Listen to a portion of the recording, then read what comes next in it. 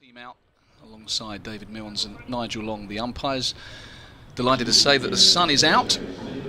That hasn't been the case for too long across the first couple of days. And the order for the day for Kent will be early wickets because they need to get a foothold in this game. For Essex, it will be much as Warwickshire did to Kent last round. Try and get 400 plus as quickly as possible and then get amongst the Kent top order. But it's a bit of a way to go first. The new ball is just 6 overs away. It'll be fascinating to see whether Sam Billings goes straight for that. He's kept slips in throughout this innings despite Essex's position of strength. 3 slips for the majority of this innings, and there are a couple posted already this morning. It should be Jordan Cox at 1 and Zach Crawley at 2. It is going to be the overseas big South Australian Wes Agar, number 8 on his back. He's given a good account of himself so far in this game. 1 for 43 from 19 overs. He's bent his back. He's got the ball whistling through to Billings' gloves. And he has been the pick. He was going to start from the Nackington Road end. He's going to be bowling to the Essex captain, Tom Westley, 138 not out. Looked in terrific touch on what has to be said is a very fine looking batting surface. We'll find out just how good when Kent bat. But here is Agar from the Nackington Road end, and this one is driven, and Westley carrying on from where he left off yesterday, and the first ball of the day caressed through the covers for 4. 250 is up, and in good time too, 74.1 overs. So an early ominous blow from the visitors.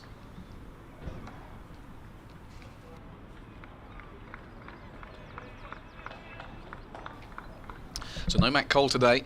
It is me, Dave Fulton, for BBC Radio Kent, and Paul Newton in the chair on behalf of BBC Radio Essex. He's got an update to do. He'll be with us shortly. Here is Agar for ball 2 of the morning.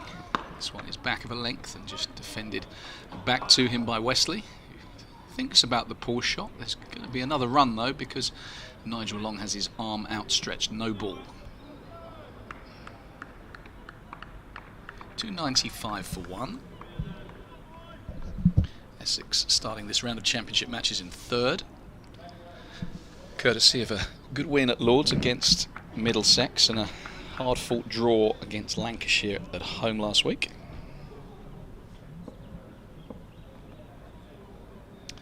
So here's Agar for ball 3 of the morning. He's past the umpire and he is pitched up again and driven but mistimed. Daniel Bell-Drummond intercepts at extra cover.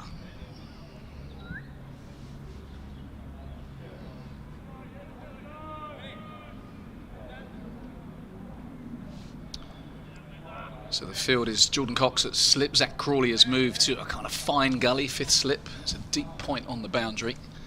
Extra cover and a mid-off. So 5 on the offside, mid-on, mid-wicket.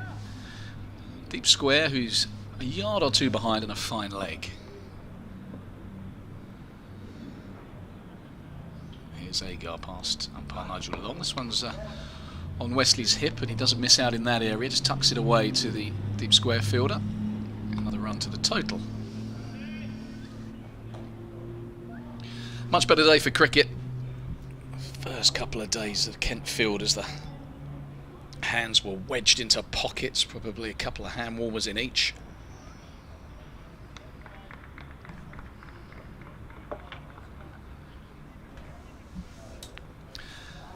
So first look at Nick Brown this morning. Rock solid in defence. He's been for the 2 days. He's been out there every ball, the opening batsman. He's faced 239 of them for his 105, 17 boundaries, and he's mixed that solid defence with some punishing and pugnacious stroke play when they've erred the bowlers. This one is clipped nicely and he's going to get a boundary. So first ball boundary for Westley. Anything you can do, says Nick Brown, I can do as well, and that is the 300 up. Just a bit straight. That the virtue of the left-right hand combination would have been a good line to a right-hander off stump, but to the left-handed Brown it was on his pads and he took full toll. So 300 for 1. Be fascinating this morning to see how Sam Billings rotates his bowlers, organises his field to try and curb this run rate. The last thing he'll want is Essex going at 7-8 and over. There's Agar again, expensive over this morning, bouncer, and sharp one, ducked out the way fairly comfortably by Nick Brown as it whistles through to Billings.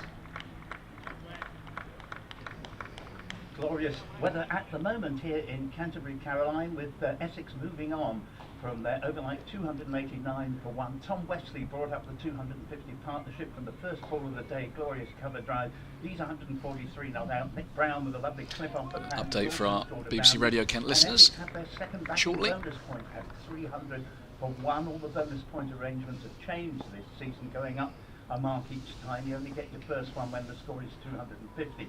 Now, sadly, the forecast for tomorrow is absolutely dire. So clipped again by Brown, who's going to get just a single this time. Didn't quite time it. At the end of the first over of the day, fields at mid-on. On 301. And that concludes the first over, so an expensive one. 12 from it. 301 for 1, Wesley. 143, Brown 110.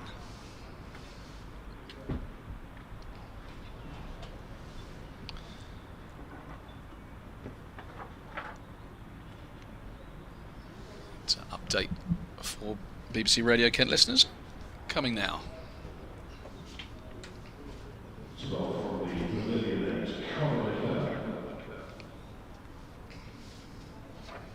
Yeah, and there's just one over gone so far this morning. It's an expensive one from Wes Agar, gone for 12, and Essex very much carrying on from where they left off. The good news is that the sun is out, blue sky aplenty. A much better day for cricket. Just 74 overs possible across the first 2 days. 289 for 1.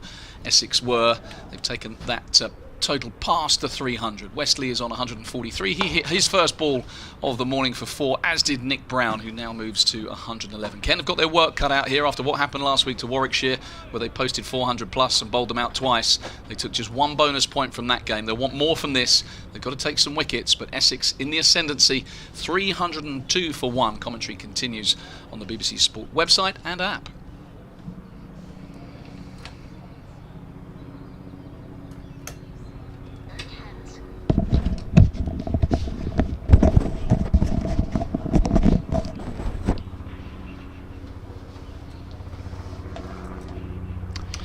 So, a very good morning to Paul Newton, who joins us for the first time, having done his update to BBC Radio Essex. No doubt bringing the Essex listeners plenty of joy with this match situation, Paul, and the fact the sun's out.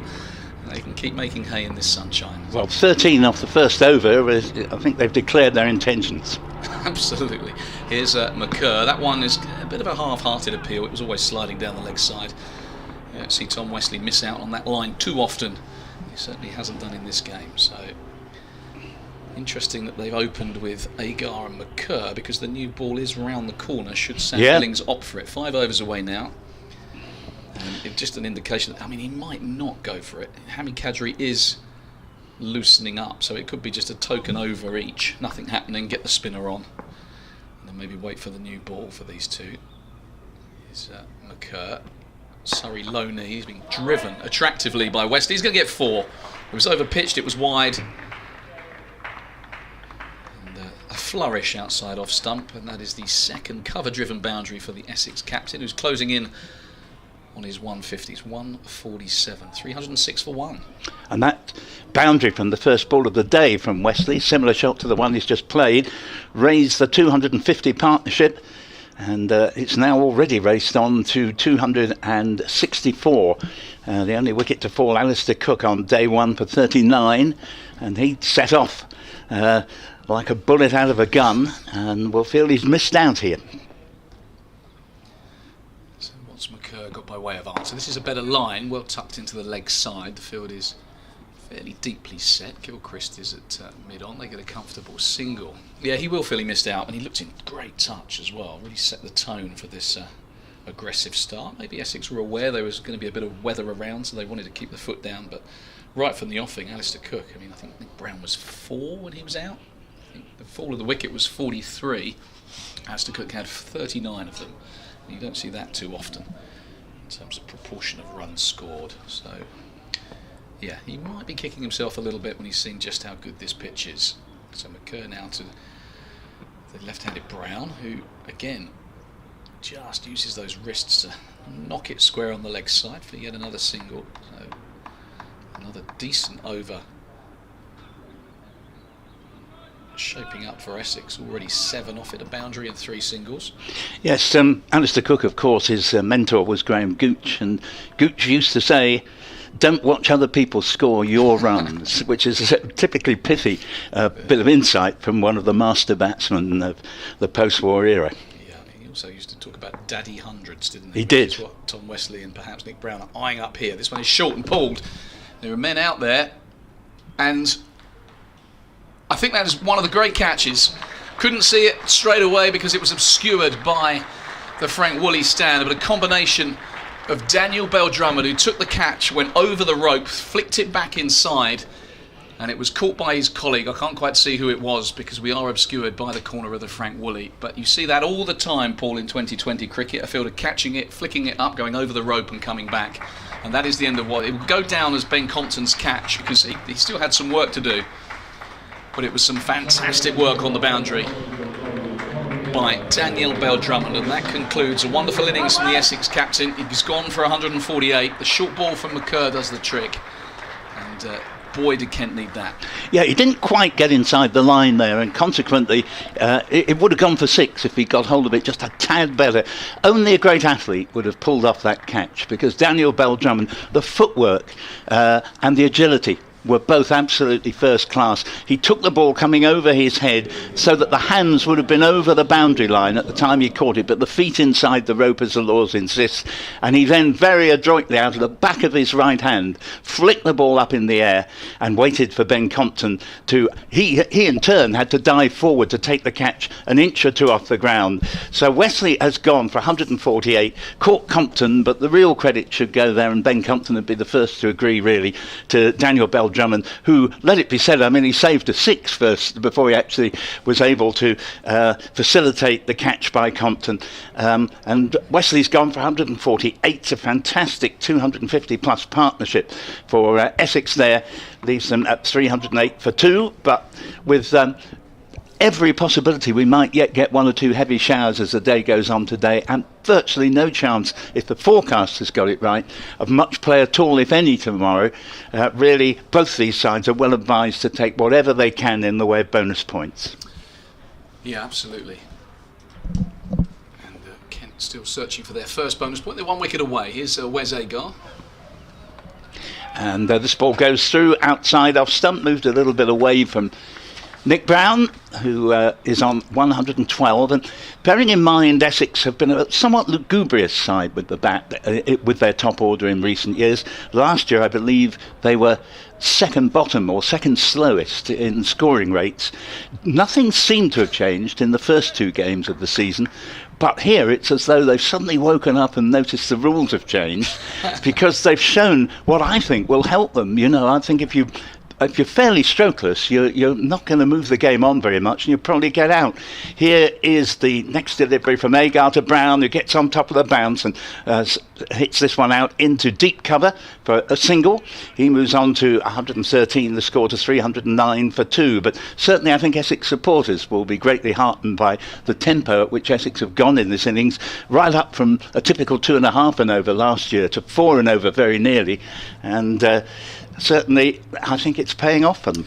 Yeah, well, they're at 4.1 at the moment, Paul, and at some stages, day 1, they were above 6 in the early throws when Alistair Cook was thrashing the ball to all parts, very uncook-like, and whether it's a kind of an edict from on high with a kind of McCullum-Stokes approach. Agar bowls. Ooh, and that has taken Paul Walter, who's making his first appearance of the season here, distinctly unawares. He ended up turning his back on it, and I think it's more or less hit him in the back. He's perfectly all right. 309 for 2 with Brown 113. Wesley gone. Brilliant catch orchestrated by 2 Kent players, caught just inside the boundary line by Daniel Bell-Drummond, who flicked it back in the air, and the catch taken by a diving Ben Compton backing up for 148. Wesley made a huge partnership of 260 odd, and now it's 309 for 2. And here is Agar again, from the St Lawrence end in and bowls to Walter. And Walter has pulled this ball powerfully over the mid-wicket boundary for 4. And it looks as if Walter has also got the message here. It's 313 for 2. And you know, last season, Paul Newton here with Dave Fulton, I watched Essex at times, and there were what Michael Vaughan would call batting to get out. He used to say, if you become strokeless, you're batting to get out. And they've got some really good stroke players in this Essex top order, and I think if so-called Bazball actually gets them going a bit, I think they'll benefit enormously from it. Well, yeah, I mean, we've seen that with the batsman on offer so far, and that was a cracking shot from Walter. He was surprised by the first one. He had an answer for the second. Wood taken here. This has got to be close. Appeal for LBW. He played outside that and hit him on the pad. The fact that he was aiming through mid-wicket might just about have suggested the ball, possibly in the umpire's view, might have been going down leg side. But I have to say he was back on his stumps, and I would not have been one bit surprised if he'd been found guilty there by umpire David Milnes. The verdict is not out, of course, quite rightly. If there is any doubt in the umpire's mind, he should give it not out. But that was very close, Dave. Yeah, I was giving it out from here. I mean, we're bang in line, our commentary position, albeit we're behind the batsman, and Paul Walter is a big figure, so you lose the ball quite early when the ball comes down. But just the shot he was playing, it was very full and pretty straight. Just looking at a replay now. He goes into him again, 2 slips. And he attempts an uppercut here as the ball, quite a lively delivery, works up a good pace, the Australian, but he plays underneath it in the end. Fortunate he could easily have taken the edge. Mind you, if it had, he was going for it with everything. It might just have gone over wicketkeeper and slips to the boundary. He's got 4, that's Paul Walter. Brown has 113. Wesley, the man out this morning, for 148. And Essex resuming at 289 for 1, having just 3 overs, added 24 to be 313 for 2. 2 left-handers at the crease now for Kent to take aim at, which will help. The left-right combination is frustrating, no matter what level you play at. They just allow Conor McCurr to adjust his radar kind of one direction. But big wicket that, getting rid of Wesley. Good bit of cricket from Kent in the field, and a well-pitched short ball from McCurr, bringing about Wesley's downfall, albeit only just. And he's in again here from the pavilion end. Brown is driving, and he's going to get a single. He's going to have to hurry. So shy from the stumps comes in. That's Qadri. They scamper through for a single. Paul Walter, of course, who every season seems to go up the order a little bit. He was a left arm quick, wasn't he, when he first came on the scene? We've got a bowling all-rounder, and he's become increasingly a batsman. Done very well in the white ball formats, and now batting at 4 in the championship side. Had an early look at him with the short ball, which seemed to surprise him somewhat, and he's facing up now to McCurr as he drives that down the crease. He's going to get a single, he didn't time it, so Gilchrist's throw is a little wild. But the intent is there for all to see, Paul. Very much so, and it's common sense, really. And certainly, if Essex do have any pretensions to going for what would be their 3rd title in the last 6 seasons, if they can, or 7 seasons, if they can pull this off, and that's not including the year they won the Bob Willis Trophy, I think they do have to score more quickly, because bonus batting points could be at a premium. So McCurr is into Brown. It's no chance of that being LBW. David Milnes in no way interested. That pitched outside leg stump. Right arm over to a left-handed batsman. You've got to look to bring it back either off the seam or through the air, and that pitched outside. So no dramas there for the Essex Open. It'll be interesting to see whether Nick Brown can change gear. He has changed gear throughout this innings. He's kind of probably gone from a second gear, really watchful and circumspect, and then started to find some fluency. But he's always been defence first, and then just punish the errant delivery. He might just have to look to push on a bit here. He's turning this to fine leg from a ball that was back of a length and over middle and off. But he's a nice foil, isn't he, to have for the likes of Walter and Wesley, guys who want to play their shots. You've got either Alistair Cook or Nick Brown as a rock solid opener at the other end. Yes, indeed. Walter, a very, very promising and talented cricketer, because there's not much he can't do in the game. He can open, he can bat virtually anywhere in the middle order, he can bowl useful left arm over. He's here, very tall man, bat aloft, and he's pulling, and he's hit this hard, and he's hit it in front to square. He's fielded down there. Going to get a couple of runs because it's a long way down to the Lime Tree Cafe side of the ground. Looks like it's Compton once again down there doing the fielding. Could be Compton, could be Cox. Difficult to see. They've both looked similar in there under their Kent caps, but nice bit of work. Couple of runs. Walters on to 7. 318 for 2. New ball is available to Sam Billings in 2 overs and 1 delivery. Goes past Milnes. This is flicked away by the tall left-handed Walter. Get another single. He's going to keep the strike. 6 runs off that over, and Essex having no problem in collecting these runs. The field is spread even for the new batsman.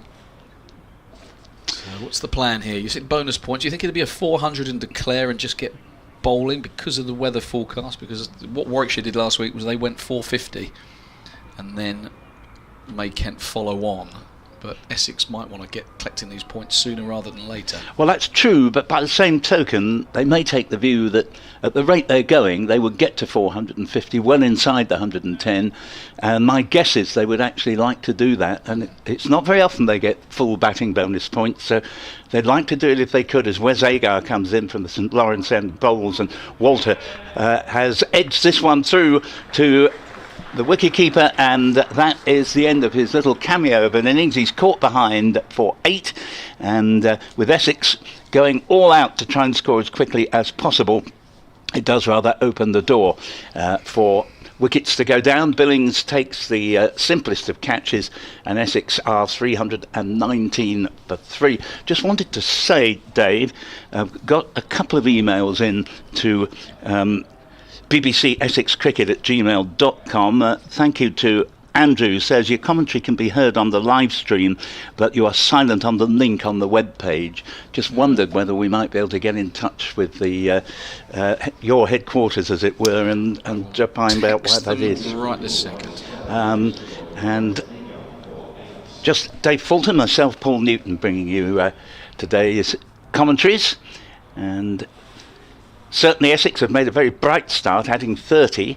We're only in the 5th over of the day, but 2 wickets have gone down, one to a stupendous catch as Wesley just slightly got underneath a pull on the leg side, didn't quite get inside the line, and the ball was brilliantly caught, probably over the boundary line at the time that Daniel Bell-Drummond, beg his pardon, took the ball, flicked it out of the side of his hand, and Ben Compton closed in, dived forward full length. Great work on both the fielders' parts. Wesley gone for 148, Brown still there on 115, and now Paul Walter, who lived dangerously in his short appearance. It's his first innings of the season and has been caught by Billings off Agar for 8. 319 for 3. Your fellow who emailed in, if he's still listening, hopefully can let us know whether that is now rectified, because I've pressed a button on this contraption. Usually that's Matt Cole or Ben Watts' role. I've been let loose with this bit of equipment, Paul, which is always risky.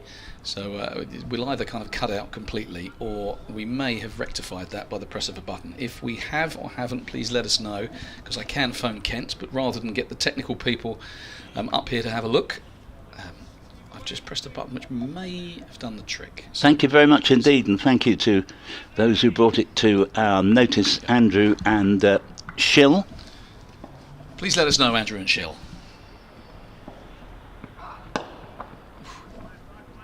And this next ball is played back to the bowler. There is no run there. New batsman is Matt Critchley, who's started the season in terrific form. In his 3 innings in which he was dismissed, he got half centuries, and he was, I think, something like 35, 39 not out when the match finished. Essex v Lancashire. I must say I thought Lancashire didn't do themselves any favours in that game by setting Essex 340 in 50 odd overs, because Essex hadn't hitherto looked like a particularly quick scoring side. Now perhaps they knew something I didn't, because Essex have batted very quickly here. Next ball is turned down to backward square leg for a single by Critchley, who gets off the mark. But what I would say is, on the whole, if you take risks and 50% of them come off, you're better off than settling for 2 draws, particularly now that the draw has come back from 8 points to 5 points. I think it will favour sides, which is the whole intention. And good to see the ECB actually doing something quite logical, which hasn't always been the case, and making it fit in line with the way the national team's going. Absolutely, and the way the national team's going is to declare and set challenging totals, but punchy ones. Ooh, here's a very airy-fairy drive by Nick Brown, and as the ball moved away from him, he still couldn't reach it, but could easily have held out to wicketkeeper and slips. But Essex are unashamedly taking the risks and can't really be criticised for it. Brown on 115, 322 for 3. You'll know Rob Key extremely well, Dave, and he seems to have really had a great effect since coming into power, as it were, at the ECB.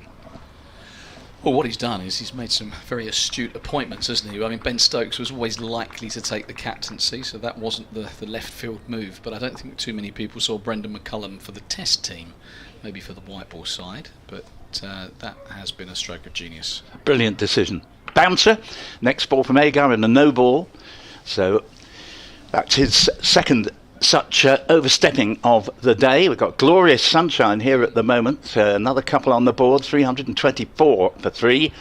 And just a little bit puzzled that Critchley, who I thought had got off the mark with a single earlier in the over, hasn't been credited with it. Perhaps it was a leg by. I thought he had got bat on the ball. Yeah, so did I. I've got Critchley, he's got 1 up on that board, but you're right, he hasn't on the scoreboard. On the electric scoreboard he's been credited, so which one do we take? I think the electric. Yeah, I'm pretty sure I heard the sound Someone's of that. Forgot to pull a rope behind the scoreboard. That can happen. A bit like me pressing a button. Agar bowls and Brown leaves, and score remaining at 324 for 3. But to go back to your point about the declaration, Lancashire's declaration. I mean, Ben Stokes is on the record, isn't he? He had an interview with Nasser Hussain when Nasser challenged him. You're 2-1 up in the Ashes series. It's the last test. 320 runs ahead, maybe 3 down. Do you declare, give the Aussies a sniff, to win a game of cricket, or do you just bat on, kill the game, win the series? And Ben Stokes said, "I'll declare every time because I want to win the game." And you know what? I think he would. I think. Yeah, I do. I don't hesitate really to say that, and I think good on him, because actually we don't want to see boring draws and killed games. Well, this one has caught Brown in the midriff. I think this is going to be a leg by, all right, and a painful one for Brown. Caught him sort of rib cage area. Signal now by David Milnes, and scored a 325 for 3. Agar bowling well though, and he's mixing it up nicely, sometimes pitching it up and inducing a couple of false drives, and also troubling the batsman with the short stuff. 325 for 3. But yes, I mean, McCullum, just a wonderful left field choice to take over the management of the England team. And Ben Stokes, I think, totally a man of his word. If he says something, you believe it, and for very good reason. So here is Agar again in from the St Lawrence end. Bowls to Critchley. Critchley has pulled this one without timing. I'm not sure that actually came off the bat. Might have come off the glove. Goes round to sort of leg gully. And there's no run. Good over from Agar.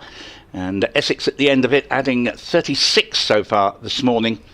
325 for 3. Wesley out for 148. Brilliant work in the field by Dominic Bell-Drummond, backed up by Ben Compton. One of those where the fieldsman throws the ball back into play as it was about to go for 6. And Wesley gone for 148. And Paul Walter, in his first innings of the season, flailed the bat at everything and went for 8. And Wes Agar, 22 overs, 9 maidens, 2 for 65. Has been really impressive. Good effort. Yeah, he's just letting the Australian selectors know that he's in the country and he's about. He's playing well as Brown drives attractively, but doesn't quite time it. Picks out. Well, Ben Compton had extra cover. He did say to Matt Cole after the first evening, whilst he's not expecting it to happen, you just never know. And he's playing county cricket in English conditions. And yeah, he's a big strapping fast bowler with a decent track record in Australia, and he's 85 mile an hour plus, and he's not doing himself any harm at all. Not afraid of hard work, prepared to bend his back, and if he can stay really fit. Not all the top Australian bowlers are in the best of physical health. No, they're not. It's a Brown drive. He's going to get 4 for this one. It was over pitch from McCurr. It was straight, and Brown, who's well past 100, is not going to miss out on those. Didn't get all of it, but enough of it, and nailed it down the ground for 4. Yeah, nice shot, and its simplicity was what I liked there. Although Essex are going for their shots, but there wasn't a hint of the slog about that.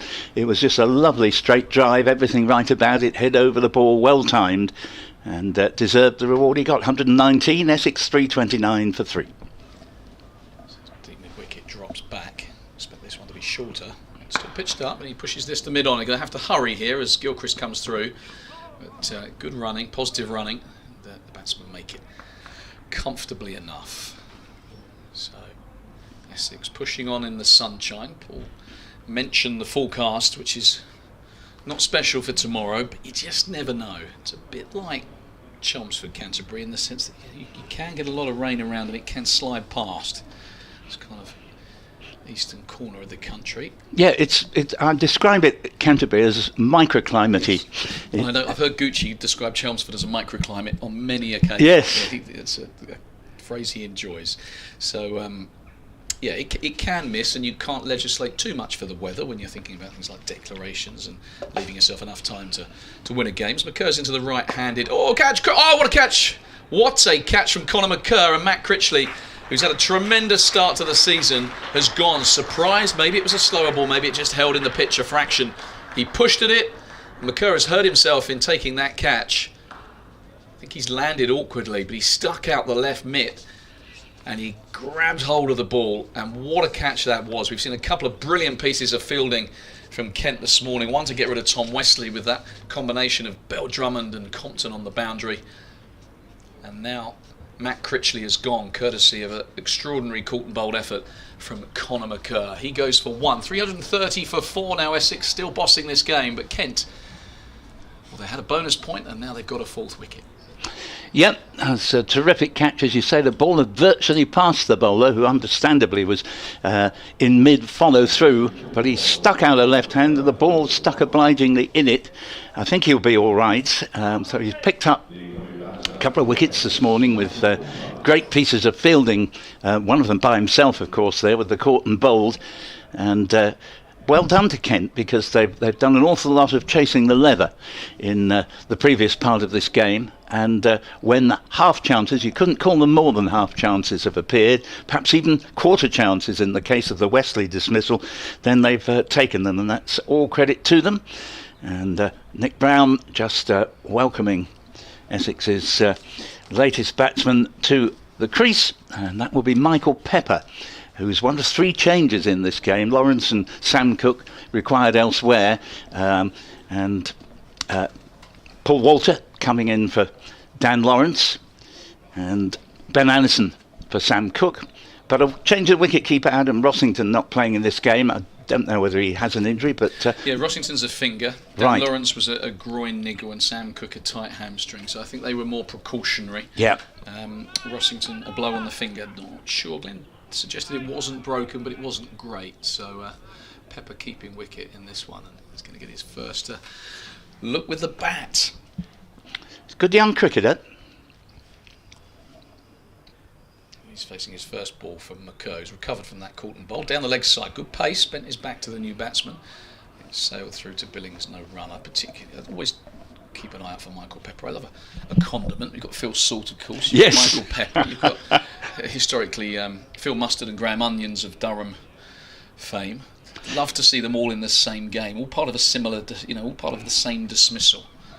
Yes, What would that be? one of my favourite games ever was Cluedo, and I just love the idea of Phil Mustard, the Colonel. The Colonel, yes. It's good that the legend of the game attaches itself to the guy who was a very, very good wicketkeeper batsman. He certainly was, as McCurr is into Pepper, who tried an off drive and was rather late on it, towed it into the ground. But yeah, I like the idea of Phil Mustard being caught Pepper, bowled Salt. But things like that just tickle me. But anyway, that concludes a successful over for Kent. Didn't have much to cheer about on days 1 and 2.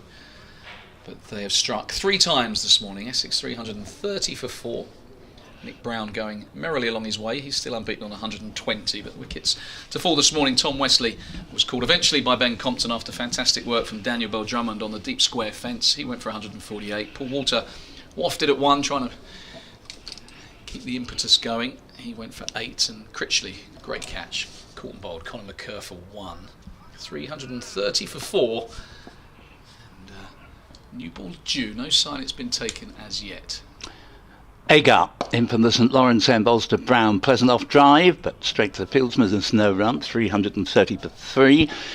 We've had an email from Janine Deegan, who says, "Hi, I'm enjoying the commentary. Do you have any footage of Compton's catch, please?" I think it would be accessible. Not sure exactly how. Yeah, I think what happens here is the stream is mainly straight down the wicket, so you don't always see what happens square, so the cameras aren't necessarily moving to the square boundaries, but that doesn't mean to say that it won't appear somewhere. Next delivery, short, and Brown limbos under it. He remains on 120 out of 330 for 4, so Essex losing the 3 wickets, as Dave Fulton was just describing. And Essex won't be too concerned about that, because from the word go they've made it very clear that they're going to put their foot down, try and make sure they get to at least 400, which would give them 4 batting bonus points, and if at all possible 450. But obviously the dismissal of Tom Wesley, who was going like the clappers this morning, has somewhat limited those ambitions, but not necessarily to a great extent, as Agar's now in and bowls again to Nick Brown, just the 1 slip, and Brown drives very pleasantly through the covers, chase around the boundary here. They're going to come back for no, they're not, in fact. That's a great bit of getting to the ball there along the cover boundary, and 331 for 4 with Brown on to 121. Yeah, Daniel Bell-Drummond again. He instigated that catch on the deep mid-wicket fence. He's now found himself right down the other side of the ground by the flats. Just circling his arm, looked like he put a lot of effort into that throw to prevent that single. Yeah, the arm. Moves like a panther, Daniel Bell-Drummond. It's a wonderful athlete, and he just glides over the ground there, made fantastic headway to get there and prevent the second run. He's looking like a slightly out of breath panther. Yes. He's got his bent over double with his hands on his knees. I don't think took a bit out of him, that sprint and throw. I don't think Nick Brown's moving particularly easily out there either. I'll tell you who was moving quite well yesterday was Alistair Cook. I was driving home after play was called off yesterday, and the Essex, I think probably 12th, 13th men and Knight of the Realm had gone for a run. Looked like they were heading back from Dover along the motorway. It wasn't quite the motorway. I think they might have come down an alley and found themselves on a main road, but he was setting a pretty decent pace. Still in good nick, Sir Alistair. Yep. Didn't obviously had a quiet day yesterday, having got out on the first day. No prospect of him having to field, or not that he only stands at slip, doesn't he, these days? So he'll probably get quite a lot of running in and still be fresh to stand at slip. Dot ball. Meanwhile, went to mid-wicket for no run, and Pepper gets off the mark this time by pushing the ball into the covers. Single, 332 for 4. Michael Pepper, who was particularly useful to Essex last season in white ball cricket, in T20, but he can also has the talent to play well in the longer form of the game. If he just were to rein himself in a little bit, it says it all about him that in the T20 last season, on 3 different occasions he was out the ball after he'd hit a 6 and attempting a repeat of the same shot. He's a great one for the scoop, over the wicket-keeper's head for 6, but that's the moment not probably to go for the same shot again, as Agar's in. Bowls to Brown. Another short pitch bouncer. Brown ducks under it, and at the end of that over, Essex resuming 289 for 1, have moved along to 332 for 4. I'm just trying to see whether the new ball has been taken. I don't think it has. There wasn't any kind of flamboyant gesturing from the umpires, but I could be wrong. Yes, I haven't seen conclusive proof.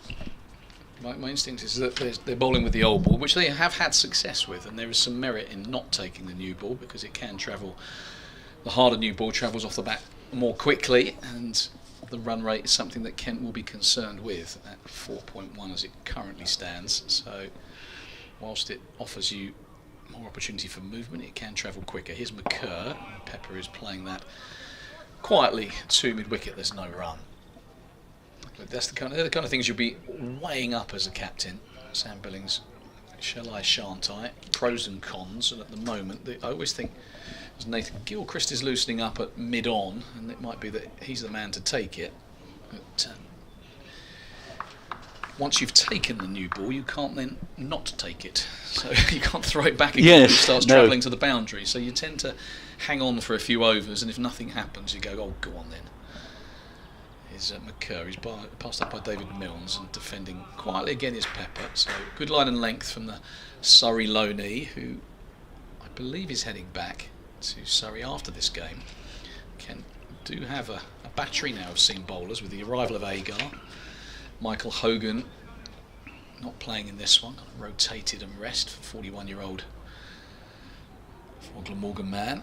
Matt Quinn as well, of course, of Essex. He's bowled well last couple of seasons for Kent, so he had a little niggle up at Edgbaston. And Grant Stewart coming back from injury as well, so all these guys getting back to full fitness.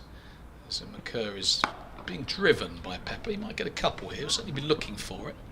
Brown, as you say, Paul, not moving brilliantly. I don't know if it was just because he's been out there a long time or because he took that blow to the ribs, didn't he, from Wes He Agar? did, but I think, although that certainly hurt him, I think he's been struggling from the word go. Probably in the course of his innings, he was 105 not out at the start of play.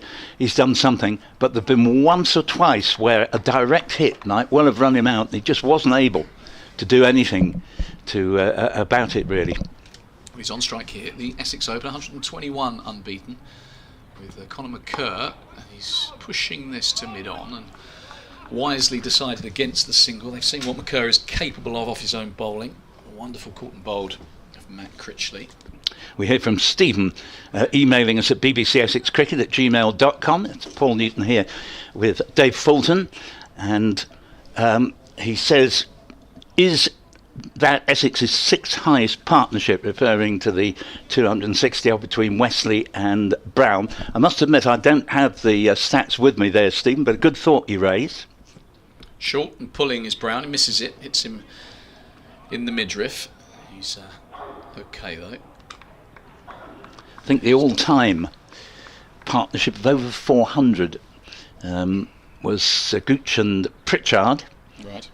And of course, you know, it's very easy when you think of the wonderful era Essex had in the 80s with the likes of Gooch and Mark Waugh and Nasser Hussain.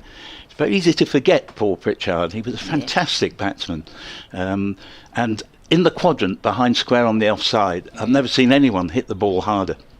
Against Pritch a few times. So that's an imperious shot from Nick Brown. That is the shot of a man who's 120 plus not out, because that was not a bad ball from McCurr. It was on a good length. It was a fraction wide and more conventionally would have gone through cover, but Brown just stood up and thrashed it down the ground. So another boundary to him as Essex march on. 125 to Brown, couple to Michael Pepper. 337 for 4. I don't know if we've had any messages on the email. We have. Are we up and running? This is uncanny timing on your part, Dave. Andrew Roger, who emailed us initially to draw the problem to our attention. Thank you very much, Andrew. It says, "You can now be heard!" exclamation mark. Lovely. Yeah, that was me just pressing a button. Apologies to any of you who missed our earlier commentary. I can assure you didn't miss much. It was just us waffling on. Well, thank you very much. Thank you very much to your good self, Dave, for getting me up online earlier. Crawling under desks. Yes, oh, goodness me. Yeah, it was the blind leading the blind at one stage, wasn't it? Anyway, you did a brilliant job, thank you. And the field just being slightly rearranged by Sam Billings here, taking a leg gully position out to mid-wicket. And 337 for 4. And Essex in 8 overs have lost 3 wickets, but added 48 this morning. Change bowling from the Nackington end, Nathan Gilchrist. So just a short burst from Wes Agar, who was impressive once again. He was. Gilchrist a bit expensive on the first 2 days, but it starts with a good delivery here that has Pepper rather uncertainly pushing tentatively forward, and the ball not coming off the middle of the bat, albeit perfectly safely along the ground. Out to point, he was actually expecting the ball to go rather straighter than that. 125 to Brown, 2 to Pepper. Pepper doesn't get many chances in the Essex side, so he will be very keen here to take the most of his opportunity here. And next ball from Gilchrist. Played shade uncomfortably out to backward point. Once again, there'll be no run. 337 for 4, and with Pepper playing himself in here, which is probably a wise thing in that Essex were going absolutely gung-ho from the word go. They're well up with the pace, with another 28 overs left available to them for bonus points.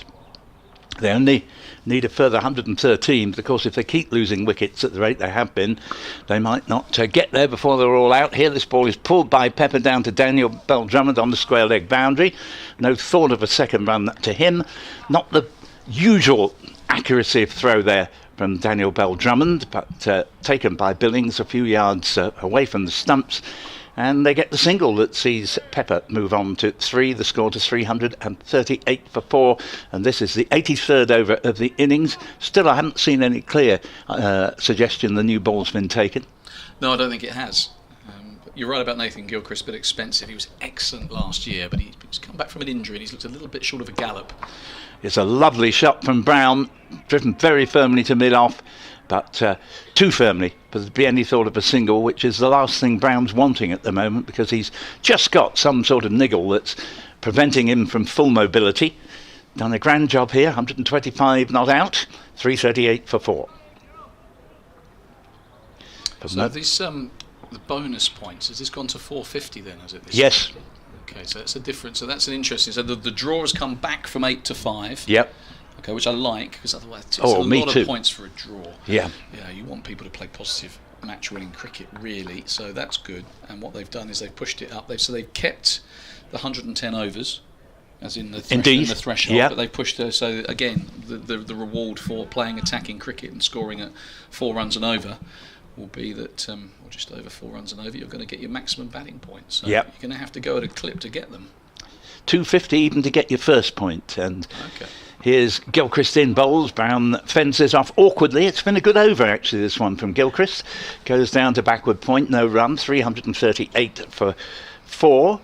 I wouldn't be surprised, Dave, if this were the warmest day of the year so far. There haven't been too many rivals, and a game that started with a bitterly cold easterly wind. And today there's no wind whatsoever. We've had 90% sunshine here at the St Lawrence ground, and it's warm. Shirt sleeve stuffers. Here's a ball that is rather wayward. Brown will have nothing to do with it, and Essex end the over on 338 for 4. Yeah, well, I was rather concerned, and those who are listening in on days 1 and 2 would have heard me say it several times, about Wes Agar, who's come in from South Australia, where it was very warm, and there's been no sign of a jumper at any stage during this match. Yes. It has been bitterly cold, and that northeasterly on day 1. I had visions of Wes not being able to move on day 2 because the cold wind had got into his back, but he's a strong boy. There's been no sign of any stiffness or anything. He's hit the pitch hard when he's bowled, but yeah, a shirt that's probably half a size too small, showing off some pecs and guns, and the big Australian has acquitted himself well in these early stages for Kent. So here's McCurr persevering, and the scoop from Pepper, and you said he was fond of the scoop. That is quite an extraordinary shot, and he's gone all the way for 6. It has gone all the way for 6, and no one out there can quite believe it. It is a red ball game, it is a championship match. There is a man on single figures, and he has just scooped Conor McCurr, who's in excess of 80 mile an hour, who's got a kind of wry smile on his face as he walks back to his mark. Well, yes. That is the modern game, Paul. You almost feel Conor sort of saying, yeah, Nigel Long, the umpire, is that legal in this form of cricket? Now, will he go for the same shot again? I was saying he often gets out trying to repeat the dose. He doesn't. He just tucks this into the leg side, a bit of a hint of inside edge, but he'll pick up a single. And I'm just trying to see whether Conor McCurr is exchanging any words of advice with Michael Pepper, because I can think of 1 or 2 bowlers who might, had I tried that. Yes, I don't think we could repeat the sort of advice, but we were talking earlier, Dave, about Graham Gooch aphorisms, and another one was boundary single. Yeah. And that's such good mentality, because what he's saying is, if you've just got a boundary, don't try and repeat it next ball. Reverse the strike. Oh, this is... horrible from a Kent perspective. It wasn't quite short enough for the pull. Nick Brown tried that particular shot, and as he raised his front knee, as sometimes happens with a pull shot, it just glanced off it through maybe where second slip would have been, and raced away for 4 leg byes. So Sam Billings looks suitably disgruntled. He's got his back to us, but you can just tell from his hand on hip body language that he wasn't very chuffed with that one. No. 4 to the total. Yeah, just going back to that point I was making, yes, Gooch very much advising, rotate the strike rather than always trying to repeat a boundary you've just hit. Yeah, this one is pulled away. It's going to be the single because Bell-Drummond is down there. They won't take his arm on, so 350 is up for Essex, so that is another batting point. 350 for 4, the 83rd over, so going along at a really decent clip. They have done throughout this match. This pitch looks good, run rate of 4.2 per over. That 450 very much in their sights. Yeah, Gucci was a Gucci story yesterday because Dean Headley bowled a few times at Gucci, and on 2 occasions, one for Middlesex and one for Kent, Gucci got double hundreds, as he liked. He liked his daddy hundreds. He did. And I think on both occasions, Dean had him dropped behind the wicket. And on the second one at Kent, a game I also played in, just break off as we watch Conor McCurr come into Michael Pepper, who is a more conventional stroke, just angling it away. Nick Brown calls him through for a single. So 351 for 4. There's 1 ball left in the over. As Gucci nicked one while he was on about 20 off Dino. I think Steve Marsh dropped the catch, which didn't happen often. And Gucci said, "Oh, Dino, that's not a good sign, mate, is it? Remember what happened last time?" And sure enough, Dino was like, "Yes, Gucci, I remember." Sure enough, he got another double hundred.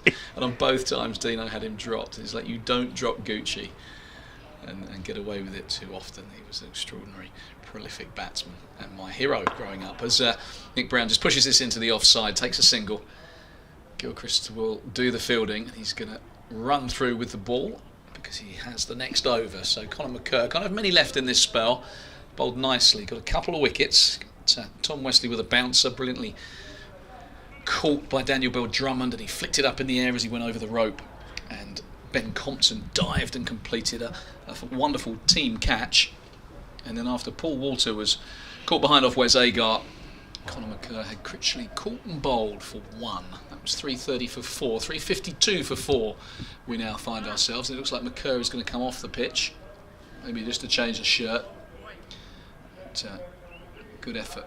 Maybe he's straight back to Surrey. I don't know what the rules are on his loan. Maybe it's day 2 and a bit. Yes. Yes, that's right. Well, I'm very glad to hear you say Gooch was your boyhood hero, because he was mine, and that is probably the only thing I have in common with you in terms of how much rubbed off in my batting skills. I did actually also open, but unfortunately I struggled to get the ball off the square, so it's just a case so did I for most of my career. No, I think you're being far too modest there, but Gooch was phenomenal, and a great sense of humour he had as well, as you've just illustrated. And Brown has driven this not particularly elegantly, nor indeed at all where he was aiming, but it comes off a thick inside edge to backward square leg, and they get a single, and Brown moves along to 129. I don't think they've put the run up there yet. 353 for 4 is the score. Maybe they have put his run up, 128. They get it up there pretty quickly. Yeah, Gucci wasn't always the most elegant either. I mean, he was a fantastic player, and he did play wonderful shots. But I remember that double 100 in '94 against us. Min Patel was bowling, and he went for a cover drive, and he got a thick inside edge through mid-wicket that whistled for 4. And here's Pepper using his feet, steps down the wicket, lofts it over extra cover, and that is 6 runs. He got hold of that rather better than I initially thought. I thought he got under it a little bit too much, but not so.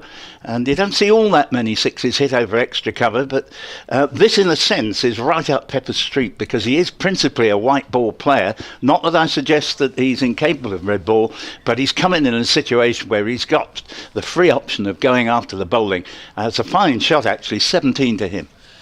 Yeah, his second 6, one scooped fine, and and the other launched over extra, so gets the ball in different areas, does Michael Pepper. 2 incredible shots. That really was a launch, as he says. This one is short from Gilchrist, and Pepper initially went for it but took the bat away, and 359 for 4 up on the board. David Milnes was holding his arm out there, but I don't think to signal a no ball. Oh, it was 361 for 4. It seemed so long after the ball had been bowled, but that was a no ball, so Gilchrist is in. And bowls to Pepper, plays it defensively, too short mid-wicket, and there's no run.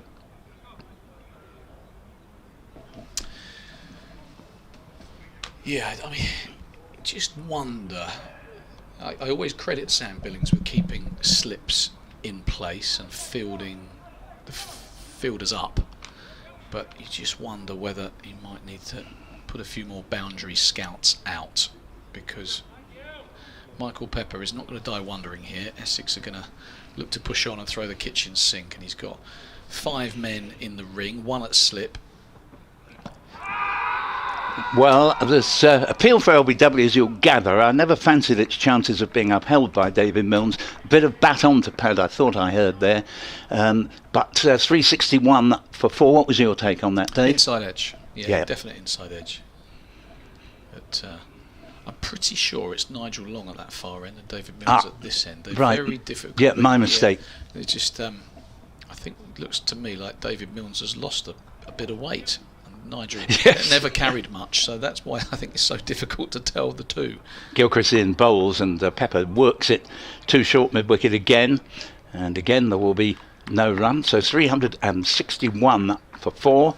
And now I look more closely at the umpire at the far end. Nigel Long does have a particular angle on his boater. I played with him for a number of years, and it's just his mannerisms and his kind of walk that give it away to me. But yeah, David Milnes is looking trim.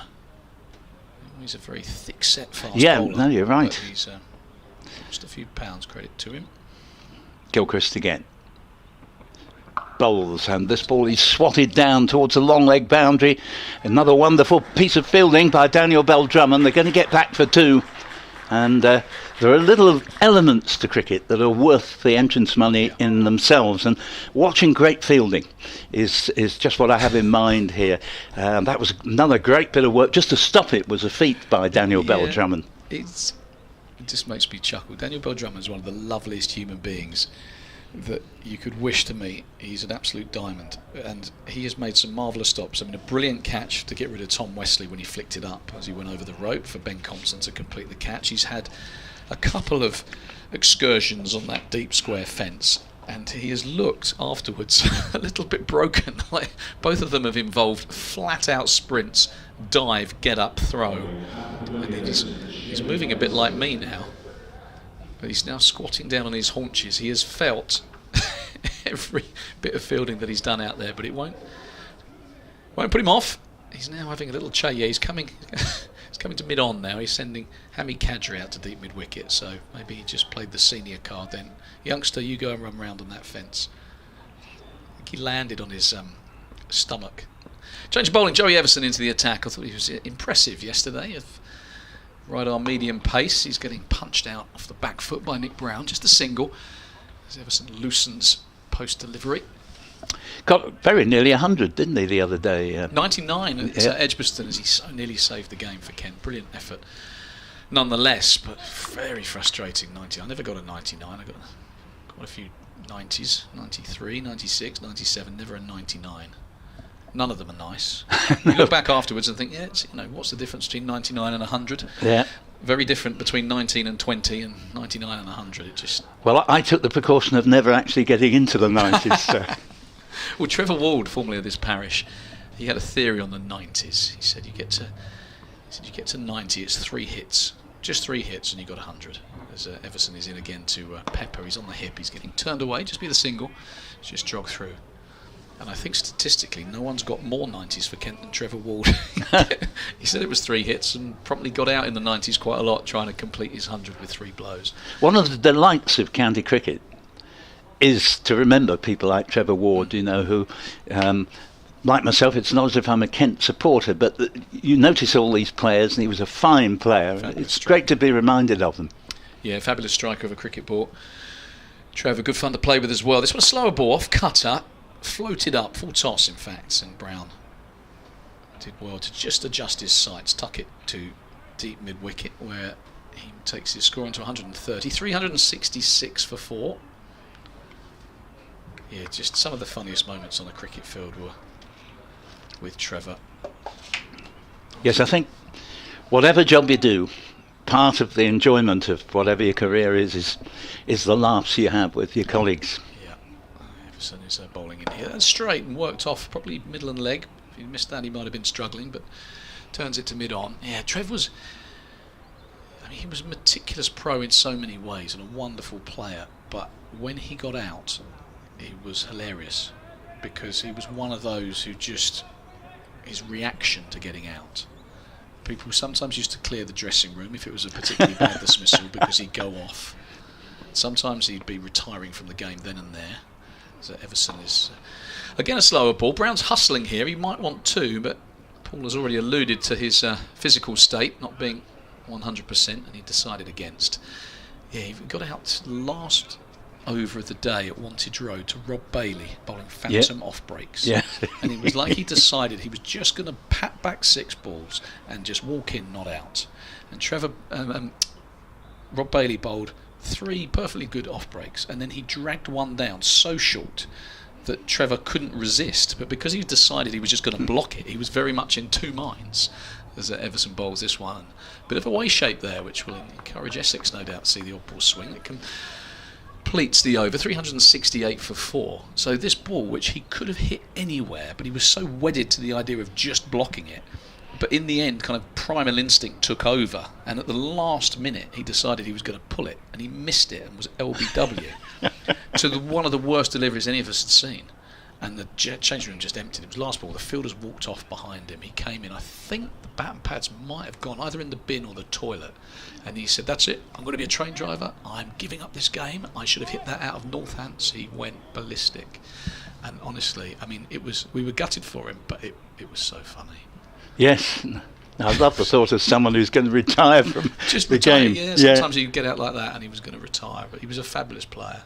Gilchrist from the St Lawrence end bowls to Brown, thick under edge, back to the bowler, 368 for 4. We've heard from Mike in North London. Hello, Paul. He says, nice to hear you and David, always so enlightening. Don at Lord's, so many options today, but I'm heading for Haringey Borough Football Club for the last home game of the season. Opportunity lost, or opportunity cost is missing out on the streams, but playback is always an option, though never quite the same. As Gilchrist comes in again, bowls to Brown, who steps away and clobbers this inelegantly but very effectively over long on, or in the long on direction for 4.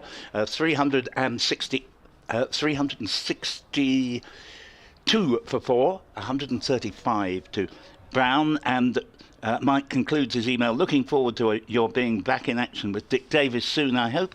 Now that's enlightenment, all right. It won't be very soon, Mike, not out of any fallout between Dick and myself, but he's not involved in the Surrey game. So here is Gilchrist in bowls. Short pitch delivery. Brown ignores. He's on 135, added 30 this morning. And Essex have added 83. And we're in the 87th over. So this is the 13th of the day. And going along at over 6 and over this morning. Wesley made 148. Brilliant catch between 2 fieldsmen. Bell-Drummond, who flicked the ball back into play on the boundary. And Ben Compton, who dived forward and caught it. Gilchrist is in bowls, another one that Brown limbos under. Walter in his first innings of the season caught behind for 8 as he basically had a slog at everything going. And Critchley very well caught and bowled by Conor McCurr for just 1. But Pepper's played well here, Dave. 21 he's made with 2 sixes and has played himself in nicely. Well, he looks like a modern type of player, doesn't he? Prepared to chance his arm, and he's got a full array of shots. Gilchrist is in. Bowls to Brown. Brown straight drive. Nice bit of fielding. Keep it down to a single. 136 to Brown. 375 for 4 because that was another no ball. Yeah, it's a bit of a concern, the no balls that have started to come. I think Gilchrist often bowls from the pavilion end, so he is now running downhill, which can be a factor, so they tell me, never having run down or up a hill to bowl. But we've got an update for BBC Radio Kent coming before too long. Yes, I'm not sure I've ever run up a hill in my life, really, but here is Gilchrist in, bowls, and Pepper steps down the wicket, spots a huge area of the outfield into which he can safely heave the ball over mid-wicket for 4, and that takes him along to 25, and the score to 379 for 4. Yeah, well, the foot's flat down now from Essex, isn't it? You can see their intention. Try and get to this 450, get the bonus points and get out of there. Get bowling, which is worked for Warwickshire last week in a truncated game, and Essex will be well aware of that. They'll be well aware of the potential fragility of Kent's top order. Oh, dear me, and that really was premeditation at its worst. Yes. As Pepper charged the bowler, took his eye completely off the ball, survives as the ball goes over the top of the stumps. Well, we've seen the good and the bad, and then the ugly of yes. Michael Pepper there, which, you know, and credit to him for taking it on. You know, you mentioned he hasn't played that much championship cricket. There's always the temptation that a young player can come out, knock it around, get himself a little score, but he's batting very much for the team here. He is, but, you know, my father always used to say to me, keep your eye on the ball. And that's something I could manage. Yeah. But, you know, I often think premeditating doesn't work often enough to make it worth the risk, particularly when you've so often proved that you did keep your eye on the ball and scored boundaries. Yeah, some good advice this morning, courtesy of Newton Senior and Mr. Graham Gooch. So we've got an update for BBC Radio Kent listeners right now.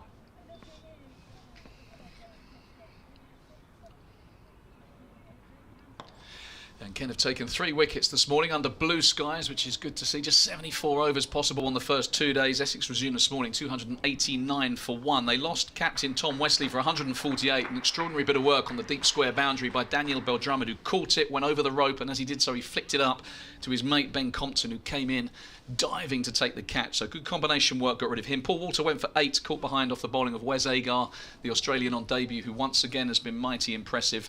And in another great bit of fielding, this time from Conor McCurr off his own bowling, accounted for Matt Critchley. Caught and bowled for 1. 330 for 4 at that stage. Since then, Essex have pushed on to 380. This 50 partnership between Michael Pepper, who's come in and played some extraordinary shots. He's hit 2 sixes. So we watched Joey Everson go for another single here. 1-6 scooped off the bowling of McCurr. The other over extra cover off Nathan Gilchrist. So Pepper is foot flat down, and up the other end the stoic Nick Brown has also just changed tempo a bit. He's 137. Plan of attack for Essex, try and get to 450 and get bowling. Kent have taken some wickets. They've got their first bonus point. 381 for 4. Commentary continues on the BBC Sport website and app.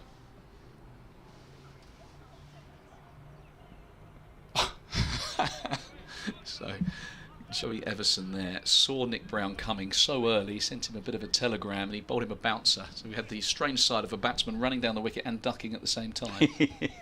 Yes, just while Dave was doing his update, Pepper, mindful of how he'd premeditated to the last ball of the previous over, just kept his eye very exaggeratedly on the next ball and got a single off it. So he's moved on to 26.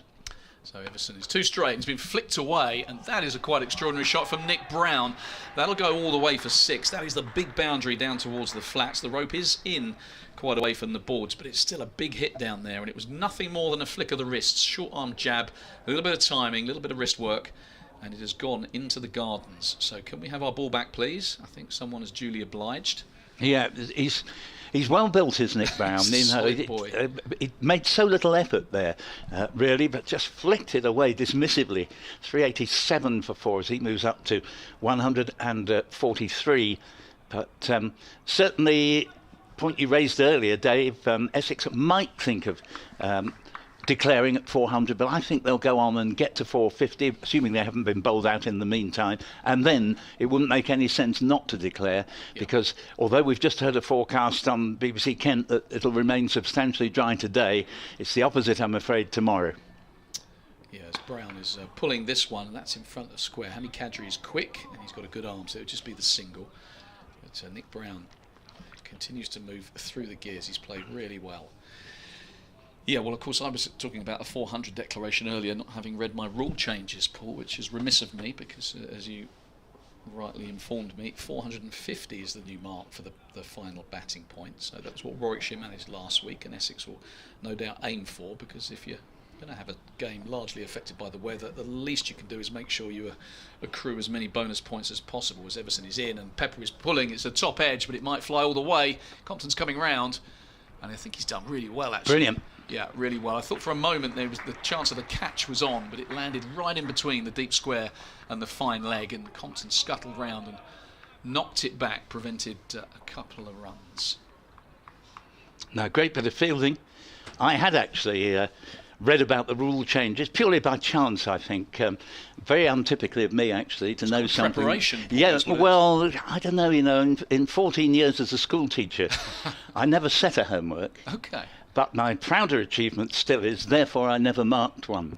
I was too busy taking football and cricket matches to want to do that. But I do believe as well that if you use your time well enough in the classroom, there's no need to burden the pupils with an extra sort of half hour to an hour when they go home. I honestly do believe that sort of 8 hours behind the desk is quite enough for a young person for one day. Time to, do extracurricular work and do them far more good. So here is Gilchrist in from the St Lawrence end, 390 for 4 bowls, and Brown has pulled this ball away to a deep backward square leg, but in fact just off the pad, I fancy there, and indeed being signalled now by Nigel Long, and 391 for 4, and a gross to Nick Brown, 144, doesn't score a run off that one, 28 to Pepper coming into strike. There's a small chance that my teenage sons are watching the stream and listening to your commentary, Paul, and if they are doing that, I can imagine they'll be clipping that last minute up and sending it to relevant teachers. Well, I honestly hope they do. Well, yeah, I must admit that I hear you, and I think you're right. Use that time wisely. Gilchrist. Some other stuff. Bowls to Pepper. Nice little leg glance.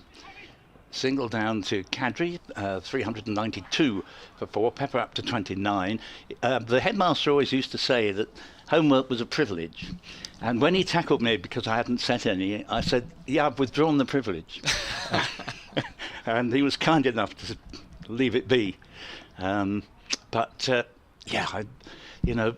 remember one poor kid in tears in the tutor group I had. He'd been sent homework that the single geography homework took him 4 hours. This ball is a bouncer that goes through without a shot needed from Brown, 392 for 4. And I just said to him, leave it with me. And I sorted it out for him, had a word with the appropriate teacher.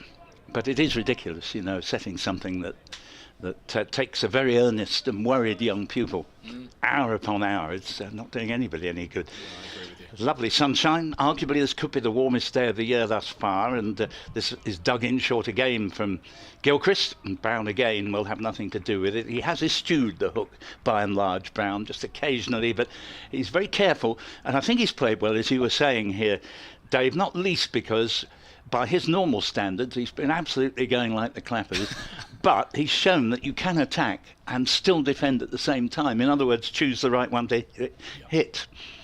As Gilchrist bowls to him, and that wasn't in fact the right one to hit, and he had a rather wayward waft at it, and it missed the off stump by millimetres. Yeah, that was almost the commentator's curse, because I couldn't agree more with what you said on the homework front actually, but also about the way Nick Brown has gone about his business, and then out came an almighty hoik. But he's been really good. It does help when you've got 100 to your name. You can judge those ones to defend and ones to attack. Yeah, easily than absolutely. someone who's just come in, but he's played beautifully. There's another bouncer. Gilchrist sees Brown get down on his haunches to avoid having anything to do with it. So we've now had 89 overs bowled, 15 of them this morning, and Essex have added 103 at very nearly 7 an over, with Wesley 148. Then we had Walter in his first innings of the season for 8, an unselfish way of just having a waft at everything, and Critchley for 1, but good partnership now developing of 62 between Brown 144, who's been out there from the word go, and Pepper 29. Yeah, still no sign of spin from Kent. Sam Billings persevering with Everson, who's bowled nicely actually.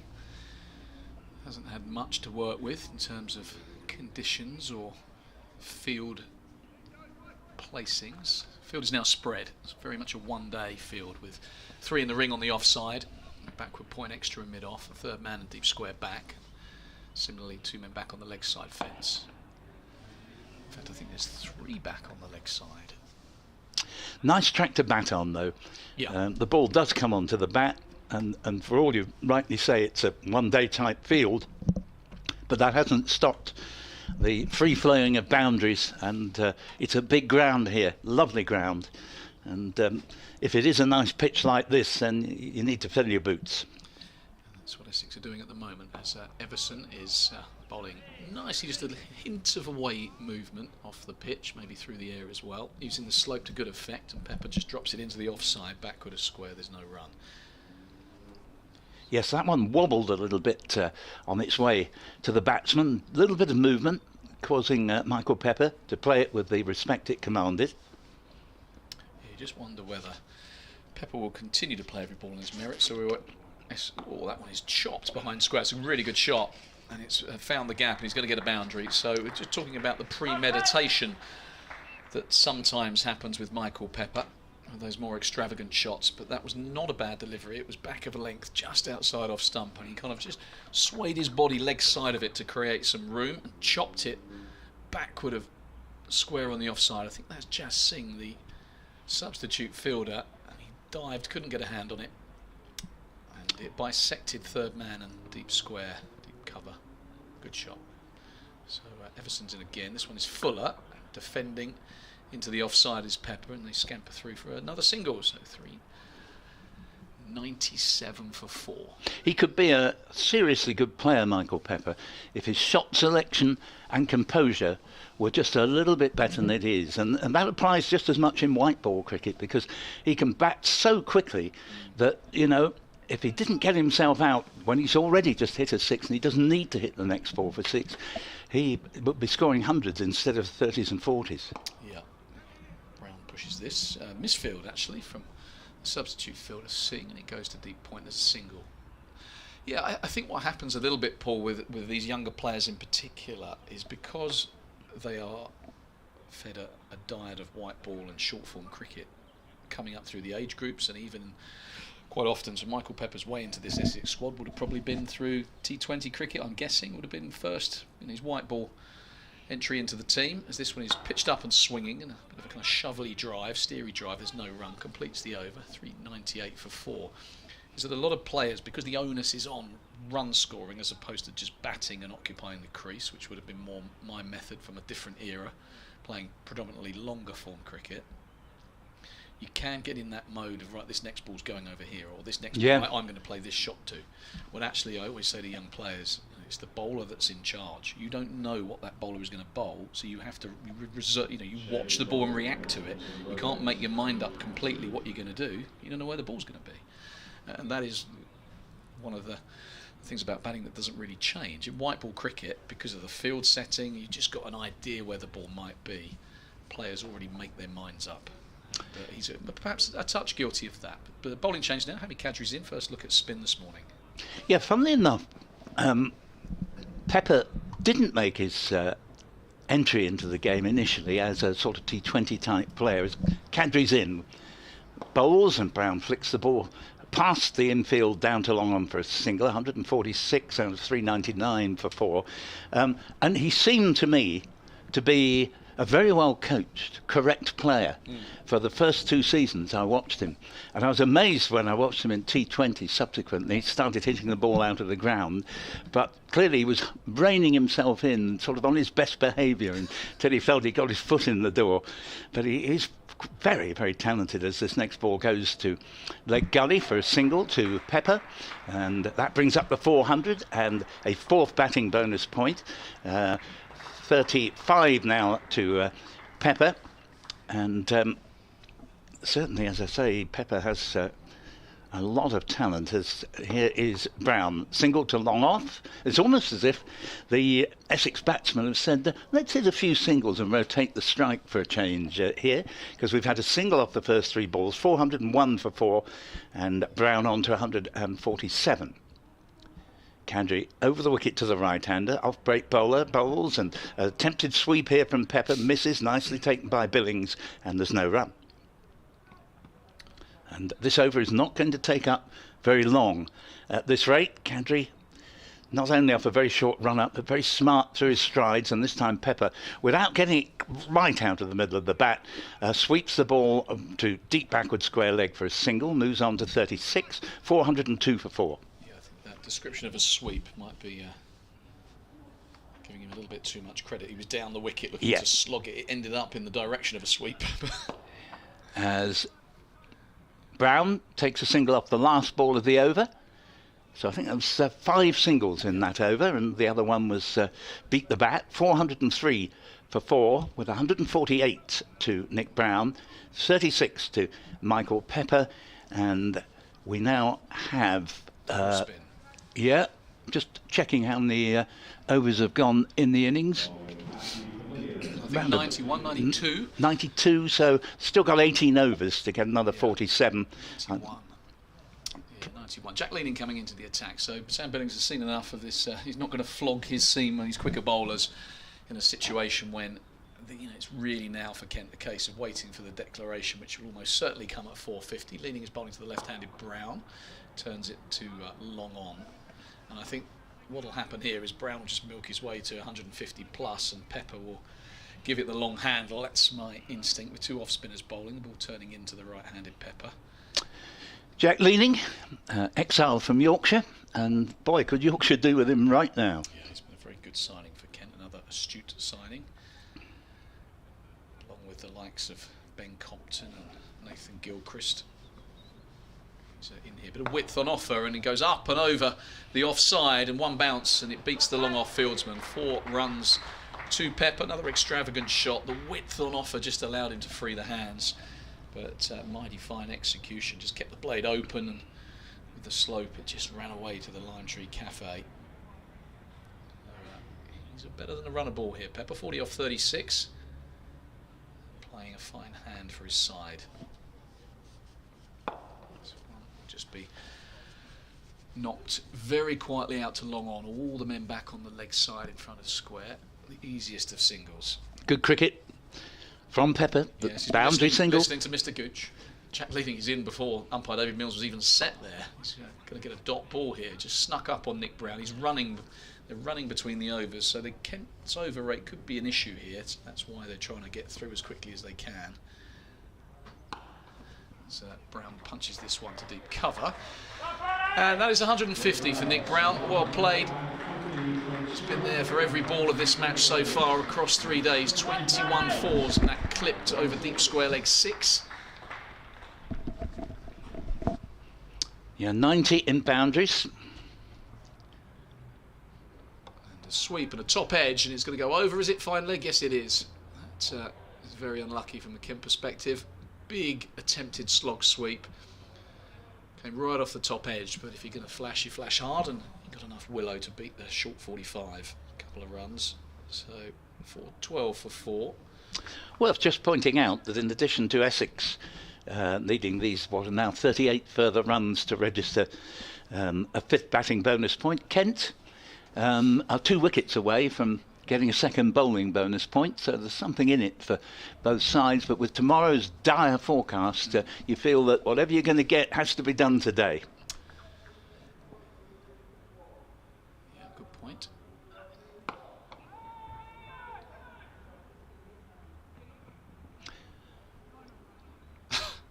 And that has gone down the ground, and they take 2 runs in the end. 1 run. Oh, Yeah, it was an extraordinary bit of cricket for a single. Nick Brown's come down the wicket. He's tried to launch it for 6. He's hit it, didn't get all of it, hit it straight, and Wes Agar patted it back before he went over the rope to his mate, and it got flapped in, just the single. So Qadri bowls to Pepper, and there won't even be that here as leaning fields at short mid-wicket. The other thing to bear in mind here is that lunch is at 1. And ideally, Essex, I'm sure, would love a couple of overs at the Kent Openers before lunch. Yes, indeed. Qadri's in, bowls to Pepper. And Pepper has pulled this ball around. The slight misfield at fine leg. There's hardly been a misfield by Kent. Just one occasion when a single was let through that shouldn't have been 3 or 4 overs ago has been the only real misfield. They were always going to get a single there, so it didn't cost anything. And Pepper on to 44, Brown on 151. Continues to make relentless progress. Qadri bowls to him from the St Lawrence end, and a play and a miss here from Brown, making room for himself outside off stump, looking to play it behind square on the offside, but Billings takes. Almost uninterrupted sunshine this morning so far. Brown down the wicket, has hit this one through mid-wicket. Not totally sure that was where he was aiming, but it's very effective, and it's gone for 4. Valiant attempt to stop it on the mid-wicket boundary, but fails, and score moves along, races along to 418 for 4, and Brown with his 22nd 4 moves along to 155. Yeah, I think they're trying to hit everything for 4 now. This is a case of I think they look 450 as quickly as possible. If they can get the opportunity to bowl at Kent before lunch, they will. Reverse sweep, and that may well go for 4 as well. Fieldsman in unavailing chase, was well timed by Pepper there. 422 for 4, 48 now to Pepper.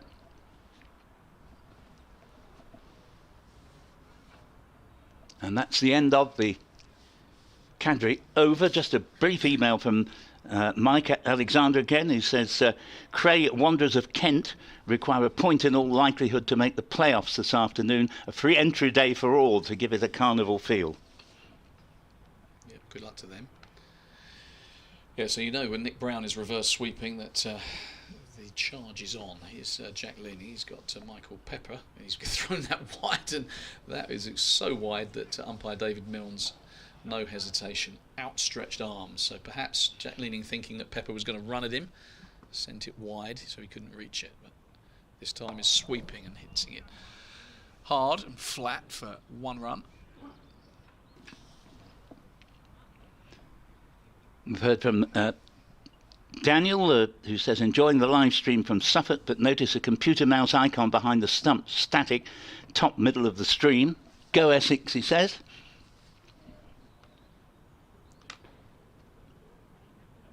If you want to get in touch with us, bearing in mind I'm not BBC Radio Kent's usual man, you can contact me on Twitter at Dave Tav Fulton, capital D, capital T, capital F, Dave Tav Fulton. As Brown is down the wicket, he's off balance, but he's hit it pretty straight. This could be out, and it is out. So that is Jordan Cox. He takes another decent catch from a Kent perspective, and Nick Brown's long innings comes to an end. He was looking to change gear. Sam Billings, very sporting indeed, runs after the Essex opening batsman, shakes him by the hand and pats him on the back. That is a very fine knock for his team. 159, but he's gone. Cox bowled leaning, 299 balls he faced, and Essex now 424 for 5. Well played, Nick Brown. Deserved acclamation for Nick Brown's typically well concentrated innings. He is a man who on many occasions has gone in at 11 o'clock one day and still been there approaching lunch the following day. Not the quickest scorers normally, but there's nothing wrong with the rate at which he scored here. 159 runs to Nick Brown, and Simon Harmer is the man making his way out to the middle, and he's a very easily recognisable figure. Simon Harmer has a walk in a particular way that is his own.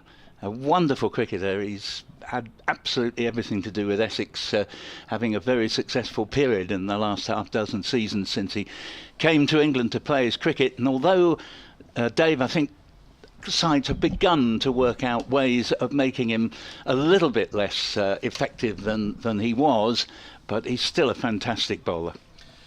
And he will no doubt have a big say later on in this match as this wicket starts to wear more, but he's got a job to do with the bat. But you're right, what a signing he was. I don't think anyone, when he was first picked up, he would have come across initially as a Kolpak player, wouldn't he? He wasn't overseas initially. No, that's right. Player, yeah, no, absolutely right. Thought, you know, looks a decent signing, but the championship winner on a couple of occasions. Didn't know much about that one.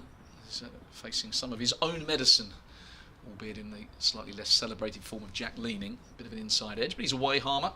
So 425 for 5. Just that wicket of Brown. Will it slow Essex down at all? 34 minutes before the lunch break. Pepper on strike. Just dabs that one fine at third man, and diving stop by Wes Agar. Good bit of work by him. Still in his short sleeve shirt and no jumper, which perturbs me. Continues to. South Australian fast bowler, no jumper, no string vest. Fred Truman will be doing his paces. His Leaning is in one more. Once again, this one tried to turn it, and Michael Pepper tried to make a nuisance of himself, like a linebacker in American football, to stop Leaning getting to the ball, but he prevented the run, the bowler. Come through for a single. You're going to have to hurry here. They do get through. Pepper answered Harmer's call. So looking at the board, this over's gone on for a while. There's dots and wickets and no balls and all sorts up there. Leg byes on the board. That's outside the line. Vociferous appeal, but never going to be given. So decent over from Leaning. Successful one that saw the end of Nick Brown for 159. So a couple of centurions. Tom Wesley with 148, Nick Brown with 159. And, they have propelled Essex to a fairly formidable total of 429 for 5. When will the declaration come? I suggest 450, but I think it might rather depend on when it falls, because if it was 5 minutes to lunch, they might just continue on until the scheduled lunch break and get a few more. If they were to get it very quickly and maybe get 2 or 3 overs at Kent, that would be their preference. Qadri begins a new over from the St Lawrence end. They scoot through for a single and taking the score to 430 for 5, and Harmer to 2. Pepper on strike on 46. At one point they actually had him up as 49 on the board, but they've decided they'd given him 4 too many and took him back. He's got a couple of singles since, and here Pepper plays it straight to short mid-wicket. There will be no run. 430 for 5, Essex having resumed at 289 for 1. Wesley out for 148, Walter for 8, Critchley for 1. As Pepper heaves the next ball, very well stopped at short mid-wicket, can't prevent the single. Pepper up to 47, 431 for 5, and finally Nick Brown's vigil ended. Mind you, he was really going for his shots this morning, out for 159, as Qadri gives us plenty of air and Harmer plays the ball sedately to mid-wicket there.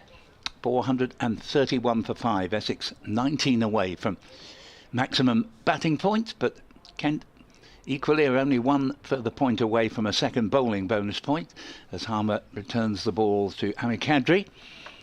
431 for 5. For once the sun has gone behind the cloud, and Qadri bowls and nudged into the onside by Harmer. Another very swift over, barely lasting a minute, goes by, and 431 for 5 in 95 overs is the equation. Essex therefore still have 15 overs where bonus points will count, and for that matter Kent can look at it that way as well.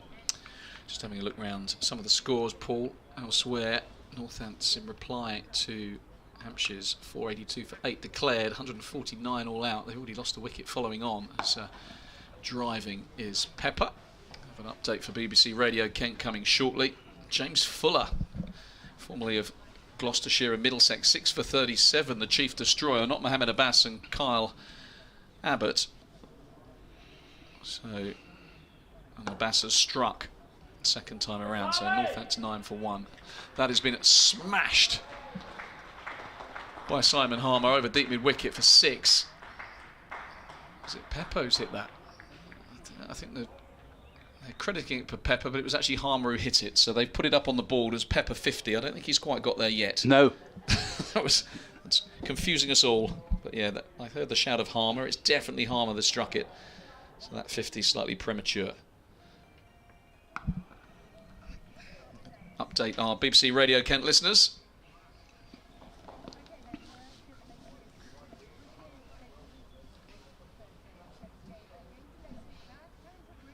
Half an hour before lunch, and Essex are piling on the runs. 439 for 5. Kent have taken 4 wickets this morning, but really it's about when will the declaration come. A couple of centurions out. Tom Wesley for 148, brilliantly caught by Daniel Bell-Drummond on the deep square fence. Flicked it back as he went over the rope to Ben Compton. And then Nick Brown, just in a couple of overs ago, picked up by Jordan Cox at long on off the bowling of Jack Leaning. The field is spread. Essex are hitting sixes and smashing it to all parts. We think 450 might be the target at which they will declare and come off, and that could leave Kent a very tricky 20 minutes or so. We will find out in due course. The good news is that the sun is out and we have blue sky everywhere. By far the most pleasant day of the season so far. 441 for 5. Essex. Commentary continues on BBC Sport website and the app.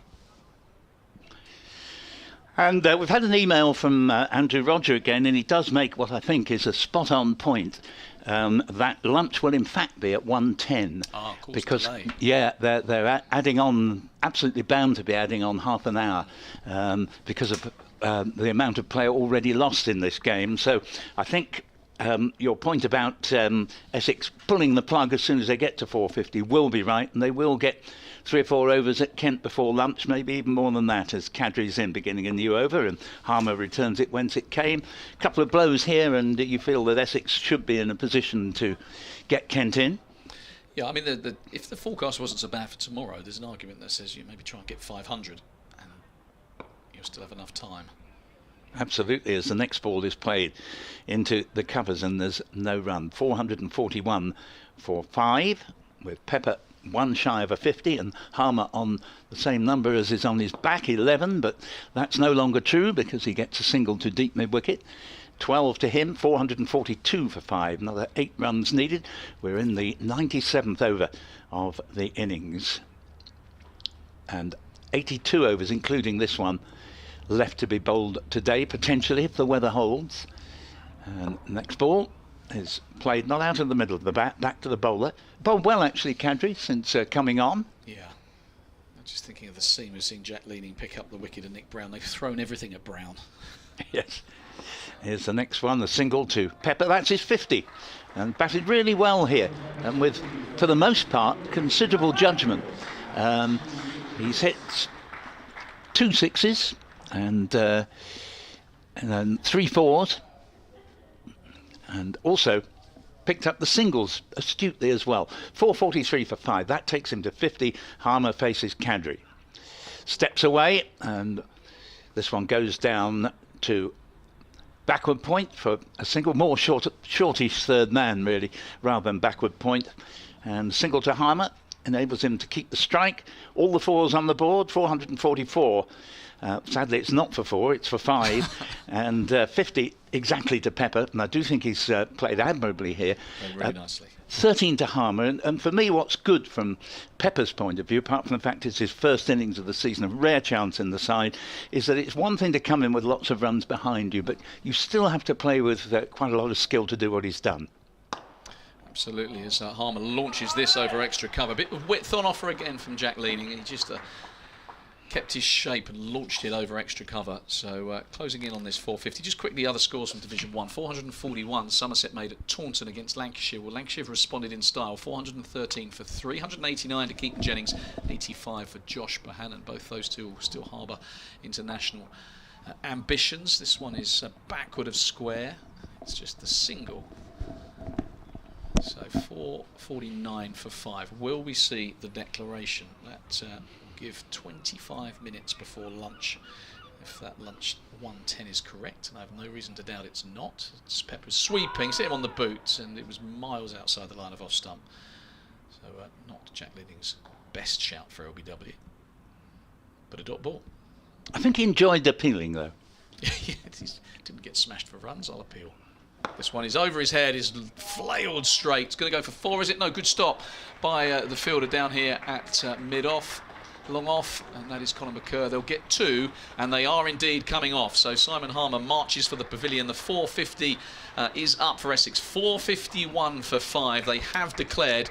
No surprise in that. And with a lunch at 1:10 I make it a tricky 25 minutes for Ben Compton and Zach Crawley to have to negotiate. So beautifully timed declaration, beautifully timed innings from Essex. They've scored at 4.6 runs per over, and they've gone like their clappers pretty much from the word off ever since Alistair Cook took 39 off just 30 balls. Big hundreds for Tom Wesley, 148 for him, 159 for Nick Brown, and a really valuable 52 at a runner ball for Michael Pepper. So 451 for 5. Essex have declared. How will Kent reply?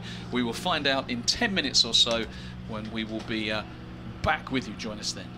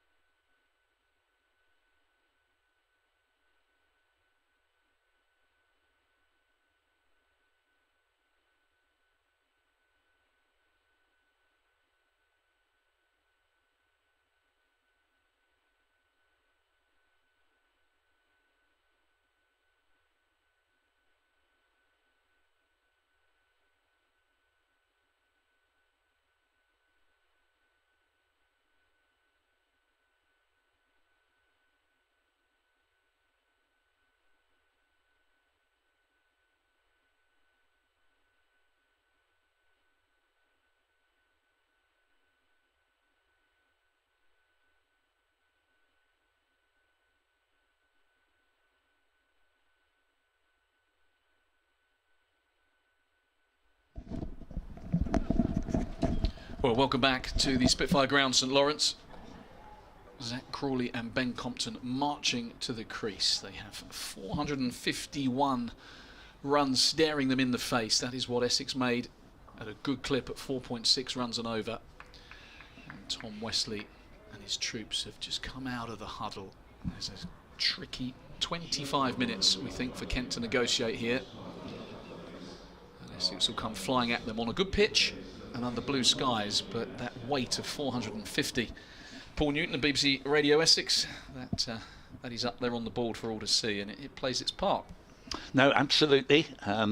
We've seen many a side who've been out in the field for 4 or 5 sessions crumble when it's their turn to bat. I don't think that'll necessarily happen here because, of course, the innings has been spread over 3 days, and where we sort of had 42 overs first day, another 32 yesterday, and another 20 or so this morning, just under.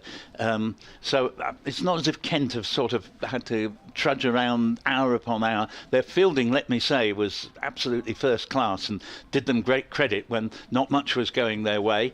And Essex also deserve a lot of credit for rather changing their hitherto MO and really taking hint of the changes that have been made this year, in only 5 for the draw, and the batting bonus points raised from 250 to 450, and they went for it, and they got all 5 batting bonus points, which they haven't done all that often in recent times. Porter will open the bowling, and he'll start off to Ben Compton. So here comes Porter now from the St Lawrence end. 3 slips and a leg slip. That's interesting, as here the ball, possibly off a mixture of bat and pad, goes out to short mid-wicket, and there is no run, and the score remains pristine, as it were, 0 for 0 in reply to Essex's declared innings of 451 for 5.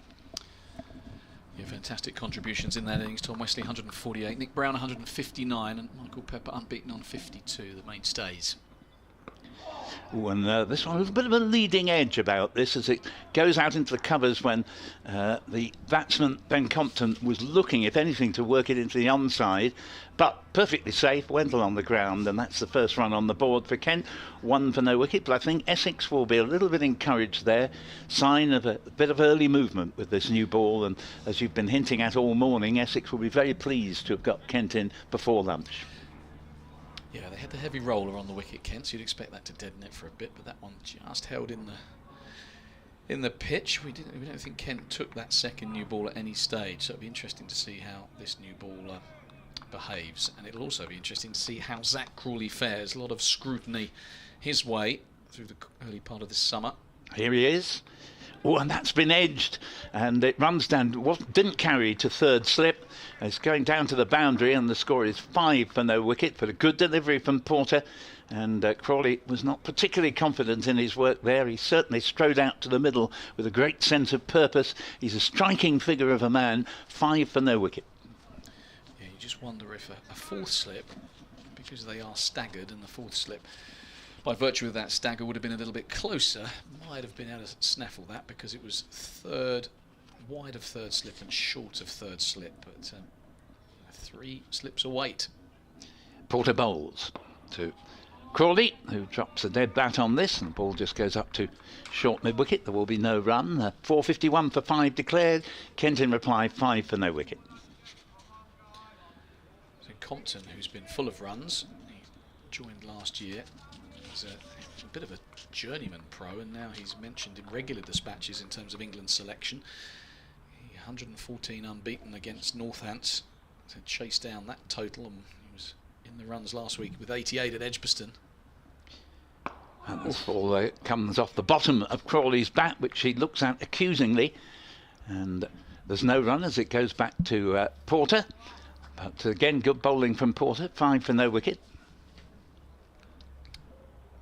Crawley made a very fine 91 in the first innings against Northants, but not much to ride home about at Edgbaston, albeit but there will be W decisions that didn't look exactly plumb, so he just needs a little bit of luck, and he's a dangerous customer once he gets in. Porter bowls, Crawley nudges to long leg, single, and Ben Allison with the fielding down there, took 4 wickets in Kent's first innings in Essex's eventual win here, defying the weather that day. That was pretty dire. The Kent ground staff, I have to say, did wonders to get the game going on that 4th day. 6 for no wicket at the end of the over with a single off the last ball. Crawley has 5 of them. The other run to Ben Compton, and this in reply to Essex's 451 for 5 declared. Shane Snater, the new bowler, rattling along, 6 runs and over, be past Essex in no time, Paul. I think that's the Bazball way, isn't it? Yeah. Yeah, we'll take 6 and over, thank you very much. We'll see your 4.6, we'll raise you 6. He says, tongue wedged firmly in cheek, because this is going to be all about negotiation till lunch, albeit you expect Crawley to counter-punch. He doesn't hold back. If he gets something to hit, he'll hit it. Compton, much more old school and watchful. And, that is a method that has worked well for Ben Compton. Here's Snater, just a hint of blonde hair in the blonde dye as he is full and Crawley is driving. Just to advise you, in 6 or 7 minutes' time, I shall have to update BBC Essex in our little cubby hole next door. Yep. But obviously it wouldn't have been a problem had the lunch been at 1 o'clock, but of course the extra half hour today to make up for some of the lost time of the previous 2 days. Snater with 29 on his back is being clipped by Crawley. It was uppish, I think, just for a second. Yeah. And mid-wicket was diving to his right, but Crawley, when he gets hold of it, it stays hit. It would have been an extraordinary catch at mid-wicket. We've seen some good fielding this morning already from Kent, but he gets 4 runs for it. I think that's Doug Bracewell at mid-wicket there. I have to admit I haven't seen him before, having not seen the first 2 games of Essex's season, but the number 34 is up for grabs for me. I don't think any other Essex player has that number. And he's there. He seemed to me to be signalling for another pullover to be brought on for him, but hasn't arrived. Yeah, the warmest day of the year, we reckon, but not a pullover. It's a nice looking forward push. Nice maker's name.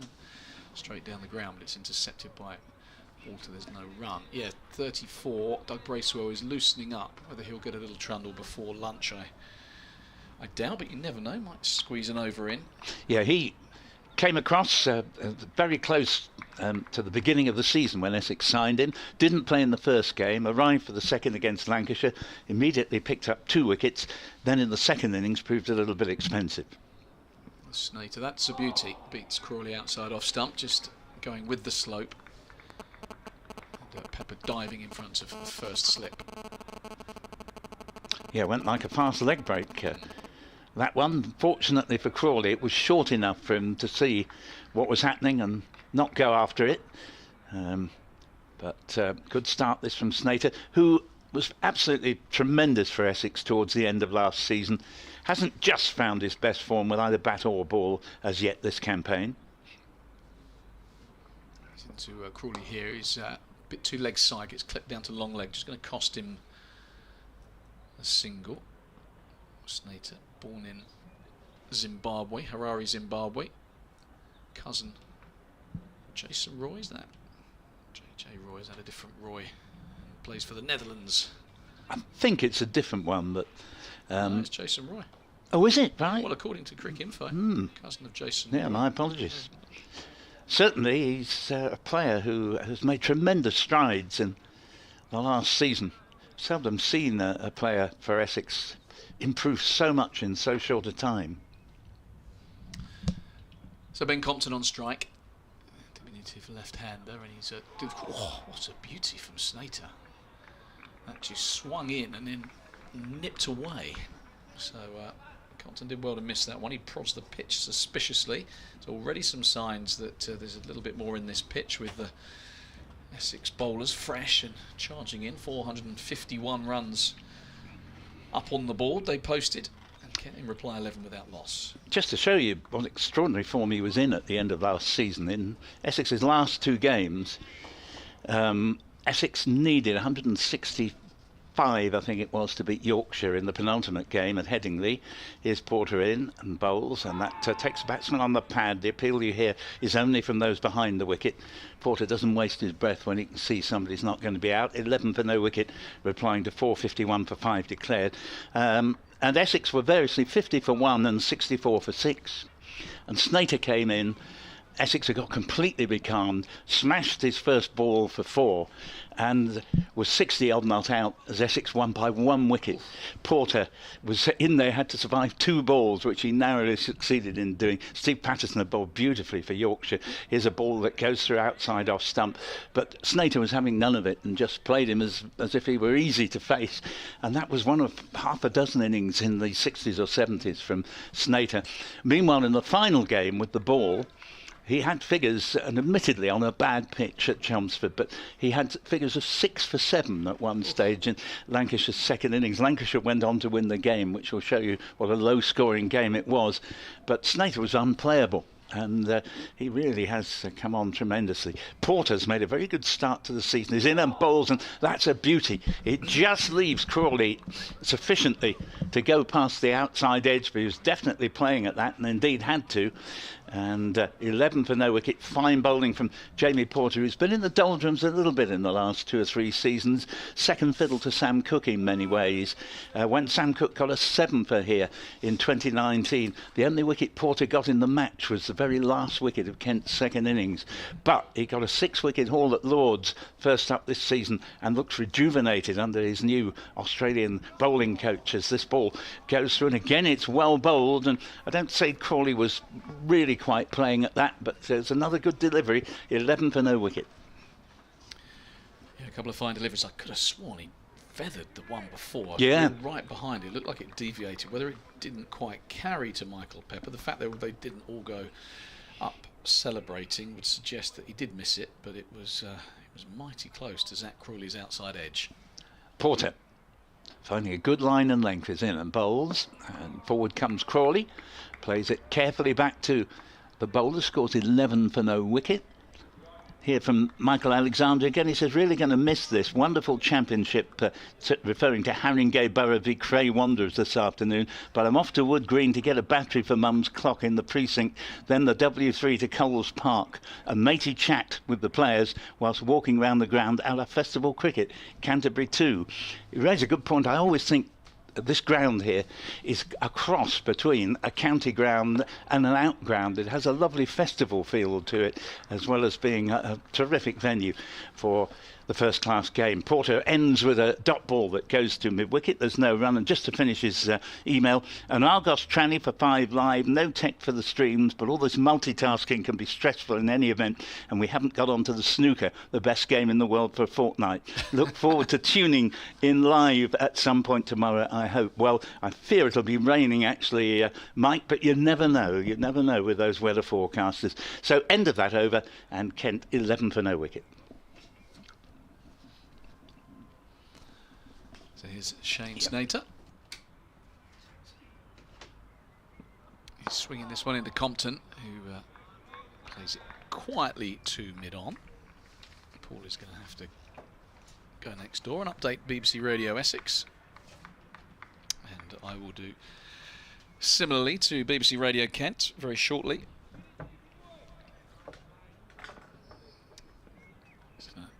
So far, so good for the Kent openers. Not without alarm, but they are unscathed. Snater finding some movement both ways. Is swinging this one back into Compton, who very still and balanced. No trigger movement for him. Just watches the ball, plays it late, right under his nose. And it rolls back down the pitch. There's no run. If you are in the Canterbury area and you fancy a bit of cricket,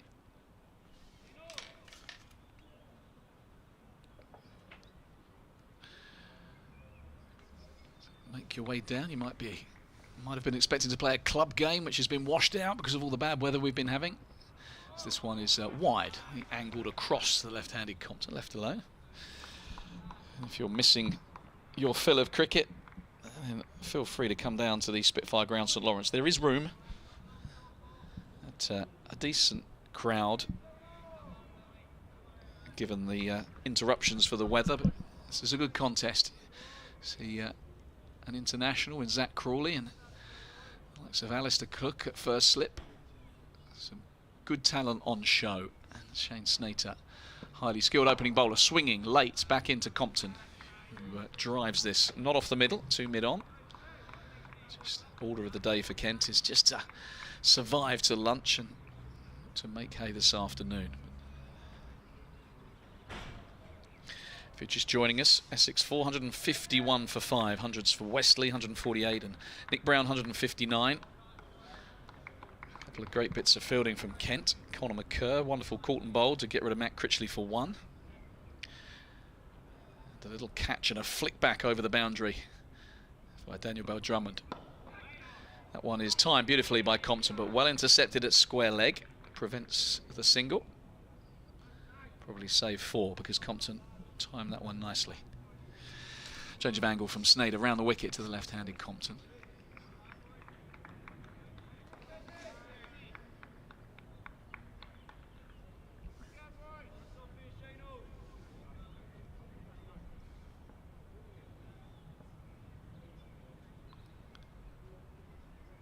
It's Sneyd again, and this one being pushed quietly into the offside. No run, maiden over from Shane Snater, so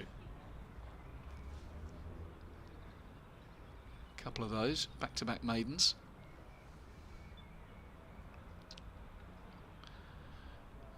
Lancashire 440 for 4 and reply to Somerset's 441. Game probably heading to a draw. Middlesex at Lords 189 for 6, replying to Notts 364. Northants, well, they're not faring as well.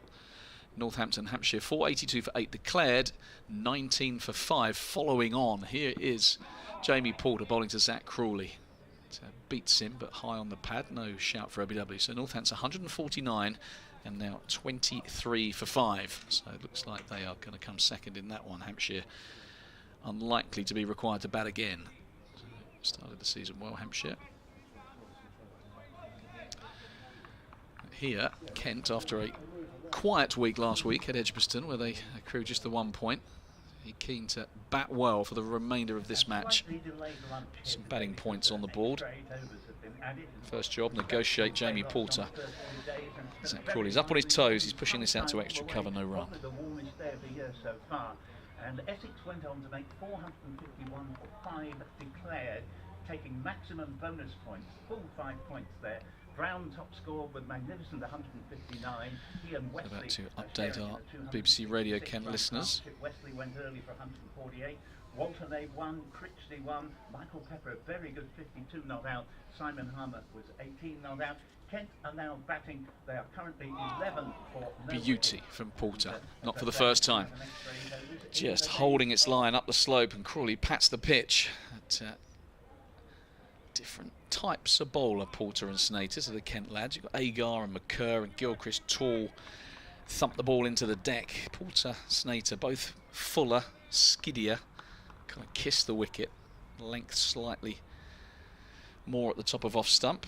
Here comes that BBC Radio Kent update.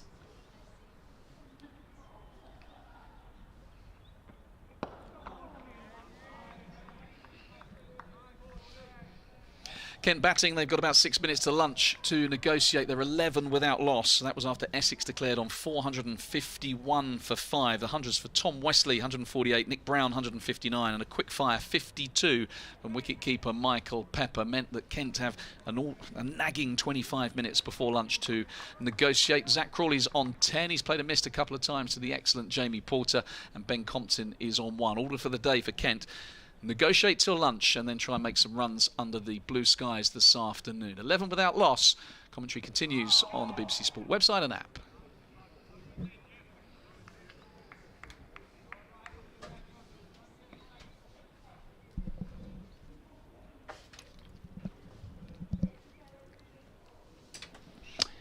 Yep, just back from our respective updates for Kent and Essex listeners.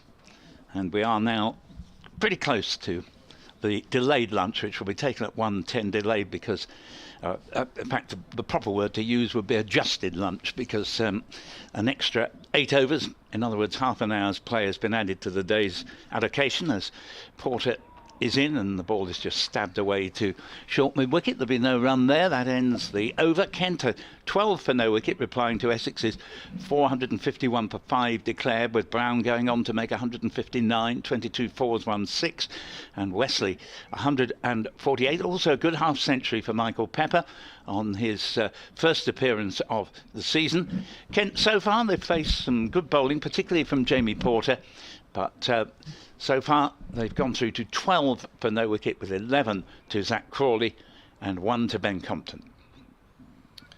I'm just making the point, Paul, that the different styles of bowler between Essex and Kent, as we see Snater, who is stocky of build, isn't he, and yes, strong looking, but not as tall as Gilchrist, McCurr and Agar, and Jamie Porter similarly. Whilst you wouldn't call Jamie Porter stocky, he's not tall for a fast bowler, is he? He's kind of skiddy, and I always think Jamie Porter looks like the kind of bowler who's kind of at you, but it's a different trajectory to the Kent guys, who are more tall and thump it into that kind of back of a length. And I think what Essex have done well here is that they haven't over pitched as much as Kent did, and they've just kind of bringing the batsman half forward, as Snater is again on that nagging length. Crawley driving, slightly reaching for it, as he has a tendency to do on occasion. Always looking for that drive down the ground. Yep. Snater, I understand, was recommended by Ryan Tenduscarter, yep, who of course is batting coach at Kent now. And yeah, he was. He's not. Oh, sorry. Yes, he's moved on to pastures new. He's at the IPL, I think. I hadn't heard. Yeah, right. Alex Gidman is the new Kent batting coach. But Tendo was really well thought of last year. Did a good job. They scored a lot of runs, didn't they? Runs around the traps. But yeah, Tendo was a good addition for the coaching staff here. As Snater gets one to shape down the hill. Crawley has nothing to do with it. But the thing that Tenduscarter and Snater have in common, just to look at them, you wouldn't say they were necessarily incredibly strong men, but they are. You know, I've noticed Snater has got immense physical strength. He's pretty good at roaring round the outfield with a good arm on him as well. And Tenduscarter, as we know, he just looked very ordinary sort of build, but he could hit some of the biggest sixes you would ever see. This one is more leg side, down the leg side, in fact. Slightly awry with his line. Crawley tried an extravagant flick, missed it. Maybe a good thing. And, goes through to Pepper. There's no run. 12 without loss. Probably be time for this over and one more. A couple of balls left in this one. The scoreboard saying 109, but I think we're going by the pavilion clock, which yesterday was a minute or so behind that electric scoreboard, so I think they'll get 2 balls in and then one more over. Crawley has timed this one. It was nothing more than a forward defensive push, but it rocketed out to mid-on. He does time the ball so well, Zach Crawley, when he gets in. And, that's another single to him. Oh, he's a wonderful player. I remember that innings of 267 against Pakistan a few years back, and it looked as if he'd be an absolute fixture in the England side for years to come. Well, he's still there and in it, and I think possibly Bazball might just come to his rescue, because he likes to get a move on with things. Yeah, he does. By contrast, Ben Compton, more stoic, as he's nudging into the offside. He won't mind the fact that he doesn't hit everything in the middle of the bat. He's just happy to occupy the crease and get through to lunch. They look like they want to wander off for lunch, and in fact they are going. So Kent have got through that tricky little session unscathed. So credit to Zach Crawley and Ben Compton. Essex asked plenty of questions, but Kent 13 without loss in reply to Essex's 451 for 5. If you missed any of the earlier action, brilliant hundreds from Tom Wesley, 148, Nick Brown 159, and Michael Pepper unbeaten on 52, after which the declaration came. That little 25-minute session negotiated well by Crawley and Compton. Blue skies here at Canterbury, but we are going to take a break for lunch, and we will see you in 40 minutes or so, at about 10 minutes to 2 o'clock.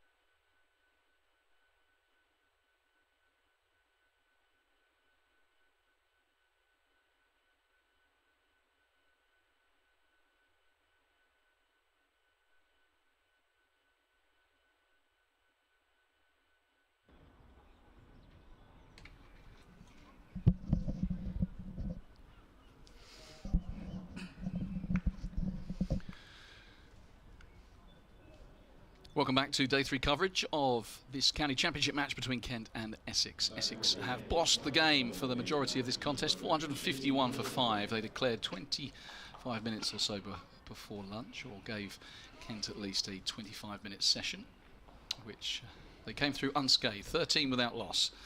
Kent in reply, Zach Crawley has 12 of them, 25 deliveries. He had the bulk of the strike. Ben Compton not out 1. But Essex asked good questions in that short little period before lunch, and the slightly shorter, skiddier bowlers of Jamie Porter and Shane Snater did find some movement.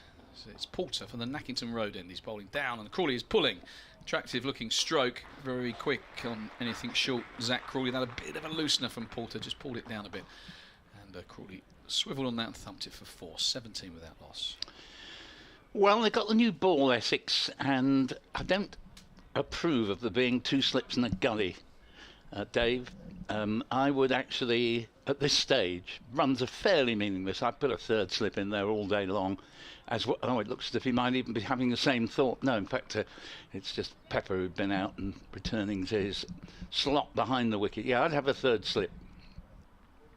So here's Porter's full, and Crawley is almost falling over a straight one there. Another one on the bottom of the bat. He's looked at the toe of his bat a few times. Tall man Zach Crawley, and that Yorker can threaten to squeeze under. Yeah, is it Nick Brown, isn't it? He's kind of he's almost at 4th slip. We've gone 1st, 2nd, and then maybe like a 4th or 5th, like a fine gully.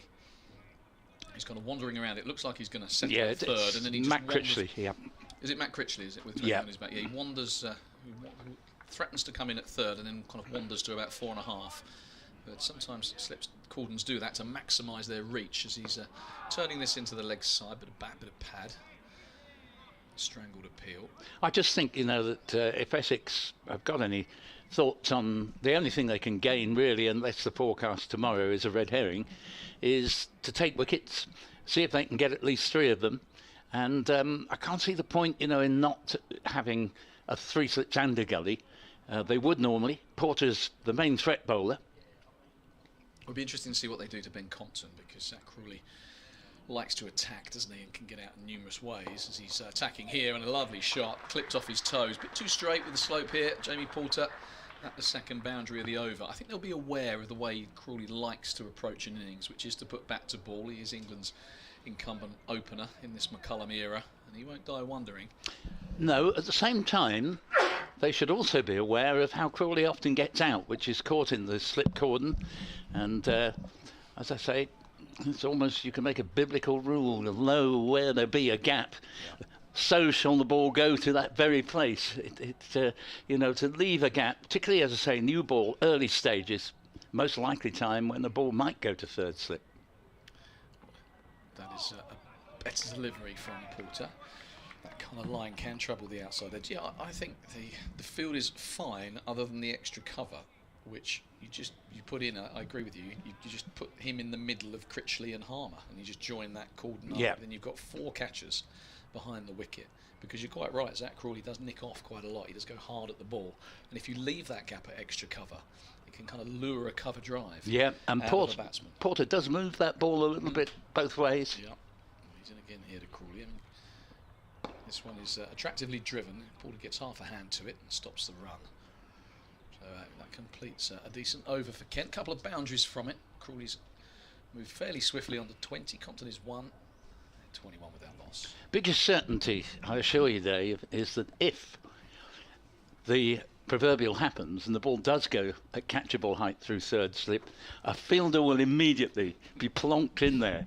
But it happened once against Surrey last year, and the Essex are still regretting it. I think it was Will Jacks who went on to make 150. But we've all done it, Paul. Oh yeah, absolutely. You take a count. I mean, I can remember here moving the ball before lunch, moving a leg gully in from nowhere, and telling Amjad Khan it was a bluff. We'll make Alistair Brown think it's going to be a short ball. Alistair Brown of Surrey. And you just pitch it up and go for the stumps. And he clipped it like a rocket straight to him. Snater around the wicket now to the left-handed Compton. Good delivery and well defended by Compton. Plays it to Walter.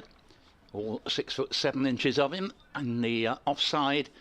And Kent remain at 21 for no wicket. Should just point out that the weather that was so glorious this morning is not looking as certain now. It's clouding up, 1 or 2 threatening clouds. I don't think we're going to have a washout, hopefully. The forecast suggested there might just be the odd shower, but it should clear again later. Snater's in. And Compton covers up, plays it again to Paul Walter at mid-off.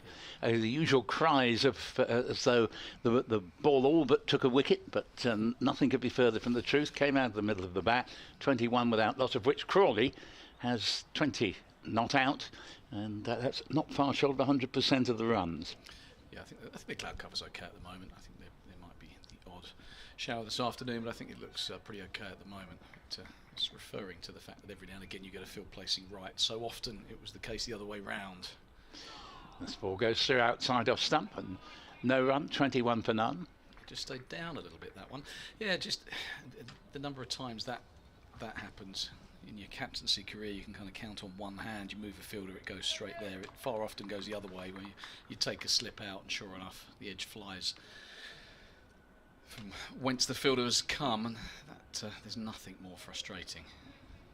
So I thought Sam Billings did pretty well to keep his catches in for as long as he did throughout the first 2 days. Yep, and Snater exaggerated forward push, everything right about it though, head right over the ball, and it's Compton to mid-off, who's Paul Walter for the 3rd time in 4 balls this over. We had a little rash of emails just on lunch. Sorry I couldn't read them before, but we'll get through them in the course of the next 10 minutes or so.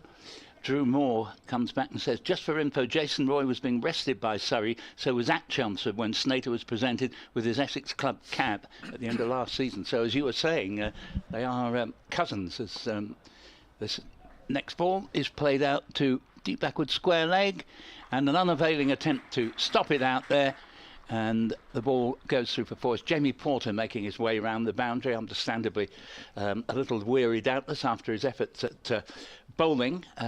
25 for no wicket, and Compton races along to 5.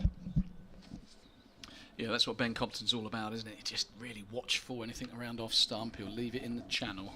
He makes the bowler bowl at him.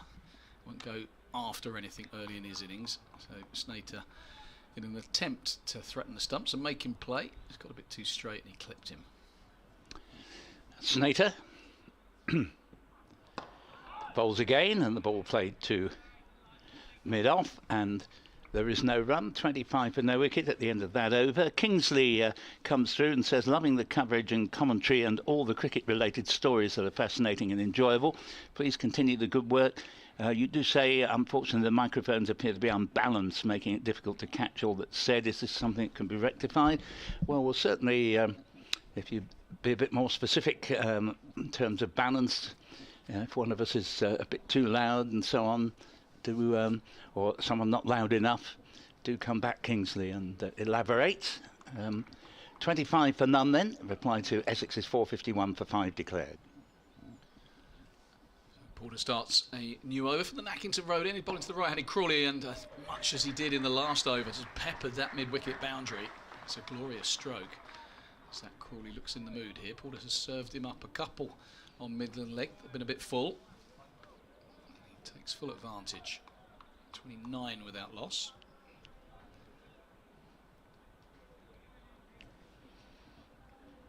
Yeah, I got an email from the Grumbler. Afternoon, Grumble. You say, he's talking to me, as you are a former teacher, if I set you the essay question, Nick Brown should always open for Essex, discuss. It's turned attractively by Crawley, times and again. He got a couple of runs here. He has a long way round at long leg. And he continues, how would you answer? Well, his knock today was great. It was the first time he passed 50 in 16 championship innings. For what it's worth, I'm on the fence. I think the only player I've seen open for Essex who I'd say he should always open for Essex was Graham Gooch. You never know. Everybody else, has good times, bad times. But Sir Alistair. Well, yes, I've forgotten Sir Alistair. Here's Porter. Don't forget Sir Alistair. He's still going strong. He's in situ at first slip at the moment, watching Zach Crawley play an immaculate defensive mid-on. I almost imagine Sir Alistair sitting just behind us and frowning. Yes, I forgot him. You can see the point I'm making, though, that in a sense, you should never tell anyone you'll always open, because, or wherever else you're talking about, people do have to achieve certain results to keep their place. Yes, indeed. Here's Poulter again, and he's once again being clipped. He just got too straight. The slope here does slope away to Zach Crawley's leg side, and it can play tricks with the bowler. And Poulter, not for the first time, in fact the third time in about 8 balls, has strayed onto Crawley's pads. You do that at your peril. Just to complete the point, Grumbler, Nick Brown is a superb player on a good batting surface. He struggles when the ball's moving around quite a bit, and the basic truth is, so do most players on some of those tricky Chelmsford pitches, for example.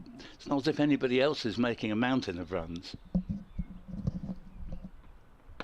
Crawley punching this time off the back foot, intercepted by the aforementioned Brown at extra cover, half stopped. Yeah, difficult, isn't it, the pitch? I mean, the pitch is always under a lot of scrutiny. This is a belter, I think. Yeah. I mean, there's a bit in it for the bowlers, as we've seen, but Kent have moved fairly serenely to 35 without loss.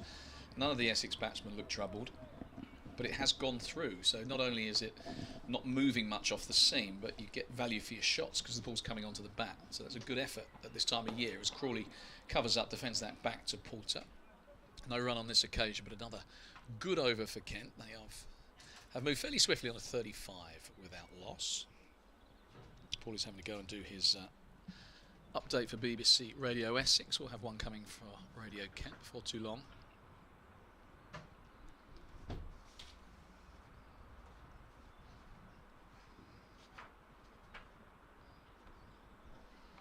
I hear the dulcet tones of Matt Cole in my ear, who's watching Bromley today as they look to get a playoff spot in the National League.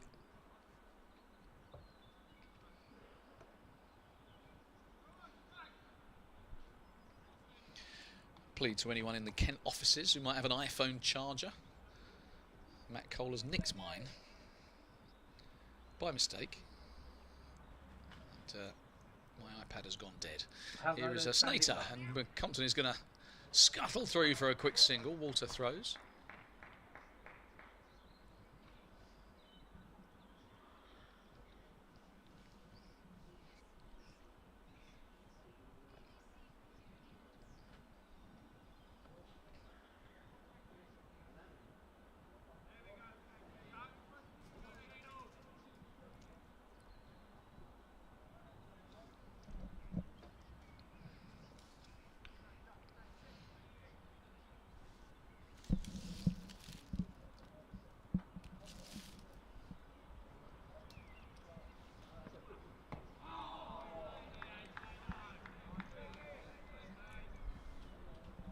Hello, George. Half an appeal there from Shane Snater. Just thought for a moment he might have snuck one through. Zach Crawley groping at that one.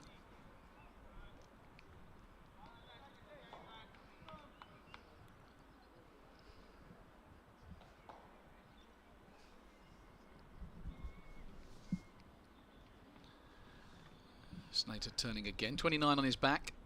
Bowling from the pavilion end here as Crawley dabs that down into the gully. One bounce. Another good line and length.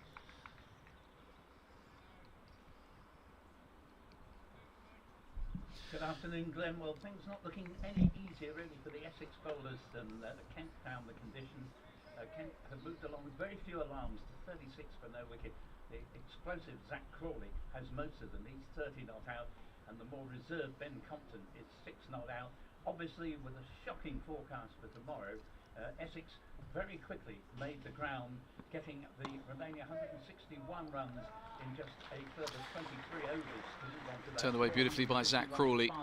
That tremendous partnership David Milnes waves that one for 4 whenever the bowler's got too straight. Crawley has capitalised. It's the 4th boundary of a couple of overs. He's just flicked it nonchalantly off his toes for 4. Diving forward to complete the catch. Wesley gone for a superb 148. Walter in his first knock of the season through the bat with everything and was out. Update for Eight BBC Critchley Radio went for Kent. one. But then Michael Pepper came in and made a very good 52 not out on his first appearance of the season. Yeah, thanks, Matt. Well, Kent replying to Essex's 451 for 5, making pretty decent progress at the minute. They're 40 without loss, 34 of those to Zach Crawley, who's peppered the leg side boundary whenever the Essex bowlers have got a little bit too straight. Ben Compton up the other end, a more watchful 6, as you'd expect from the diminutive left-handed opener. Earlier, Essex posted that 451, 100s Tom Westley, 148 for him, 159 for Nick Brown. Some excellent fielding from Kent, just took those wickets this morning. Michael Pepper, though, wading with 52 as Essex took full bonus points. Kent just the one bowling bonus point, but the sun is out here at Canterbury. The clouds are a lot higher than they were for the truncated first 2 days, and they are going about their work well with willow in hand. 40 without loss. Commentary continues on BBC Sport website and app.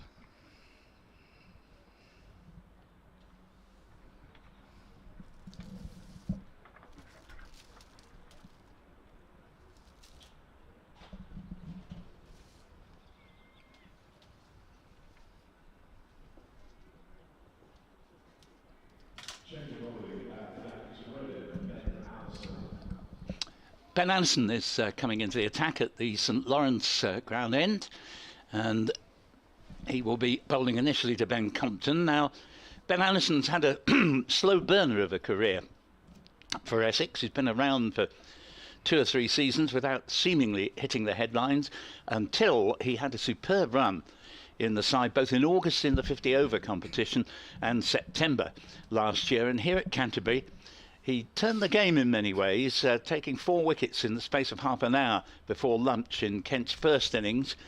He's also a very, very useful man with the bat. To say he's lower order, coming in typically at number 9.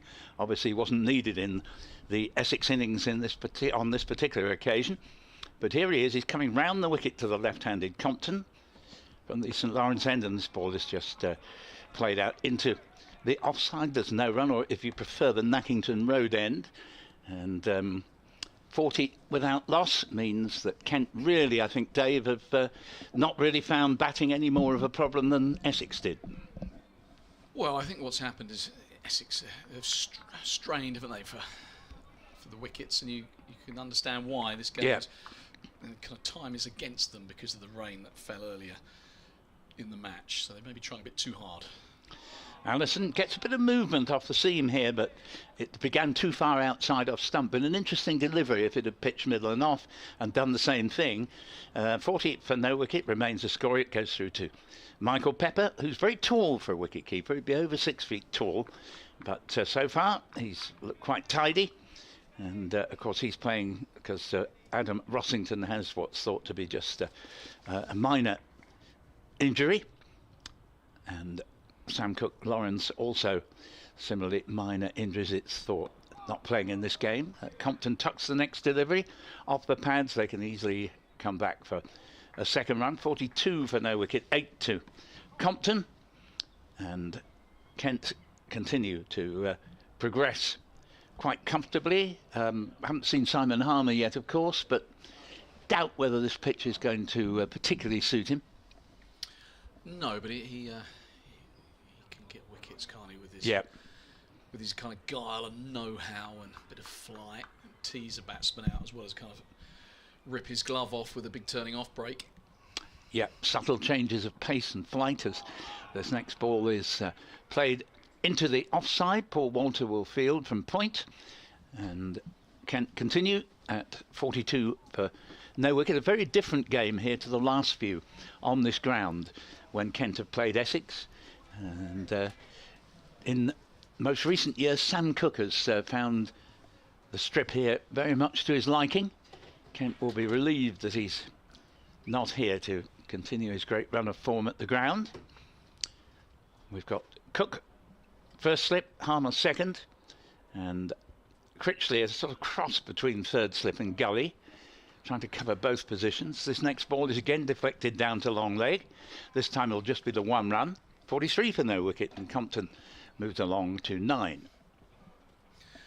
Well, people out there have been listening, Paul. They put out the Mayday call to the Kent office staff, and Becca Smith, media officer here at Kent, within within 5 or 6 minutes has turned up with a charger for my iPad. So thank you very much to Becca and the team. It's threatening to come back to life. It will do in due course, but that is very handy. Yes, we have a sort of follow-up email from John Bush, who says, your correspondent Kingsley is right. He was saying that Dave and my microphone are not in correct balance. You go on, the microphones are not balanced, and it's not the first time this has happened. In non-technical terms, the level of one is much higher than the other, and it spoils the enjoyment, as here's one that just goes by outside off stump. Sorry, Dave. No. Did he say which way round? Well, exactly. I was going to say, if you'd like to elaborate, John. We could probably turn them up. I don't want to turn one of us up and make the situation worse. We'd be very happy to accommodate your suggestion, if only you'd stipulate which of us is too loud. Probably me, but we'll wait and see. Do please come back. Yeah, come back to us and we will make necessary adjustments, but far be it from us to make the situation worse. So we will stand down in terms of pushing buttons and twiddling knobs just at the moment. Pleasant afternoon, but certainly much more cloud than there was this morning. In fact, nearly all the blue skies disappeared. They do say, though, that although there would be more cloud during the afternoon, possibly the odd shower, that things might clear up again in the later session. Yeah, fingers crossed. He's Snater to begin another over from the pavilion end. Once again, he's round the wicket to Ben Compton. And he's back of a length, and Compton quite attractively just kind of pushes it off the back foot. Didn't really thump it. I think if he'd have put a bit more bottom hand into that, he might have got 4 for it, but he just kind of tickled it through the gap in front of square on the offside. Gets another couple of runs. This, of course, could be termed from a Kent point of view, the life without Stevens era. Gosh, didn't they have a wonderful career? He did. He went particularly well against Essex, if memory serves. Yeah, many a time. Snater is round the wicket. Compton defends. There's no run as Walter does the fielding. I might give you one example. A match at Chelmsford. Kent batting first, 9 for 5. Enter Geraint Jones to join the great man Darren Stevens. Double century partnership.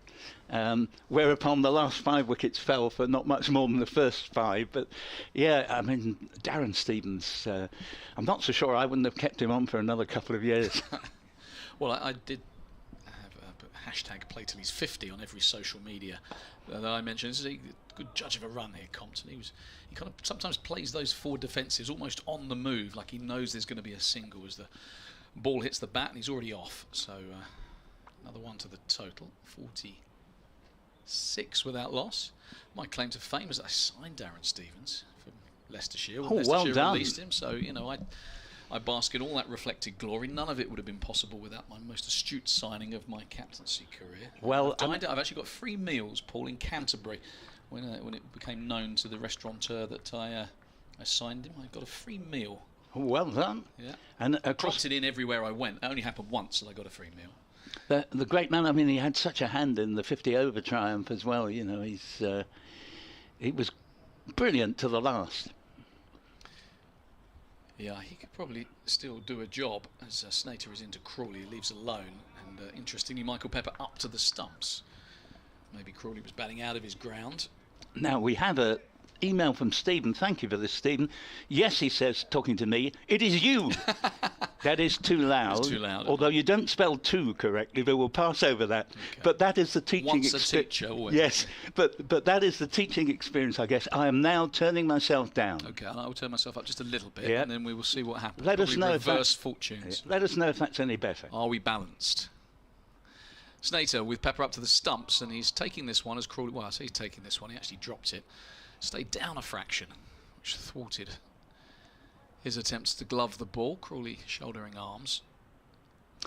No, you are right though, because as soon as I saw 2 spelt T-O, Yeah, I immediately clicked in. heckles went up. Yeah, the old teaching habit, which I last did 37 years ago, but even then, it never totally leaves you.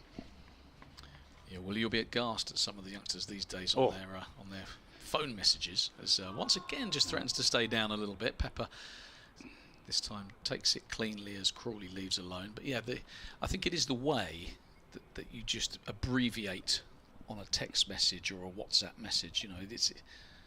But I'm a stickler for grammar, and if it's not spelt correctly, or you know, someone says less when it should be fewer, I'm afraid if either of my boys do that, they get corrected, and they kind of roll their eyes as, oh God, Dad. Yeah. But you know, me too. How do they learn? It's those running run-ups with a kick up the backside that. No, I mean, I once got landed with a bottom-level English group. Latin was my subject, but I had to fill in for some English. And this poor chap, you know, 150 spelling mistakes on one page. And I just corrected his spelling of the. And his dad came in and said, how can you possibly let so many spelling mistakes go? I said, look, there's 150 of them and your lad is struggling. We've got to do it one at a time. And it's true, you can't correct that many in that space. So here is Allison in his second over now. Comes round the wicket and Compton plays the ball for no run to Nick Brown in the covers. Brown top scoring for Essex with 159, and Kent making serene progress in reply to Essex's 451 for 5 declared, are 46 for no wicket in the 13th. Do let us know if you feel the balance has either got any better or worse, or just hasn't changed, as Allison's in around the wicket bowls. Compton stretches forward, plays it about 20 yards past the bowler, retrieved at mid-off, and there is one run, taking the score to 47 for no wicket, and that takes Compton to 13. He's had rather more of the strike than Crawley just in the last 3 or 4 overs. Yeah, well, I think Crawley will be pleased to get back on strike from batting at the pavilion end, and Essex have changed the field. Matt Critchley's going into that catching mid-wicket because Crawley has clipped a few there, slightly uppishly. Crawley plays the next ball to mid-on, and Jamie Porter, no run on this occasion. 47 for no wicket with 34 to Crawley, 13 to Compton, no extras, and Kent currently 404 behind, would need 302 to save the follow-on. I don't think that's going to be particularly relevant from what we've seen so far of this Kent innings. Down to 2 slips already. Allison's in, bowls, and he does get a hand to this as it deflects back past the... Very high, isn't he? Kind of almost leans, he's kind of over the top. Yeah. Almost like Mike Proctor used to bowl a bit like that, albeit off the wrong foot. He's not off the wrong foot, but he's very kind of... Looks like he's going to angle everything into a right-hander. And with the slope, he'd probably get the odd one just to hold up the slope would be the ball. Next ball's driven for 4, lovely shot from Crawley. And he's one of those players of whom you don't really need the ball to have gone more than about the first 5 or 10 yards to know that he's hit a boundary, because he hits the ball with almost unbelievable certainty. Gooch, like I point out, 51 for no wicket already on the board for Kent in the 13th over, and Crawley moves to 38. Lovely shot. Yeah, classic Crawley, so strong down the ground. His balance is good and he's letting the ball come. A dangerous customer. Allison bowls to him. That's possibly come off the hip and half stopped by Pepper, diving to his left, and they come back for 2 something. I think we're going to see the bye signalled, leg bye rather signalled, and I think it did come off his hip.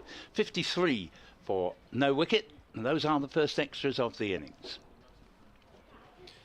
I don't think it's going to be too long before we see Simon Harmer enter the fray. I just feel that first few overs with the new ball, Porter Snater, we're getting the ball just to nip a little bit. It looks like the sting's gone out of it. The ball is now... How many overs have we had, Paul? 13? 13 have gone.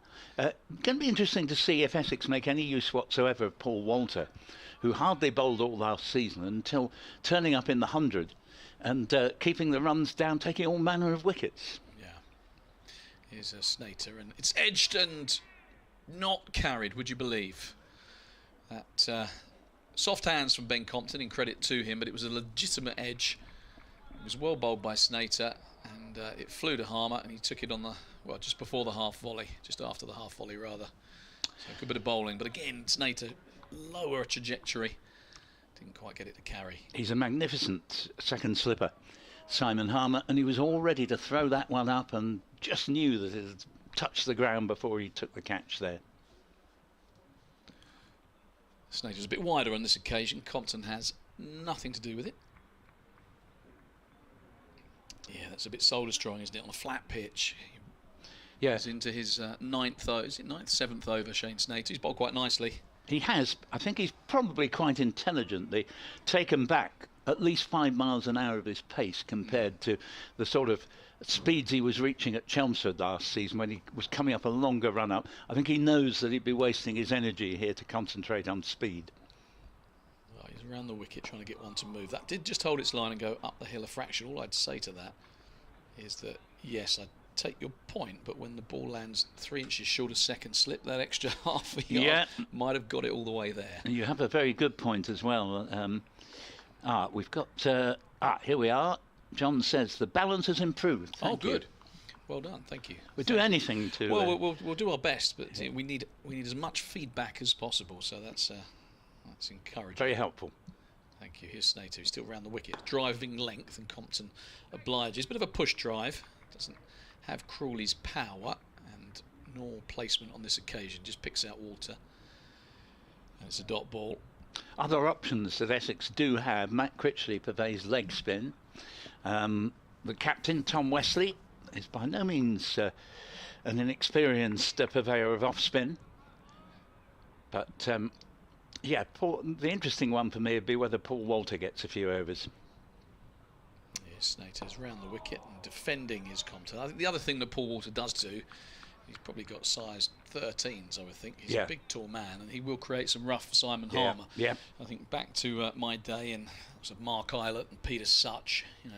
Peter Such would have been devastated if Mark Eilert not been playing the amount of rough that he used to create outside of right-handers off stump. That is such a good point. It's a very subtle game, cricket, and you can bowl someone, and someone might say, what on earth are you bowling him for? And you're not expecting him to take any wickets. You're creating, as you say, the rough for other bowlers. Here's Snater, and he's being left alone. That came back quite sharply, and Michael Pepper tumbles down the leg side. I think it was always fairly wide of the off stump. Most of its movement was as it went past the stumps. Yeah, Mark Eilert was interesting because he landed in a good area for the right-handed off-spinner, so his footmarks were kind of in play. But what he would do as well, he would walk back after delivering a ball in between, so he'd walk down the line of his footmarks. So he'd try and create more footmarks in the gaps. Yes. So there'd be a line of it. So what we used to do in our team meetings, we'd be very aware of this. So at the non-striker's end, you'd go and stand on one of his footmarks, so he'd have to walk round you. So he'd try and almost brush past you, and there was a danger of kind of coming together, because he'd be trying to walk down the line of the pitch, and as a batter you were perfectly within your rights to kind of stand there and make him walk round. So it's kind of games within games. Bananason's in, bowls to Zach Crawley. Not quite, I think, where he was aiming it, but it just favours the onside, goes down to Porter at mid-on, 53 for no wicket. Yes, I used to know Mark Eilert very well, lovely chap. And Rambler. Yeah, indeed. And I think he now does some coaching at St Albans College, he was telling me last summer. Yeah, good man, good bowler. Very good man. His dad had a lot to do with him, another lovely chap, and really put a great deal into Mark. As here is Crawley using his reach to step forward, played out to the fieldsman in the cover region, and that is Doug Bracewell. Of course, we haven't mentioned him. I was going to say that. I'm sure we're missing a seamer somewhere as you were talking. I think what will happen is that Doug Bracewell will bowl from the pavilion end, because he likes to get it to bend away from the right-hander, so this will probably be the end he's best suited to, and Snater's been ever present at the pavilion end. Allison bowls, the ball's deflected down, and a chase for backward points. They're going to come back for at least 2 runs here, and the ball is hauled just out of my sight in time for there just to be the 2, and Snater does the fielding. Yes, I'm pretty certain that Bracewell will replace Snater, if not immediately, within an over or 2, because Snater's bowled 7 overs, 2 maidens, none for 18 It's 55 for no wicket with 40 to Zach Crawley, who faces the incoming Allison from the Nackington Road end, and this ball's been beautifully hit away for 4 runs to just backward of square leg, just imperiously dismissed from the arena by this wonderful opening batsman Zach Crawley, who's moved along to 44, and Kent to 59 for no wicket. Well, what was good about that, he remarked earlier how Allison kind of almost leans over, gets over the top and slants everything in. Well, Crawley kind of recognising that he's going to try and operate in the channel, got almost just shuffled across. He got the stride in deliberately outside off stump with a view to picking him up over the leg side. He got the length he wanted and he just dismissed it from his presence. It was a great shot. So Crawley looking in good touch, which will please Kent and England fans, or those that want him to stick around at least. Allison's in, bowls to Crawley. Goes to short mid wicket, there's no run there, and 59 for no wicket. Yes, if Crawley could get over his tendency to nick off when there's a bit in it for the new ball bowlers, you very much hope that he would stay there, because he's absolutely what you want for a man of the current mentality of McCullum and Stokes. Well, he divides opinions, Zach Crawley. He has his detractors because his record, since that 267, I think he averages in the mid-20s at best since that knock, but there's such a lot of upside with him. He's so talented. And this next ball doesn't quite get it where he was aiming it, and Bracewell fields in the covers, and 59 for no wicket at the end of that. The 15th over, Essex 451 for 5 declared, and very much a Crawley dominated reply from Kent predictably. He's on 44, Compton on 13, 59 for no wicket in 15. And here is Doug Bracewell. I thought it wouldn't be long. You called it correctly, Paul. He's into the attack, and Zach Crawley's record against New Zealand, not special. Brilliant against Pakistan. Okay against some other nations, but it was Wagner and Bolt and Southey who got him quite cheaply, and now Doug Bracewell, who I can't remember the last time he played for New Zealand. We'll have a look in a minute. It's been a while. He's available for a good chunk of these games for Essex. Yes, it's 10 games or something? 10 is exactly spot on. Yeah, he missed the first one, and we'll go back home with 3 matches left in September. Well, here he is, right arm over. It's wide and it's steered rather than cut by Ben Compton. He just kind of held the bat and let it run off the face. He probably could have belted that one, but having a look at the new bowler, short and wide, a bit of a loosener, and he gets a single. Brings the aforementioned Zach Crawley on to strike. Yeah, I mean, this is one of the considerations, isn't it? So many of the best in the world are playing IPL or involved for their country, trying to pick the nugget that is going to be around for a decent length. You know, to get a Doug Bracewell, there might be more celebrated names in world cricket than Doug Bracewell, but that combination of being available and having that international experience as he's back of a length and Crawley's punching to extra cover. There's no run. I think good servants in the Bracewell mould that Essex have had. Thinking of someone like a Peter Siddle, who was a real good servant, wouldn't they? Someone that would run in, ball after ball, good in the dressing room. Terrific fellow, Peter Siddle. I had the pleasure of interviewing him a couple of times, and he's so positive, you know, just loves the game. Bracewell wearing 34, got 2 straight to Zach Crawley. He's so strong in that area. It's about his 5th boundary through mid-wicket, and that pretty much raced to the advertising hoardings. So Crawley in good touch, moves on to 48 and scored a 64 without loss. On a good pitch, your margins for error are very, very small, and it was actually, in other respects, quite a good delivery if he could have pitched it 1.5 inches or so further over towards off stump. But as you say, it was too straight and clipped away to the boundary. Here's Bracewell outside off stump, and that is the ugly bit of Zach Crawley's batting, and that's where Bracewell probably needs to be more often. Just entice the cover drive from that kind of length, and Crawley over the last few years has been a little bit guilty sometimes of getting a bit, I think, carried away. He's hit some beautiful shots that have been there to hit. That was not the length to drive, but because he's got these long levers, because he is 6'5" and he can play these extraordinary shots, Sometimes he just goes looking for it a bit too often for my liking. So he crouches down, he waits now, and this one swings away. So did he withdraw his bat? Did he play and miss? Good couple of deliveries from Bracewell, having been hit for 4.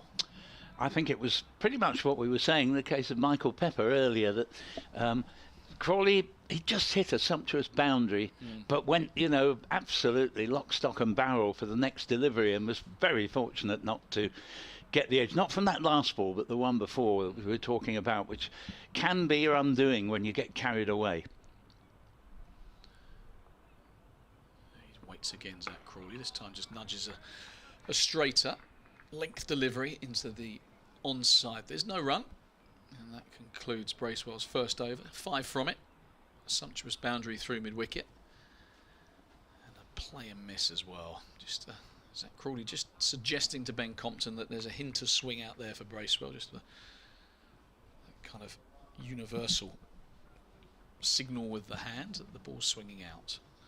Yeah, it wasn't a bad over by any manner of means from Bracewell. Essex can be a little bit encouraged to think that he got some movement, and now we see, if I anticipated Bracewell entering the attack, you anticipated Harmer, who is duly going to come on at the Nackington Road end, and Simon Harmer in his traditional shades will come round the wicket to the left-handed Ben Compton, and Nick Brown is about to don the helmet and go and field at that pad. We'll have a slip in. Alistair Cook with a permanent resident badge for that position. Very seldom fields anywhere else.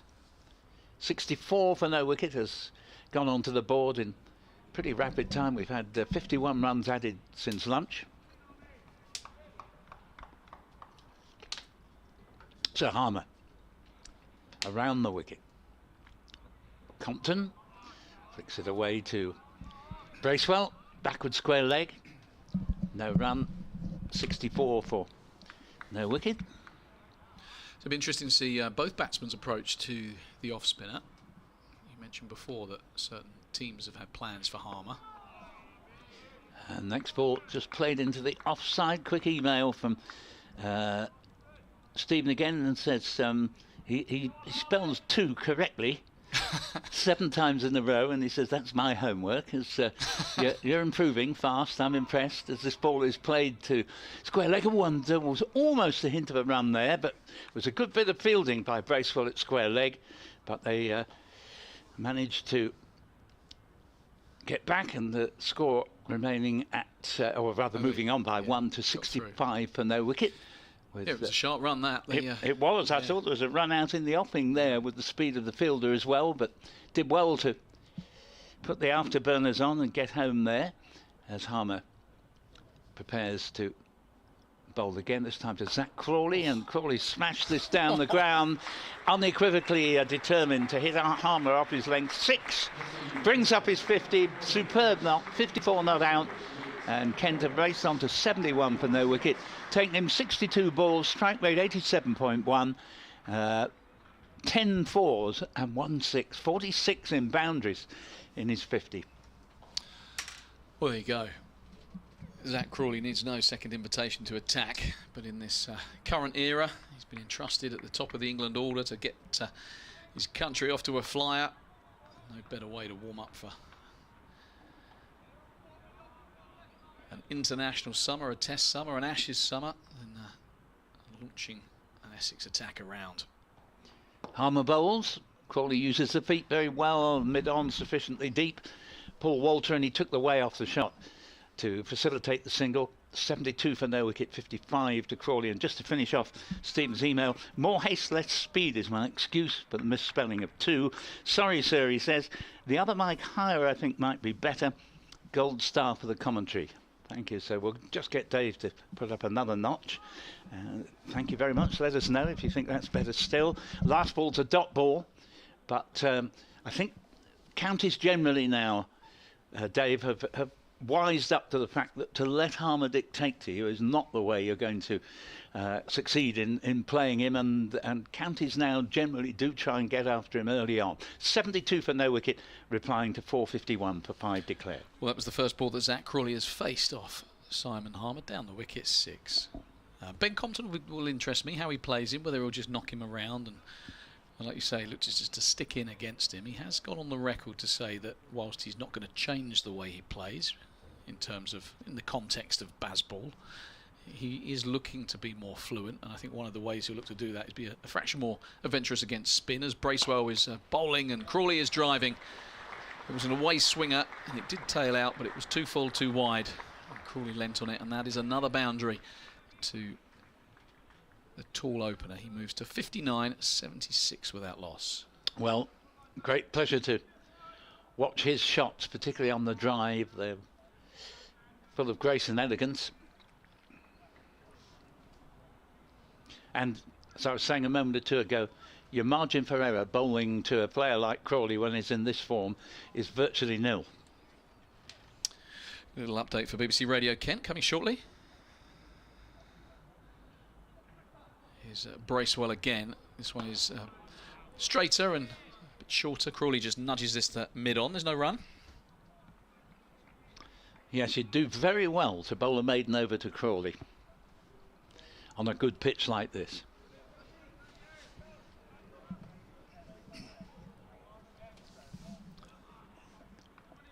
So Dave just about to do his update for BBC Radio Kent. Bracewell in past stump by David Milnes, and Crawley driving once again. He's going to get another boundary. This is imperious stuff from Zach Crawley. A couple of drives either side of extra cover. Following that, launch 6 off Simon Harmer. He looks in decent touch. So dangerous on a good pitch, Zach Crawley.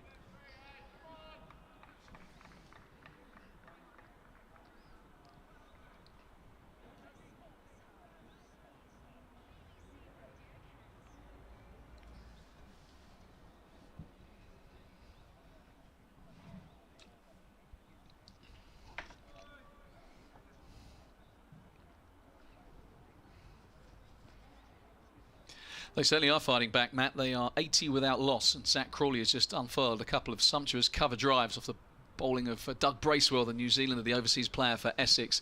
Crawley is 63 off just 66 balls. He's got Ben Compton for company. The Nuggety openers 15 unbeaten, and that was all after Essex posted 451 for 5. They gave Kent a tricky 25 minutes to negotiate before lunch. They did that, and they're really enjoying themselves now as Crawley defends this one back up the pitch. And again, a great looking shot, even though it was just a defensive shot. So it's a great pitch for batting. There's still some blue sky and high clouds, so the best day of this match, and Kent replying really well here with the bat. 451 for 5 Essex declared, and Kent in reply 80 without loss. Commentary continuing on the BBC Sport website and app. Yes, more terrific stroke play from Matt Crawley. This one is too straight, it's clipped, it's 4. Third 4 in the over from Zach Crawley. And Doug Bracewell just got to locate a line and length here. He's being hit off it. Well, he certainly is. 3 boundaries in an over, and actually the over hasn't finished yet. We might have to update that one. And as I was saying earlier, he's one of those players that when he hits a cricket ball, unless it's gone straight to a fielder, you just know it's going to go to the boundary as soon as it leaves his bat. So he's Bracewell again. Crawley tried, he kind of shadowed the cut shot after the ball went past. It was possibly there to be cut, but I think Crawley's so intent on getting on the front foot to launch anything down the ground, it might have taken him a bit by surprise, that back of a length delivery. So 84 without loss. Kent making decent progress. It'll be about batting points and making this game safe. Forecast, as Paul has mentioned a few times, is not great for tomorrow. If you are in the Canterbury area and your club game might have got washed out and you want to pop down and watch some cricket, it'd be lovely to have you down here. Swell this crowd a little bit. Knowledgeable crowd, but sparse by Kent standards. Probably due to the state of the game and the fact it's been a bit chilly. Harmer begins a new over from the Nackington Road end. Bowls to Ben Compton and fields to his own bowling. 84 for no wicket, 67 to Crawley, 15 to Compton. The other 2 runs coming by leg byes. And we're in the 19th over of the innings. This ball is back cut, and a misfield means that they will, after all, get a single here. There shouldn't have been. And that is Jamie Porter. Not his best bit of fielding, and score to 85 for no wicket, Compton 16. Interesting watching these two bat together because their styles are so contrasting. It's like a game of, it's like 2 different games, isn't it? There's the Crawley game, which is, 4s are plenty, the odd 6. Now a reverse sweep and 4 runs. And that is Crawley with his, I think, it must be about his 14th boundary, I think, by now. He got 10 in his 50. And of course he hit 3 in the previous over. 71 not out. And a huge percentage of his runs coming in boundaries. 14 4s and a 6. Yeah. Faces the next Harmer delivery. And this one has gone out, and that's another 4. As the ball wasn't picked up in the outfield there by Allison. He didn't see it, I don't think, to start with. And so 4 more, that's 15 4s and a 6. Yeah. 93 for no wicket. I reckon if you commentate and I'll count the 4s, that'll be my most useful job. But you take my point about these different styles. And what I like about Ben Compton is he's unflustered. Even though things are going on at the other end, he'll just play his game. Harmer bowls to Crawley, and that was both well bowled and well played, as Harmer just dropped it in that little bit shorter because he saw Crawley coming. Crawley adjusted his feet and played the ball into the onside for no run. And Harmer bowled again, and Crawley has belted this one away, and that's gone away for 4 more. And well, another punishing over from an Essex point of view, just to make Doug Bracewell maybe feel a little bit better, because that's another 3 boundaries in the over. And Crawley, look at the board and think he can't be already, can he? But he can. It's 79 not out to the brilliant Zach Crawley, seen at his very best here. 16 to Compton and 97 for no wicket on the board. Well, I just wonder what Alistair Cook makes of it all. Sir Alistair kind of been there, seen it done. He got the t-shirt. He's got his hands wedged firmly in his pockets. It's not the coldest day of this match, but I can tell you what he's thinking, Dave. What's he thinking? He's thinking, thank goodness I'm not outfielding on the boundaries. He'll be delighted that he's a slip fielder. Well, the way he went about his work yesterday, I mean, Crawley's 79 off 73. Cook was 39 off 30. He's probably thinking, if only I was starting my career now, I'd be this flamboyant stroke maker. So Doug Bracewell bowling to the left-handed Ben Compton, no doubt delighted to have Compton not Crawley in his sights. And normal cricket, I say normal cricket, old school cricket resumes as Compton just nudges that defensively into the offside. Bracewell will be concentrated fully on not allowing Compton a single here, I think. But Cook is such a total resident at all times at slip that you almost feel he could wear a notice, police aware, on his rear quarters. It's Bracewell again charging in, and beats absolute beauty from Bracewell. That one went up the hill here at the Spitfire Ground, and Compton didn't do anything wrong. A play and a miss. Yeah, I just wondered if Crawley was to keep going on his merry way, whether Alistair Cook at some point might have to vacate slip. He'd be very disappointed to do so, but there might come a time when Crawley's batting. If he's still batting after tea, I would suggest Alistair Cook might not be at slip. Unless we've got it written into his contract, of course, which is not beyond the realms of possibility. I suspect it is written into his contract, yes. His hands just coming out of his pockets now. Knight of the realm as Compton defends quietly into the offside, and Bracewell gets another dot away. Yes, the Romans used to have this distinction in different forms of power. There was imperium, which was physical power, and there was auctoritas, giving us the word authority, that was where you didn't need to hit anybody because they just respected you so much. They did whatever you said, and Cook would be very much one for the latter. Yes. So's my wife. Bracewell is around the wickets and bouncer, and Compton pulls and misfield at square leg. They'll get 2, so Bracewell won't have to bowl at Crawley, but Looks slightly aggrieved at that misfield. I think it's Snater there behind square at square leg. That went right through him. Been a little bit sloppy, the Essex fielding. Certainly Kent's was much better. There's been nothing all that serious, but 2 or 3 little careless slips. 1 or 2 people, Jamie Porter for example, a couple of misfields. You can forgive him a little bit because he is a quicker bowler, but even so he's normally pretty keen in the field. Bracewell is being turned again into the leg side. There's just a single for Ben Compton, and that is the 100 partnership. It's come up in good time, mainly thanks to Crawley's pyrotechnics. 1 ball remaining of the 20th over. Kent already bringing the 100 up. So this run rate, which has been healthy throughout this match, Kent's openers continuing to score at a good clip. And as you know, all sorts of bets go on around the world on each individual ball, and here the bookies would certainly be going quite long odds on that the next ball's going to go to the boundary. Okay, well, let's find out. Paul has noted his colours to the mast, and the commentators curse Zach Crawley, who obviously batting and playing in this match, not allowed to bet on that particular delivery, but says, not this one, Paul. Just going to let that one go.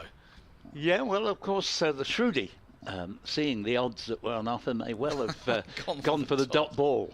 And Crawley perhaps would then have aroused an eyebrow or two. Why did he leave a ball that he could have aimed an aggressive shot at? Was he in fact bought for that delivery?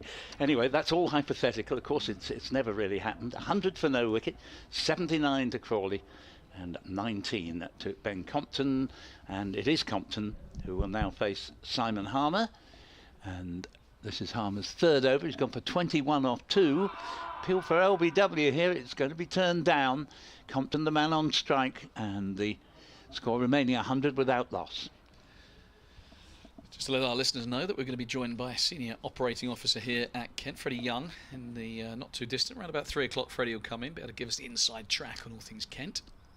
Harmer's in, bowls, and this ball is pushed back to the bowler by Compton. We've got Cook at slip inevitably, and Brown at bat pad. The 2 senior citizens, you might almost say, of the Essex side, the closest to the bat. Harmer's in, bowls, reverse sweep here from Compton, and that's going to run away for 4, and very well executed. Compton will move along to 23, and the score to 104 without loss. And really Essex at the moment seem to have no answers. Yeah, that was a lovely shot from Ben Compton, and remarked earlier in this match about how Compton is looking to score more quickly, particularly against the off spinner. He's not going to suddenly start launching things in the air like a Crawley, but he is looking to develop his game, and a really good sign that he's not letting Harmer just bowl at him. Good reverse out. Good foil for Crawley. Here, next ball's come down off possibly bat and pad. We'll wait and see if there's any signal. They've taken 2 runs. It goes down toward fine leg. Indeed, a bit of bat in that.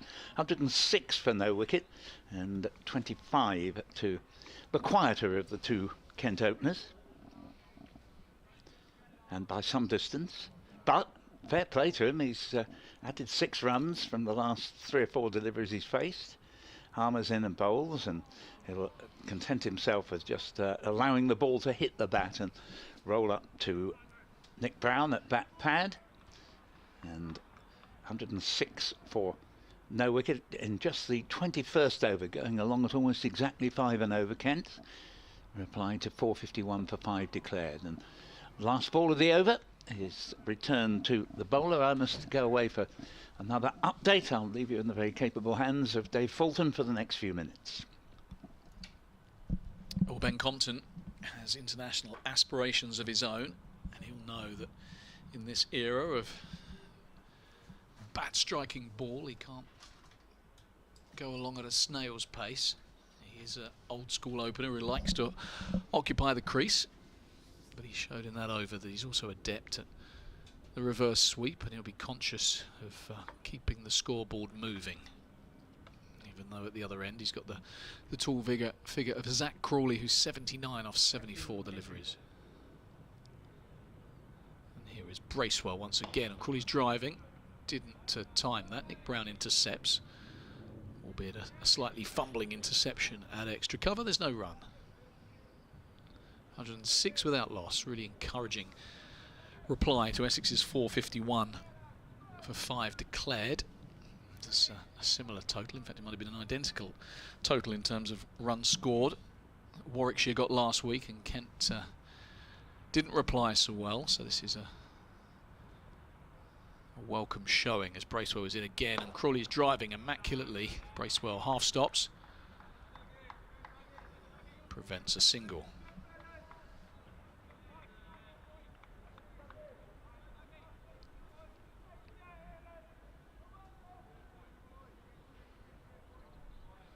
Standing by.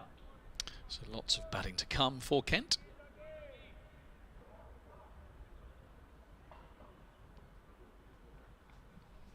Daniel Bell-Drummond down to coming at 3. Jack Leaning, Jordan Cox, Sam Billings, Joey Everson, who made 99 last week, at 7. Crawley is driving to the leg side. Paul Walter fields this one. There's no run.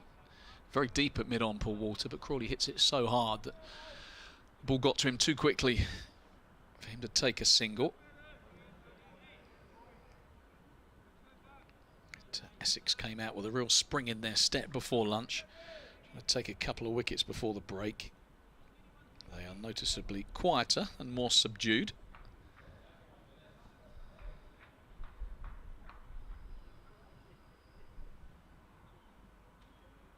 This one's shorter, and Crawley is punching off the back foot. Bit of a thick outside edge, is running away to the third man boundary. It will just be intercepted by Snater, but not before they come back for 3. Score moves along to 109 without loss.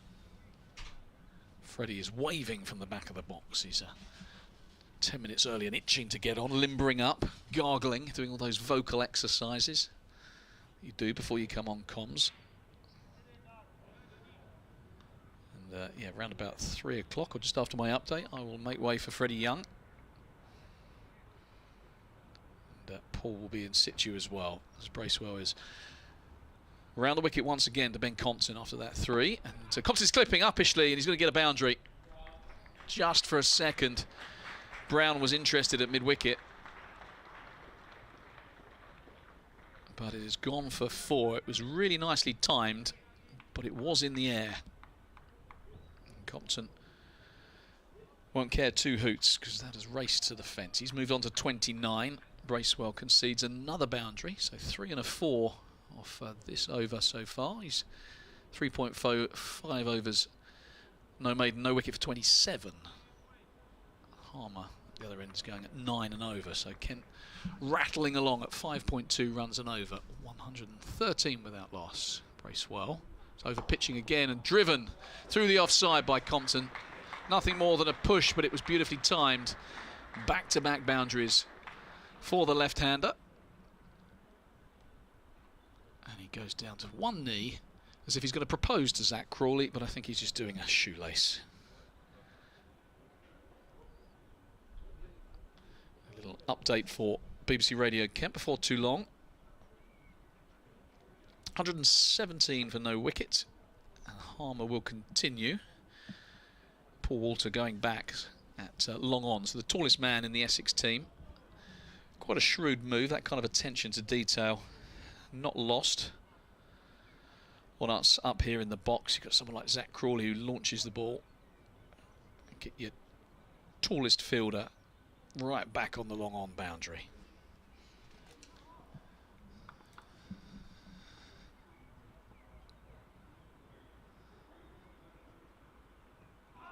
Bit of spin there from Harmer. Turn and bounce, and Brown fields. Bit of an inside edge. Update for BBC Radio Kent.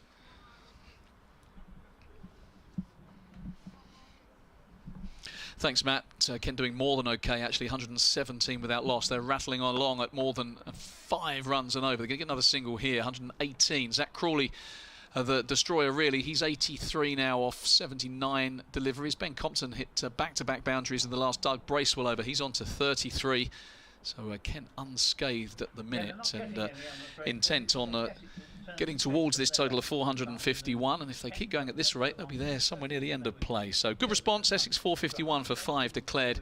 Kent 118 without loss. Zach Crawley's 50, incidentally 62 balls, 10 fours and a 6. He's hit 16 fours and a maximum, and you've got Compton for company. 118 without loss. Commentary continuing on the BBC Sport website and app. Essex took their overnight 289 for 1, all the way through to 451 for 5, declaring the moment they secured their fifth and final. Here's Harmer once again. Compton content to cover up and play back down the pitch. Only shot in anger against the off-spinner was that lovely reverse sweep in the last over. Jamie Porter is a backward point on the 1, so I wonder whether that shot will come out again before too long. This one just tried to shovel it around the corner. Let's see if there's a man back on the sweep. I don't think there is. 1, 2, 3, 4, 5. No, so the sweep, the conventional sweep, is an option for Ben Compton. They've got no one back on the hospital side of the ground. Just wonder whether we'll look for that. Just defending quietly. So Essex know their men, keeping the men up on the leg side. Kind of almost encouraging Compton to try the cross-batted sweep shot. So with Paul about to jump in and me having done an update, I'm going to get Freddie Young into commentary position. Freddie, who is the senior operating officer here at Kent, should be able to give you the inside track, Paul, and all the players, the signing of Wes Agar, and everything that goes on behind the scenes, as well as being a very knowledgeable cricket man. So I'm going to make way for Freddie. I'll see you in half an hour or so. Thank you. Thank you, Dave. David Fulton there, taking his leave. I'm about to be joined by Freddie Young, senior operating officer for Kent. And meanwhile, Ben Allison is being switched to the pavilion end from where he took 4 wickets in quite quick succession during the match here in September. Bowls, and Crawley plays the ball into the covers. Nick Brown will prevent a run. 118 for no wicket, and certainly Ben Allison, I think I would expect to be better suited to bowling slightly up the slope here. Good afternoon, Freddie. Nice to meet you. Good afternoon, Paul. Nice to meet you. And Kent fizzing along here. Had a great spell since lunch. Yeah, going rather nicely with Crawley and Compton at the crease. As Allison reaches the top of his mark, is running in. Comes in now with 2 slips. And that ball is hit away for 4. The shot was well away from the body, but the result was no different. It went speeding away to the boundary. I think Crawley was basically looking to play that just in front of square. It went to a region sort of 60 degrees there into the deep backward point area, and another for 87 to Crawley, and he's played so well that even as an Essex man myself, I very much hope he gets his 100, because it's no less than he will deserve should he reach it. Well, that's nice of you to say, Paul. I'm sure myself and every Kent supporter in the ground will agree with you. As Allison with the so far rather thankless task of bowling to Zach Crawley. Now this time it's a good delivery and played with the respect it commanded, and goes down to Paul Walter at mid-on, 122 without loss. Paul Walter, who we were speculating earlier, hardly bowled a ball for Essex last season in either form of the game, but actually performed so well in the 100 competition with his bowling, scarcely going for any significant number of runs and taking lots of wickets on a regular basis, that you do think, or I think, that more use might be made of him this year. But no sign of him yet, as here's Allison takes Crawley on the pad, which is quite an achievement in itself, albeit, to be honest, it was going down leg side, and if you did hear the suspicion of an appeal, it didn't come from the bowler. Score remaining 122 without loss. Freddie Young has joined me, senior operating officer for Kent, and he will at various points update us with what goes on behind the scenes at Kent County Cricket Club. And Allison comes in again, up the slope, bowls, and this ball just played defensively by Crawley into the offside, and again getting a dot ball out of Crawley at the moment is very much better than average, so I think Allison will feel that he's made a good return to the attack switch to the pavilion end here. 122 without loss, and really all bowlers have come alike to Crawley in this magnificent knock of his. And Allison with just the one slip now.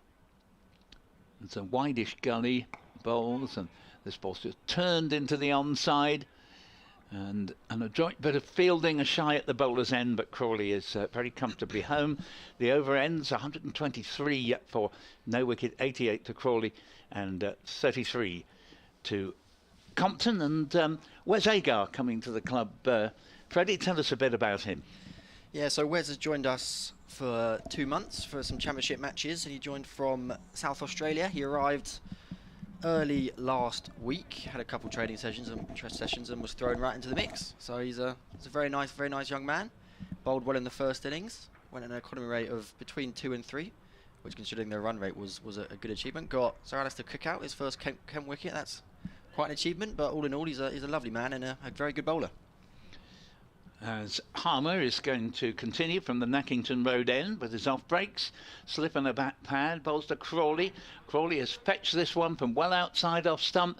It won't for once go to the boundary, but they will be able to saunter back for a second. In fact, Porter makes such a how's father of picking that ball up almost as if it were an elusive bar of wet soap.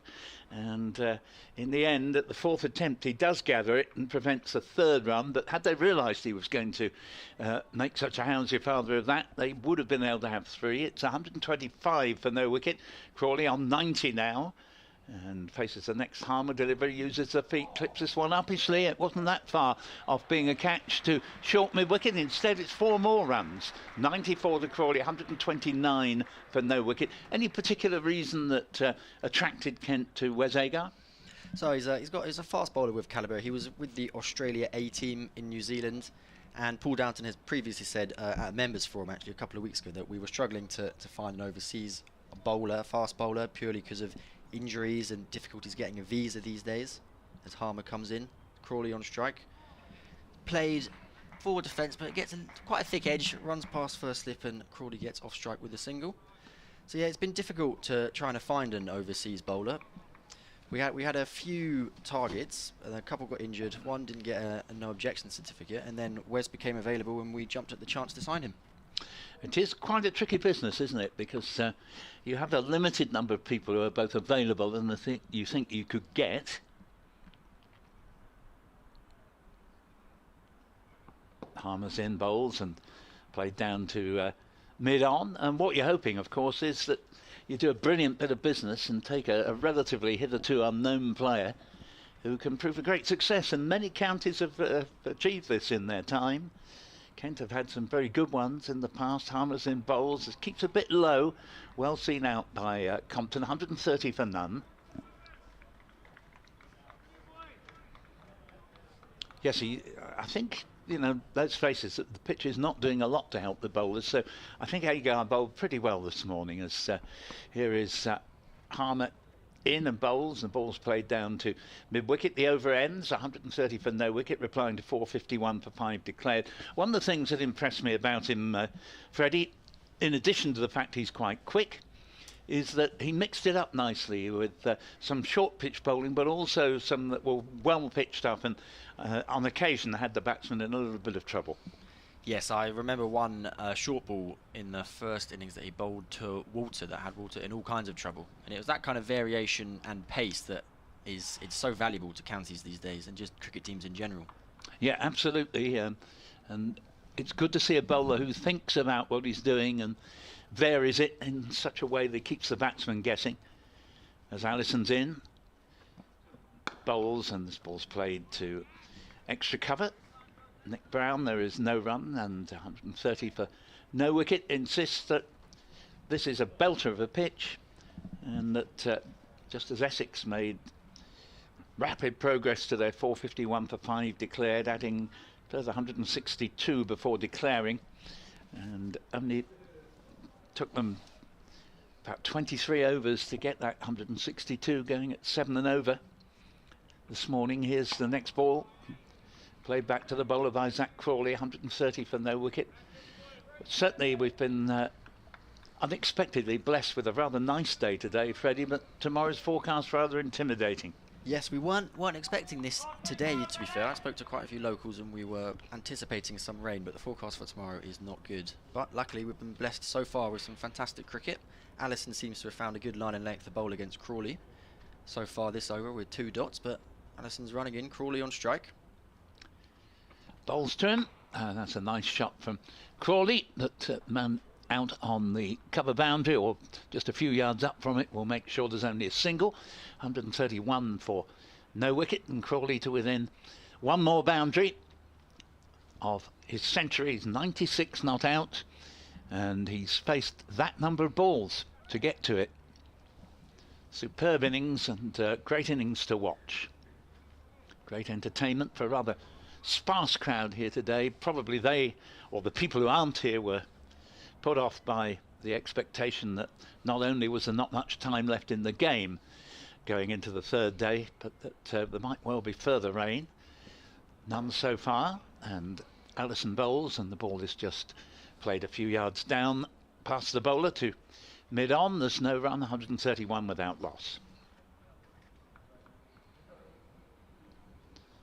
So Ben Allison certainly bowling very much better from the switch to the pavilion end than he did in his opening spell from the Nackington Road end. He's kept pretty much a lid on things. Bowls to Ben Compton, who forces this one away, and of course as soon as I say that, he bowls a short ball outside off stump, beautifully put away to the backward point boundary by Ben Compton, moves to 37, and the score to 135 for no wicket. Compton is very good at scoring behind point on the offside. It's probably a super strength of his. He's very consistent, and he's good at putting them away when the opportunity arises. So Allison won't want to stray too far away from off stump, because Compton is, as I've just said, so strong cutting. Yeah, in that respect, rather like Alistair Cook, you know, because Compton's also quite good at flicking the ball away off the hip. And those two areas, for both Cook and Compton, very productive. As here's the next delivery from Allison, which is played back to the bowler. There's no run there. The over ends, and Kent replying to Essex's 451 for 5 declared. 135 for no wicket. I dare say you wouldn't mind a bit of commentary yourself, Freddie, so if you'd like to describe the Harmer over coming up. Of course, I'm happy to do that. So Harmer has struggled, well, maybe not struggled, but Crawley and Compton have batted very well, and he's struggled to find his rhythm perhaps against some very good batting on a batter-friendly pitch.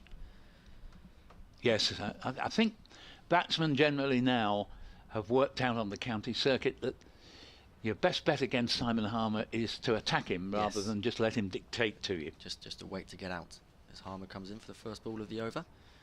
Crawley's up the wicket and clips it to mid-wicket. That's a dot ball. But it's good to see Crawley being proactive against Harmer, using his feet up the wicket, scoring at a rate of knots. As Harmer's gone for 35 or 5.1. Yes, first ball, Crawley down the pitch, hit him for 6. Harmer comes in again. Crawley stays in his crease. It turns, he just nudges it round the corner. Past where a leg slip would have been. They've come back for 2 as Porter fields it close to the boundary. So that takes Crawley to 98. And everything really is in favour of the batsman here. For all the recent rain, the ball is not slow over the outfield. In fact, it's travelling pretty quickly from both sides in this game. Yes, absolutely. Harmer comes in again. Crawley up the wicket. Just nudges it to mid-wicket. That's a dot ball. Yes, our ground staff, headed by Adrian Long, do a fantastic job of keeping the ground looking pristine, and especially with all the wet weather that we've had the last couple of weeks. It's just a testament to the great job that him and his team have done so far. Harmer comes in. Crawley rocks back, and he's hit it towards square leg. It's going, and it's 4 runs. Zach Crawley brings up his 102 off 96 deliveries. Hitting Harmer for a boundary to backward square leg. Compton and Crawley shaking hands in the middle. A fine innings from Crawley at a rate of knots. That is his first-class century for Kent since 2020, where he scored 105 off 100 balls against Hampshire in the Bob Willis Trophy, and I'm sure there will be many, many more. So Kent 141 for none, Crawley 102 off 96. Harmer comes in, 5th ball of the over. Crawley pumps it down to long on for a single. Well, that's the stat of the day. I think I'm astonished that that's his first century for Kent since 2020, albeit, of course, he hasn't played that often because he's so often be with England, but I'd have laid any odds that it wasn't that long ago. He's batted today to the manner born. Absolutely brilliant knock. 19 fours, 1-6, 82 of his 100 in boundaries. Last ball of the over, Harmer to Compton, and Compton respectfully plays a forward defence. Well, we had non-stop sunshine through the morning session, clouded up during lunch, and it was forecast that it would do that, but now it's cleared again. We've got glorious sunshine, one of the most picturesque grounds in the country, to be sure, here at the St Lawrence ground, and it really is a lovely sight with lots of leaves coming on the trees down at the Nackington Road end, a beautiful tint of green, sort of apple green, and just almost a poetically lovely sight here. And I'd like to second your praise for, did you say his name was Adrian Lowe? Adrian Long.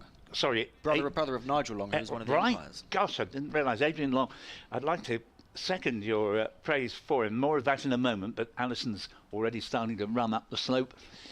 From the pavilion end, bowls, and Crawley just plays the ball almost laconically by his standards out to deep square leg for a single, 143 for no wicket, 104 not out to Crawley. Because in the match here last September, the Kent ground staff were absolutely magnificent. Probably not quite what Kent wanted, in that they almost got a draw with rain in the offing, but they did a brilliant job to get any play at all on that final day, and to get cricket going in time for Essex eventually to win the game. So Essex would certainly buy him at least a metaphorical drink as Allison comes round the wicket now to the left-handed Compton.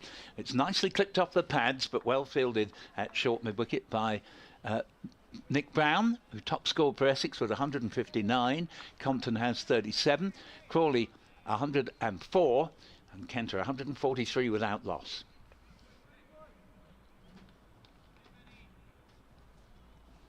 As you say, the outfield is beautifully mown, and the whole arena in splendid shape as Allison is in. Bowls and balls clipped away, and it's going away to deep backward square leg. 2 runs should be a formality. Compton races back. He it was who played the shot off the hip, and he moves along to 39, 145 for no wicket. And if anything, Kent are going along even more rapidly than Essex were at the start of the match. Yeah, so the pitch, it must be difficult to bowl on. Yeah. Compton and Crawley looking very comfortable. Touch wood. Compton 39 off 67. Yes, I mean, the margin for error is virtually nil here.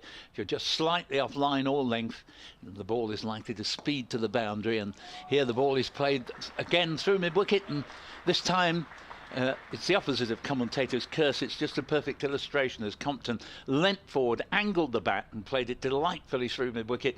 What made it a particularly good shot was the lack of real effort in it, just all finesse. And he moves along to 43, 149 for none. So, not the grandeur, if you like, of a full-blooded Zach Crawley boundary, but nevertheless a very well-crafted shot from Nick Compton. Ben Compton, sorry, apologies. And here is Allison bowling to Ben Compton. 2 slips in. Neither will be relevant to this particular delivery, which ends up in the hands of mid-on, which is Paul Walter. And Kent serenely make their way to 149 for no wicket. And just a matter now of what sort of tally of bonus points they can glean. Essex got maximum points, and certainly it looks to all the world as if Kent would do the same were time to allow. There's all day tomorrow, but very little likelihood, according to the forecast, of much play, as the next ball is played back past the bowler, and they'll be able to take quite a comfortable single to Paul Walter, who dives to field at mid-on. Looks as if he may have slightly strained something in the effort, but the 150 comes up. 150 for no wicket, and Compton, who scored freely off that particular Allison over, has moved along to 44. Crawley just through to his 100. 104 from 96 deliveries, 19 fours, 1 6. 150 for no wicket. Looks like Harmer will continue from the Nackington Road end. Yes, Harmer, who just in conversation with the Essex captain Tom Wesley. But as you were saying a few moments ago, Freddie, it's a thankless task bowling on this sublime pitch where the ball comes onto the bat and little deviation from the bowler's point of view. You really have to earn your wickets on this, or else take advantage of maybe the odd batsman's mistake. Harmer to Compton.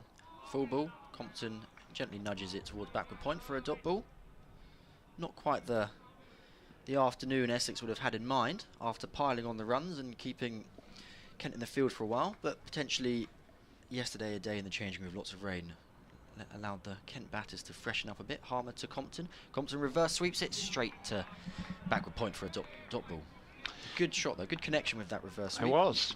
Yes, I was not that far away in East Sussex yesterday, and actually they'd have had a lot more play there. It was only when I was driving back towards Canterbury that heavy cloud developed. Yeah, it was quite a bleak day yesterday.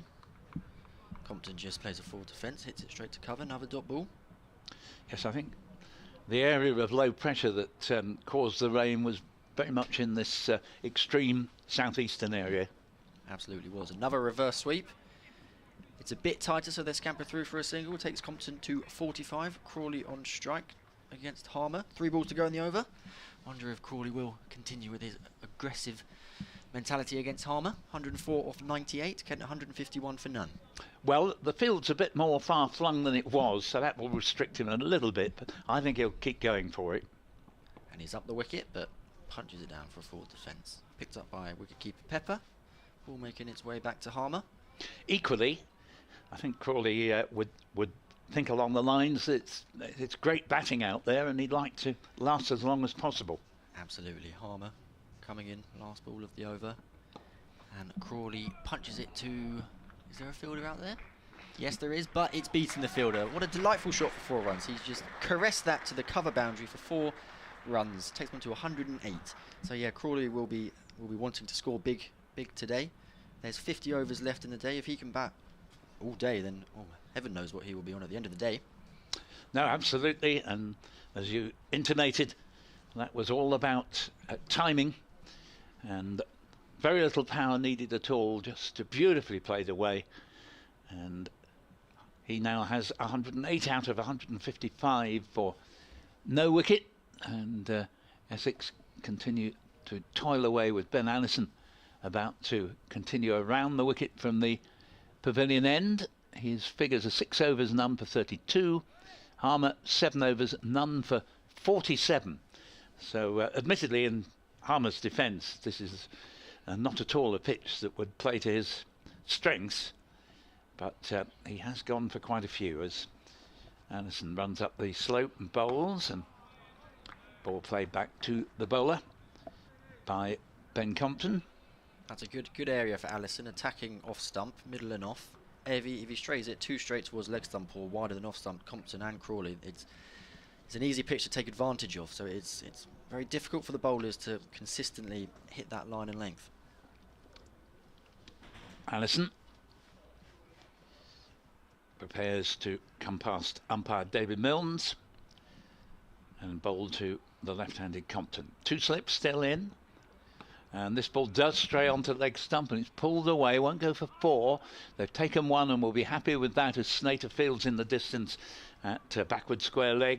156 for no wicket, 46 now to Compton. And Crawley into strike on 108. Compton has really accelerated in the last half hour or so.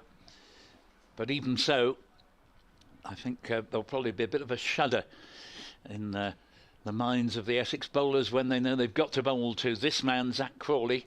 108 not out, and he's taken him exactly that number of deliveries as the next ball is played into the offside, and there is no run. I'm going to ask you a question, Paul.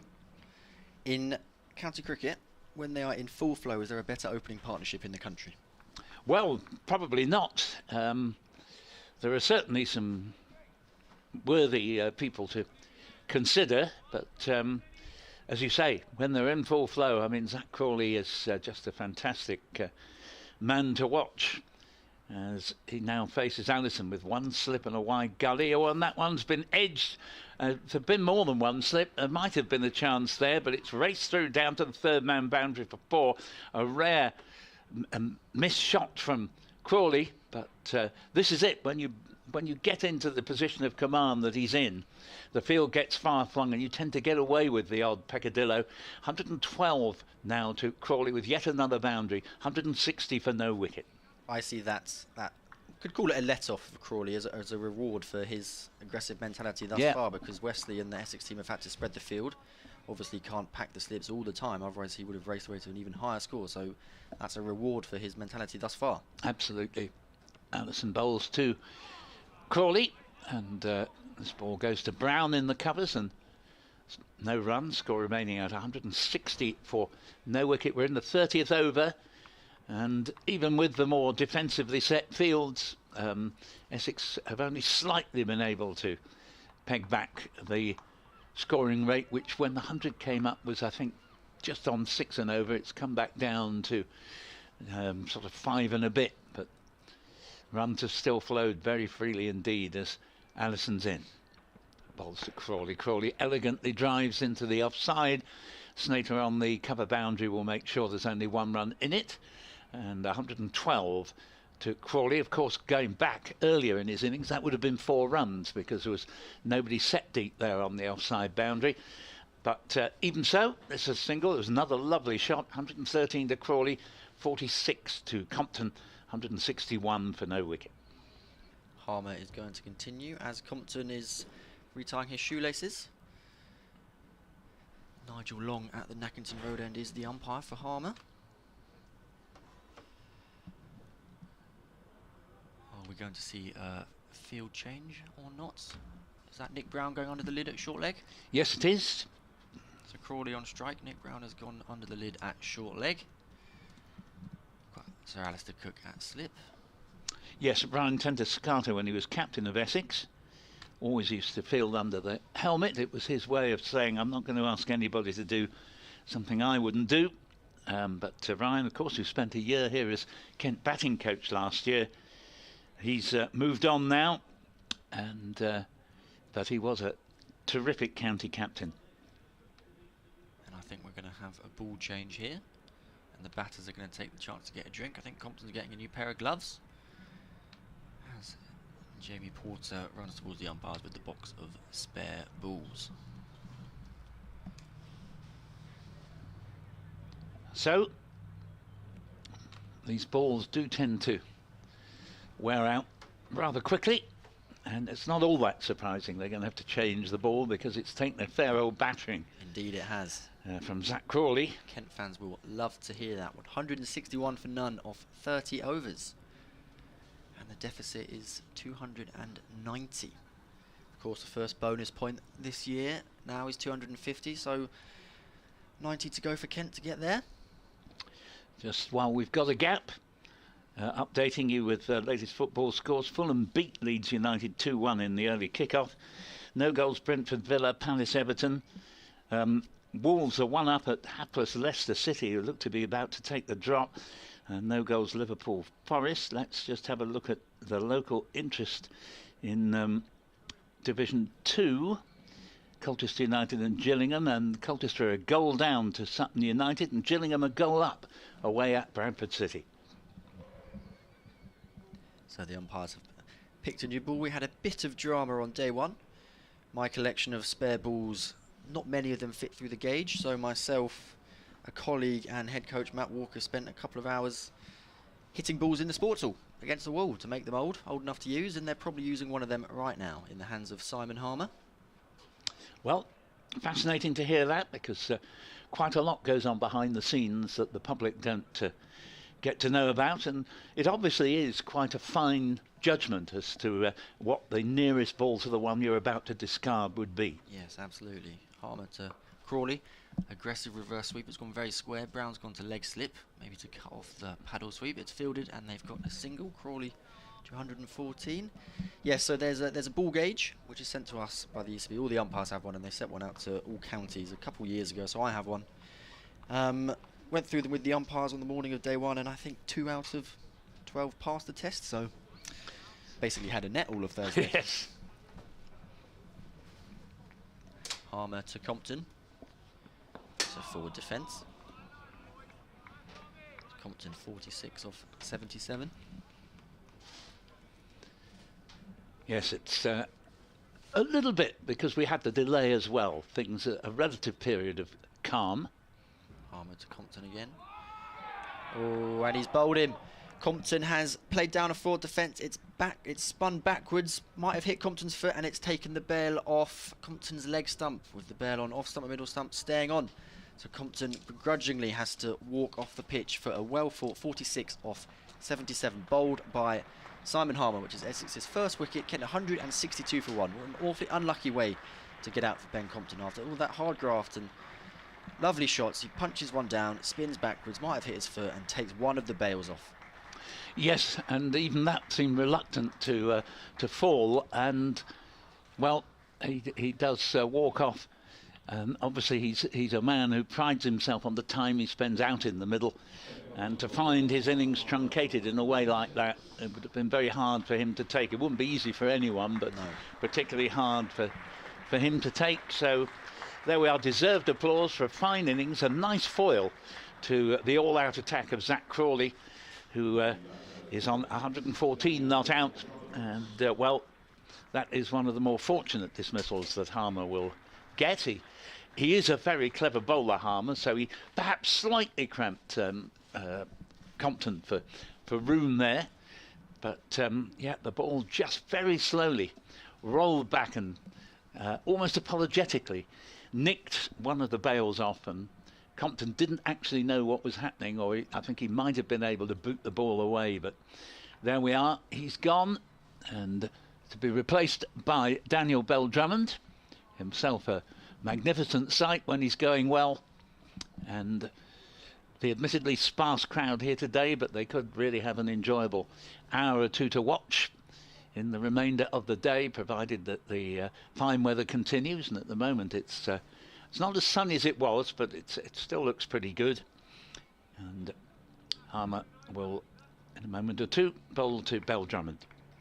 Yeah, Bell-Drummond has been in some good form so far this season. Hasn't got a big score yet, but he's been hitting the ball well at a strike rate as Harmer comes in. Bell-Drummond's first ball, and Bell-Drummond nudges it off his legs. It's got past the man. It's running towards the boundary. Is it going to get to the boundary? No, it's not. Very good fielding by that's Porter down there. Harmer coming around the wicket, a bit short, bounced up. Bell-Drummond nudges it off his legs, and they get back for 3 runs. So Bell-Drummond 3 runs off his first ball. Freddie, I'm just going to make way for Dave to return, Dave Fulton, and thank you very much. Very nice to commentate with you, and likewise. Leave you to complete the over. Thank you. So Harmer into Crawley, around the wicket. Crawley nudges it off his legs for a quick single towards square leg. Yes, so I believe I'm about to be joined by David Fulton, who Kent spectators and fans will know rather well.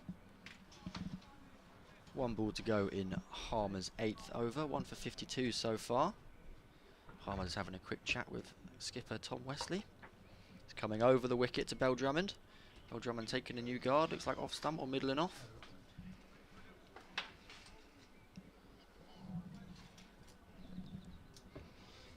Taking his guard, we have a slip, short leg, mid off cover, backward points, mid on, mid wickets, 2 mid wickets, and a short backward square leg. Harmer. Bell-Drummond punches it down into the ground, and it's stopped at short leg and picked up by mid wickets. So that's the end of Harmer's 8th over. Welcome, David. Yeah, Freddie, good afternoon. Good afternoon again, everyone. What a desperate way to get out for Ben Compton. Kind of middle of the bat, wasn't it? Kind of just propped back. Played the ball down into the ground, but it can happen with a spinner. The revolutions that they get on the ball can, if you play it late down into the footholes, can spin back. I'm not sure if it hit his foot or just off the footholes and back onto the stumps, but a really well compiled innings of 46. Typical Compton, obdurate, technically proficient, resolute, very strong mentally is Ben Compton. Knows exactly what he's doing, knows his super strength, what he's good at, what he's not good at, but should leave alone, wait for the chances to come where he can, for example, cut for fun. Porter now comes on at the pavilion end, replacing Allison. Yeah, Jamie Porter taken to a little bit by Zach Crawley in his first spell. 5 overs, 1 maiden, no wicket for 25. Just got a bit straight with the slope here at Canterbury. The ball going into the pads of Zach Crawley, just kept picking him off through mid-wicket. So here he is now from the pavilion end. Slope going the other way, and this one on the money. Crawley just playing it down the pitch. 115 unbeaten off just 107 deliveries. Been vintage Crawley today. It has indeed. That's the line and length from this end, I think, David. Attacking middle stump. Don't give him too much room either side. Yeah, I think with Zach, if you could be just in the corridor, almost want him driving kind of through the covers, really. But it's kind of length dependent as well. If you just dish him up half volleys in this kind of mood, he'll punish you. So Porter is straight, and Crawley driving down the ground, intercepted by Nick Brown at mid-off. There's no run. So Wesley with ball in hand, giving it a bit of a shine. Porter trudges back to the top of his mark. Umpire David Mills turns around and have a quick word, not sure what about. Crawley does his trademark little bat flip in his hands, and Porter, top of his mark, about to start his run-up. In he comes. So Crawley just defends this one into the offside. Big spell this from Jamie Porter to get 6 for at Lords. Game 1 that Essex won. A low scoring encounter. 97 runs they won by. And he took 6 for 35. It's been the spearhead across the last 5 or 6 years for Essex. He's in now, and Crawley is driving, not quite where he intended. He'll get a single. He was aiming that just to the onside of the stumps. It just offered down the slope, and a bit into out. I wonder how much Essex are missing Sam Cook, obviously injured for this match. Him and Porter have led the line for them so well the last few years, probably longer than that. But maybe it's a bit of a miss to not have him available on what looks like a pitch that he needs to be a rather skillful bowler to get wickets on. Not calling any of these bowlers unskillful, but Cook is extremely good at his trade. Yeah, tight hamstring for Sam Cook, just precautionary. These games come thick and fast, albeit kind of 4 days on, 3 days off in terms of the matches, but early season, not much workload as Bell-Drummond defends, and he's not going to get a run here into the covers. So yeah, a bit like Kent, you have to kind of rotate your quicks at this time of year. But yeah, Sam Cook is a fine bowler, and Kent probably pleased he's not playing in this one. So what's the news? Have you got any intel for us on the Grant Stewart? Looks like he's coming back from injury, is that right? I believe Michael so. Hogan, was that just rotation? Hogan and Putting you on the Quinn, spot? they were rested. Yep. Grant wasn't. I'll leave you to do this ball, David, then carry on. Driving is Bell-Drummond, half stopped by Jamie Porter. Yeah, so that Grant concludes the over. So Grant's on his way back from injury. He was bowling at the interval and seemed to be charging in, so hopefully he's back at full fitness, but I can't say for sure. We will find out in due course when the squad is announced for the Middlesex game next week. Starts on Thursday at Lords. We had Hogan and Quinn also bowling. They were rested for this match, and we also had Jazz Singh and Fred Clarkson bowling at the interval on a bowl through, and they had just got back from 4 days of cricket at Beckenham. First day was a washout, so essentially a 3-dayer. That was a drawn game against Surrey on quite a flat pitch, they were telling me. Yeah, I forgot about Fred Clarkson and the battery of Kent bowlers. I mean, we were talking yesterday about how Agar, McCurr and Nathan Gilchrist all quite similar.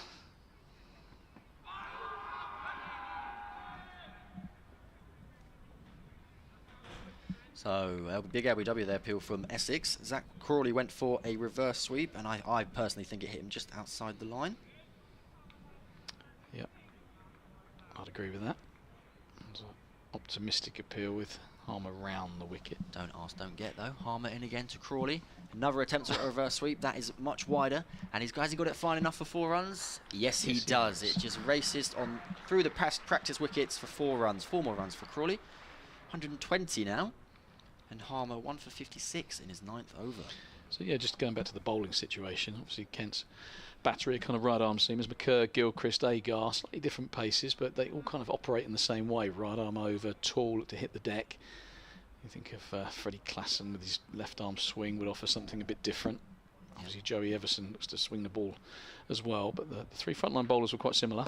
Palmer to Crawley, upper wicket. What a delightful shot. Hits it straight back past Palmer between DBD and the stumps, and that is 4 more runs. So back-to-back boundaries for Crawley, putting the pressure on Harmer and Essex here. Kent 171 for 1. Yeah, 8.5 overs, 1 for 60, Simon Harmer, that wicket of Ben Compton. But other than that, he's been expensive. I wonder when the last time he would have had similar figures in a first-class match in this country would have been. I think, as Paul was saying earlier, people are going after Simon Harmer more than they did. I think Zach Crawley's certainly no respecter of reputations, and Harmer's been one of the best for a period of time. But of course, when you've been the best, you're there to be shot at, and people have different plans. And over the years, I think the consensus is if you just let him bowl, he'll probably get you. So teams have looked to take him down. Harmer in again, and Crawley punches it down to backward square leg for a quick single. Bell-Drummond comes through. So .441, good cricket from Crawley, couple boundaries, rotates to strike. Bell-Drummond now on strike. Harmer looking a tad dejected, not all going to plan. Going to come over the wicket to Bell-Drummond. Giving the ball a little bit of a rub on his trousers, twirling his fingers as he comes up. Bell-Drummond on strike, a nudge towards square leg. Sorry, short leg, picked up by mid-wicket.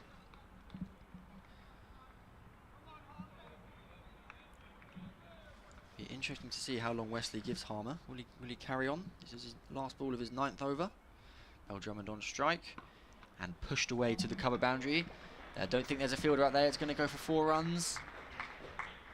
Yes, it is. It just trickles over the boundary, teases the fielder who dives but can't quite get it. 4 runs for Bell-Drummond. A good shot, timed right out the middle of the bat. Didn't hit it too hard, just caressed it, much like Crawley's one a few overs ago. So that was an expensive over for Harmer and Essex. A good one for Kent. 13 from it, 180 for 1. Yeah, the problem Kent have got here is, as well as they're playing, so much time has been taken out this game, and so good was Essex's first innings score of 451. It's difficult to see how Kent can win this game. Yep. So if they play, how many overs remaining in the day? 45. 45, so you go at 5 and over, which is kind of how they're scoring to 20. They'd be up. They won't be far off Essex's total, maybe a little bit behind, but with 1 day to play. So here's Jamie Porter bowling to Zach Crawley, who defends 2 mid on. There's no run, so yeah, they're unlikely unless they go absolutely bananas to go past Essex. No, I think with wickets in hand, bonus points is the current state of play. And then as the day progresses, after 35, 40 overs, Kent can reassess, build a plan for tomorrow. But obviously the forecast isn't good for tomorrow, but that's out of all of our control. So let's focus on what's in front of us. Yeah. As Porter to Crawley onto his hips. Yeah, just turn that one round down to long leg for a single. Yeah, I mean, what it does do from a Kent perspective is, and an England perspective in Zach's case, is it gets him into a decent touch, and that's good news for England, good news for Kent. Ben Compton's obviously had another strong start to the season with 88 last week and an unbeaten 100 against Northants. That was a fine 100 in the 4th innings. When does Zach go, Freddie? If expecting him to be with England, of course, especially on this kind of form, as a Porter's in and Bell-Drummond turns to mid-wicket, no run. So I believe it is just before the start of the blast, provided he's picked for the first test. Okay. So was that 5 or 6 championship matches he plays? Yes. So this. And they're not resting him for any. They're happy for him to just play. I'm not sure, David. I assume they're happy for him to play. I can't think of a reason off the top of my head why they wouldn't be. Especially if he continues to bat in this. Yeah, I mean, you want him to get in a rich vein of form, but sometimes, you know, the danger is he unfurls a couple of hundreds and they go, yeah, have a few days off, Zach. Bell-Drummond's pulling. You've got to watch where this one bounces, because he didn't get much of it, maybe a bottom edge onto the thigh pad, and it was threatening to loop onto the stumps. Danger averted. Yeah, I mean, look, if it was a Jimmy Anderson or Stuart Broad, they wouldn't play 5 or 6 back-to-back championship matches, but as a young opening batter, you'd expect him to just be allowed to play and bat and spend some time in the middle. Absolutely. But I guess if we also do have the 5th round of championship matches off, so that's Okay. an enforced rest for us. We then have a Hampshire match afterwards and a trip to the Oval. there's Porter, that's a good delivery. Bell-Drummond defends equal to it down the pitch. Okay, so 4 rounds of championship matches, then the 5th one off. Yep. And then Hampshire. 2 more championship matches, Hampshire at home, Surrey at the Oval, and then into the Blast. Right, okay. At which point Zach will depart. And there's some couple of good players in the wings. Tawanda. Absolutely. Obviously no Joe Denley in this game. No. So he will figure again. Harry Finch, I would imagine, Yep, one or Finch two others. and Mie have been getting runs in the second team. Yep. So there'll be 1 or 2 kind of champing at the bit. That's always the advantage of having an England player in your ranks, is the opportunity that occurs as Bell-Drummond just defends this to mid-on. It's always nice when that England player does well, contributes to the team, and then disappears, because it just opens a spot for somebody else and keeps everybody's mind in the second team kind of on that opportunity. Obviously there could be injuries and opportunities going to rise sooner than you think. But if you know that a player is likely to be called up for England, you want to make sure if you're in the twos you're scoring runs. Absolutely. Harmer's going to continue as Wesley gives him the ball. Bell-Drummond readjusting his pads at the non-striker's end. Crawley to take strike. We've got a slip and a leg slip. Otherwise quite a regulation field. We've got a deeper wicket and a long on. Harmer around the wicket to Crawley. Little shuffle up the wicket, turns it off his legs. A nice loud call of no from Bell-Drummond, and it's a dot ball. He's so softly spoken, Daniel, isn't he? That He is. You almost don't associate that shout of no, no, no, No. which you can hear, and people probably hear on the effects mic, bellowing out from the non-striker's end. Harmer to Crawley. There's a sweep. Is it fine enough? Yes, it's gone past the man, and that's going to be 4 more runs. Crawley now 130. Excellent shot that. Hits it down, runs along the floor, fine enough just to get past the backward square leg. 4 more runs. Harmer hands in pockets. Must be wondering what else he can do, other than get a bit of luck. Maybe Bolzak when he hits it straight down, spins onto the stumps. I think we're seeing a field change here. Must be for the sweep. Porter's gone to deep backward square leg. Yeah, 2 men back now, 1 behind square where that last shot went, and 1 for the slog sweep, more kind of 15 yards in front of square. Whoa, he dropped. I think that's a drop catch. Harmer comes around the wicket. Zach tries to sweep again, not with as much force. Gets a top edge and it loops very slowly over leg slip. I think he got 2 hands to it, but he couldn't just quite get up enough. Hits his fingertips and is down on the ground. They come back for 2 runs, so a let off for Crawley and a missed opportunity for Essex. Yeah, Nick Brown played so well with the bat, but that could be an expensive let off. He's at leg slip, and well described by Freddie Young. That one just looped over him ever so slowly. And Zach Crawley takes a more reserved clip off his legs down to the same region for a single. That's one of those horrible chances as a fielder. You think, I've got this, and then just as it hits your fingers, you think, ah, no, it's gone. Yeah, I think he should have had it. He never I do really agree. got off the floor, Nick Brown. It is sometimes tricky when they go that high and you've got a helmet on. Harmer to Bell-Drummond.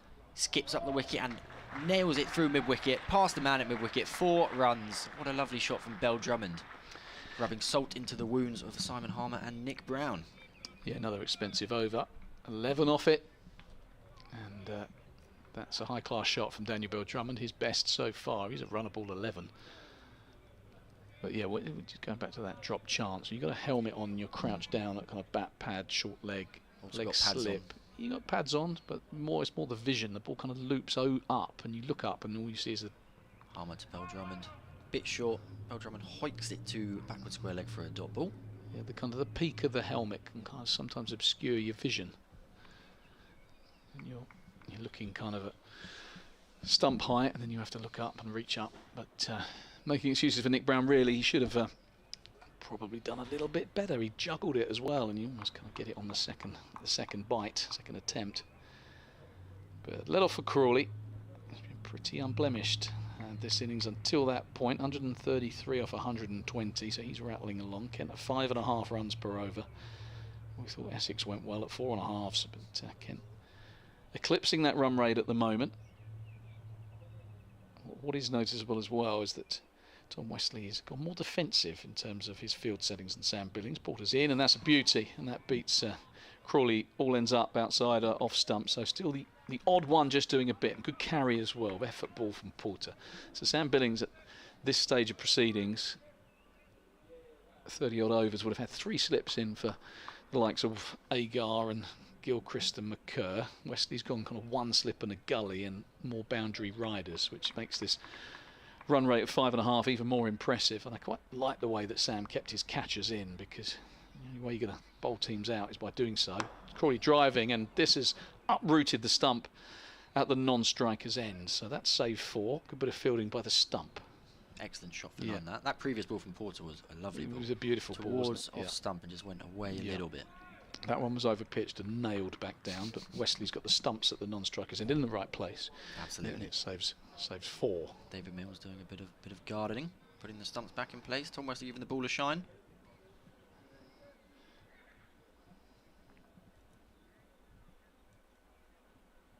Porter into Crawley. And played down defensively by Crawley to mid-on. Will that ball have put just a bit of doubt in Crawley and Bell-Drummond's mind, David? No. No, bowler's entitled to bowl a good ball. You just kind of doff your metaphorical cap at a good delivery and you just go on your merry way. Certainly Zach Crawley not going to slow down just because he's got a good one go past him. He's not going to change his approach. He's looking to attack. He's looking to pounce on anything that's over-pitched, particularly as this one is ever so slightly, and he drives well intercepted at extra cover. There's no run. An over of relative calm thus far, David. 4 dot balls from 4. Yeah, 4 dot balls. There was a diving stop at extra cover there. The stump got in the way. There could have easily been another couple of boundaries, but and there was one that flew past the outside edge. So it's pretty compelling stuff at the moment, I have to say. Hopefully you're enjoying the coverage at home. And so, that's a beauty. Porter certainly looking much better from the pavilion end, with the slope just taking the ball away from the right-handed Zach Crawley. So a couple of belters in this over. He just pats the pitch suspiciously and back he goes. But no, his approach won't change. A few shakes of the head from Porter, wondering what he must need to do to get a wicket. Yeah, well, that was the one that can easily just disturb the off bail, because it was pretty straight. 44 on his back, he's got that kind of skippy run, and he's in now and he bowls to Crawley, and once again it just goes down the hill. So good signs for Essex, albeit didn't carry through to Michael Pepper, but he's beaten Zach Crawley 3 times. Then maiden for Jamie Porter, 8 overs, 2 maidens now, no wicket for 27, but that probably the best over from a bowling point of view of this innings so far. As we watch Dan Lawrence walk down in front of us, he had a bit of a groin niggle. So he will probably be back in Essex's next round of matches. Didn't look anything too serious. He was running during the interval. So Harmer and Porter, architects of a couple of the championship victories, championship campaigns. Bell-Drummond on strike and played down to backward square leg dot ball. Yes, Harmer and Porter have been the masters of many a county's demise over the last few years, with Essex winning a couple of county championships. Harmer with ball in hand, top of his mark. Bell-Drummond on strike, tapping away. It's a bit wide, a bit fuller. Bell-Drummond didn't quite connect with it as he liked and punched it to point for a dot ball. So 8 dot balls in a row now. Essex fielders have got a bit chirpier, perhaps feeling there's something out there in it for them now. 42 overs to go. Harmer again into Bell-Drummond. Oh, it's a bit fuller. There's a big LBW appeal, but Nigel Long indicates that it is outside the line and probably missing the stumps. So Harmer conceding over 7 runs and over. That's mainly because Crawley has taken to him. There was a lovely shot from Bell-Drummond in the last over as well, but he's still asking questions. Harmer to Bell-Drummond. Bell-Drummond goes back. Backward defensive. Picked up by Alistair Cook at slip. Been a little bit wider of the off stump this over. Ball that got clipped for 4 when Daniel advanced down the wicket. It's a beautiful shot, but it was quite straight, and he's noticeably just dragged him a little bit wider outside off stump. Harmer again, wider to off stump. Bell-Drummond moves towards off stump and tries to nudge it to the leg side, but it's stopped by short leg. So another dot ball. This would be Harmer's first maiden. He needs one more dot ball to complete the set. Join the dots up in Lorne Hart's scorebook. Harmer to Bell-Drummond. And that is a dot ball. So first maiden for Harmer. Bell-Drummond nudges it to backward square leg. So 2 maidens in a row for Essex to just stem the flow ever so slightly, gets Harmer's economy rate under 7s. Small victories sometimes from a fielding side on a pitch like this against the likes of Crawley. Shane Warne's big mantra was 3 overs, sorry, 3 maidens, 3 consecutive maidens gets a wicket statistically. That was one of the things he'd often shout from slip. Definitely puts the pressure on the batters. David, I've got a question for you about these 2 batters. What do they have in common for Kent cricket? They have it in common with 4 other batters as well. Porter to Crawley. Yeah, here's Jamie Porter, who's been excellent since he's changed ends. So definitely the better end for him to bowl with the slope. So just with 4 other batters. 6 in total. 6 in total. So just being right-handed is not enough to... no, not enough. No, not enough. Good question. Go on, hit me with it, because I'm not going to get it. I'll hit you with it after this ball as Porter's running into Crawley. Yeah, he's in there past the umpire over me. It's a bit wide. And that is the first run off the bat for 14 deliveries, and it is crunched, dismissed by Zach Crawley. First one from Porter in a while that's offered up a bit of width. No second invitation for Crawley, and he smoked it. Very nice off the bat, that one. David, I'll put you out of your misery. Go on. Zach Crawley and Daniel Bell-Drummond are 2 of 6 batters to have scored 100 in all 3 formats for the county. Ah, so first class, list day and T20. Okay, the others being Joe Denley. Yep, there's one. It was basically anyone that scored 20 hundreds for Kent. So that is clipped, and it's gone down to fine leg. I was looking for it on the boundary. Okay, so who would have done that in 2020 cricket? Hundreds in 2020 cricket. Martin van Jaarsveld? Nope. No, more recently than that.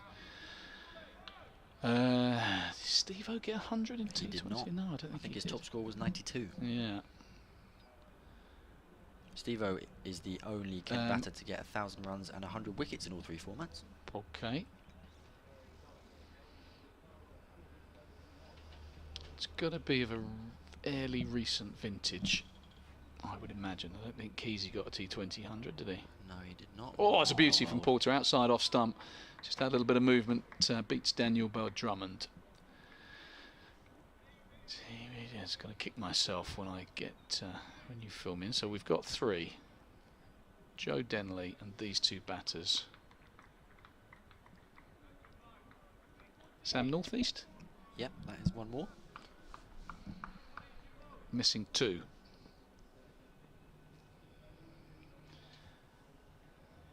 Is Porter. That's Freddie's. Oh, it's an absolute beauty. Bowling very well now, Jamie Porter. Yeah, that one. I mean, Daniel can sometimes make those deliveries look better than they are when he gets a little bit squared up and gets kind of a bit kind of inside out and fancy at it, rather than just staying nice and balanced and still. But that was still an absolute belter. Sam Billings, did he have a T20 100? Nope. I wouldn't have thought so where he bats. Don't think Coxey's got one. Not yet. Not yet is correct. Oh, Freddie, what we mean? We're missing 2, aren't we? We are. Okay. Just Andrew Simons. Yes, that's the 5th one. At the time, I believe that was the quickest ever T20 century. I think it was in Maidstone. I'm sure Liam Knight will correct me if I'm wrong. Maidstone. There was a game against Middlesex. He got 100. It was a game that was famous for other reasons. Andrew Simons. Missing 1. If anyone out there wants to tweet the answer, at Dave Tav Fulton, capital D, capital T, capital F.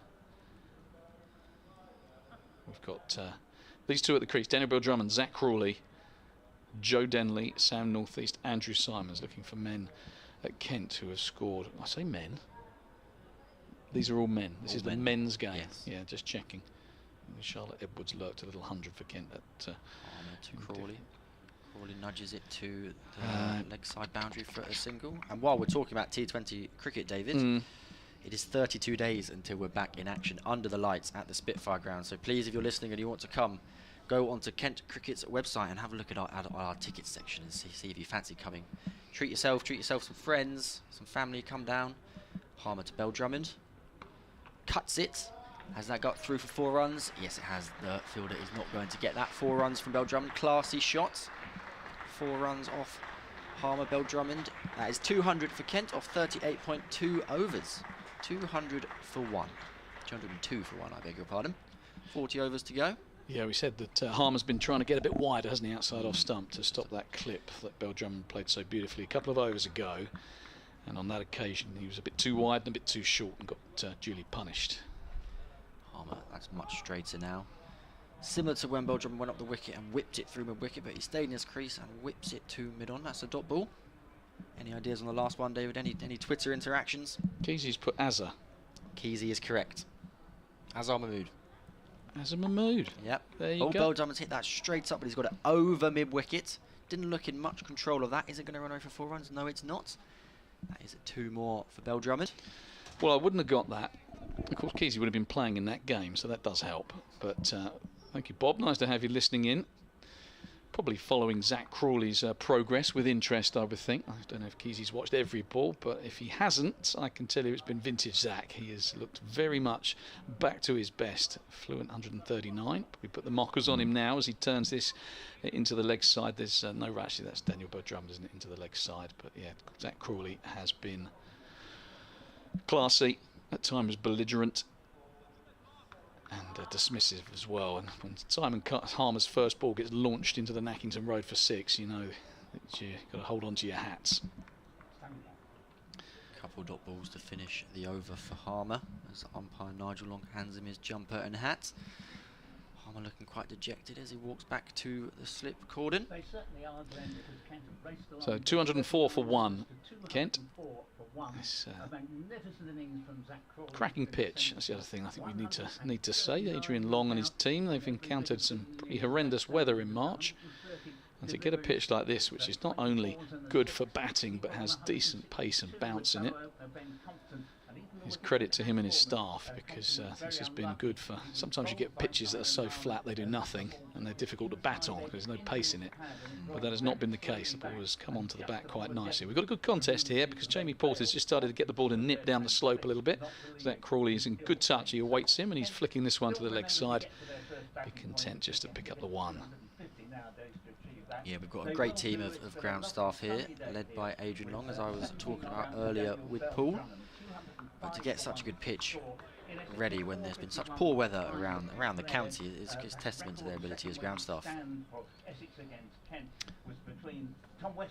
Bell-Drummond now on strike against Porter.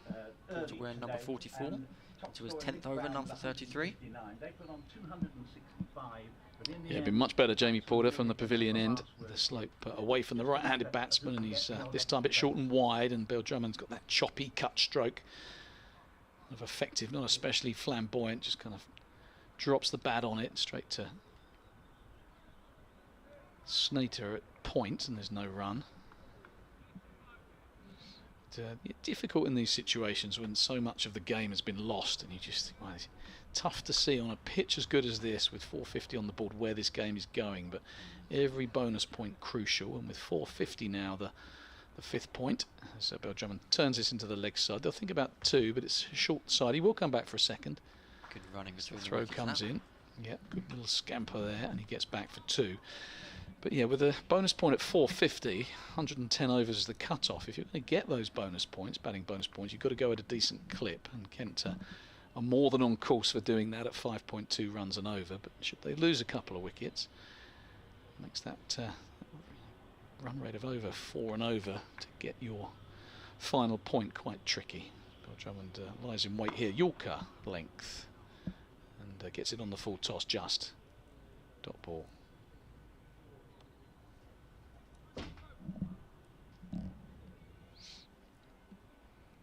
207 for 1. Kent, there's only been 2 extras so far in the innings. Bell-Drummond with his trademark little tap of the back of his bat. Gully has come out to, where's he going? Looks like mid-wicket. Mid-wicket it is. Porter running into Bell-Drummond. Oh, that stayed down a fraction. Really fast hands from Daniel Bell-Drummond. Gets the cut shot away. Wristy. That's the advantage of watching it closely and being able to adjust, because that didn't bounce as high as he would have expected. But he gets 4. Just 1 or 2 signs that the odd one stayed down from bowling from the pavilion end. Very good hands from Yeah, Bell-Drummond. quick hands. Whippy hands. Guides it down for 4 runs. Bell-Drummond now 23 or 30. Last ball of the over. Porter running in. So here's Porter. This one is on the money, threatening the stumps, and Daniel Bell-Drummond defends to mid-on. There's no run.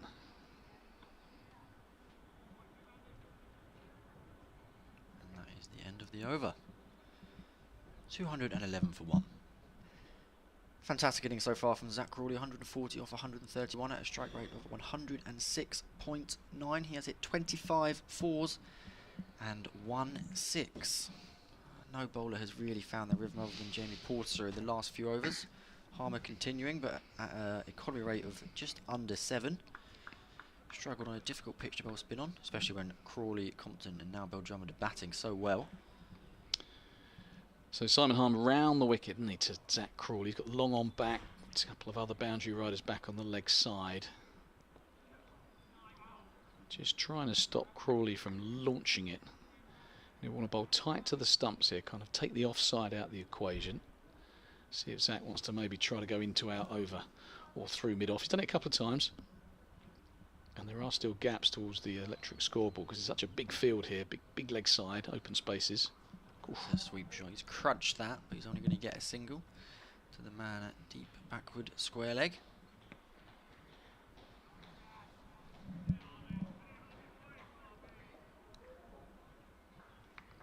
Field comes in now. Bell-Drummond on strike. Harmer in. That's a bit wide of off stump. It's quite full, and Bell-Drummond smothers it, and it trickles back to Harmer. Picks it up and is heading back to his mark. So Wes Agar settled in okay? I don't know if you had a chat with Paul. Yes, on there. I've chatted to Wes quite a bit. He's staying in a hotel in Canterbury, quite a nice hotel, Hampton by Hilton. And yeah, he's settled in very nice. He's been walking around. He said he's walked around town quite a few times. Seems to have got over the jet lag quite a bit. So yeah, seems to have settled in. You've spoken to him well. about this lack of jumper. No, I got really perturbed watching the first 2 days. It was about 5 degrees with the wind chill. He's from South Australia and he's wandering around in a shirt that's half a size too small with no jumper.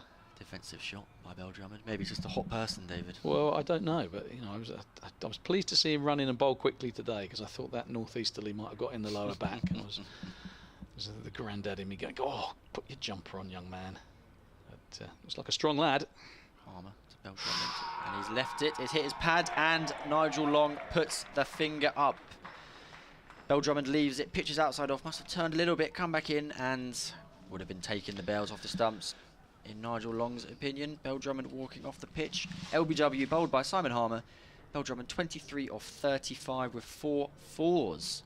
Yeah, it was a strange lead from Danny Bell-Drummond. That we've seen the ball turn quite sharply, and he looks somewhat aggrieved. But certainly from where we're looking, and we're right behind the line, it was close, very close, and close enough for Nigel Long. He's a dangerous game, leaving the ball to an off spinner like Simon Harmer, who gives it a real tweak. He said he just changed that line. He bowled that little bit wider, caused Daniel a few more problems, and eventually he gets his man. So they come off at 4 o'clock. That is tea.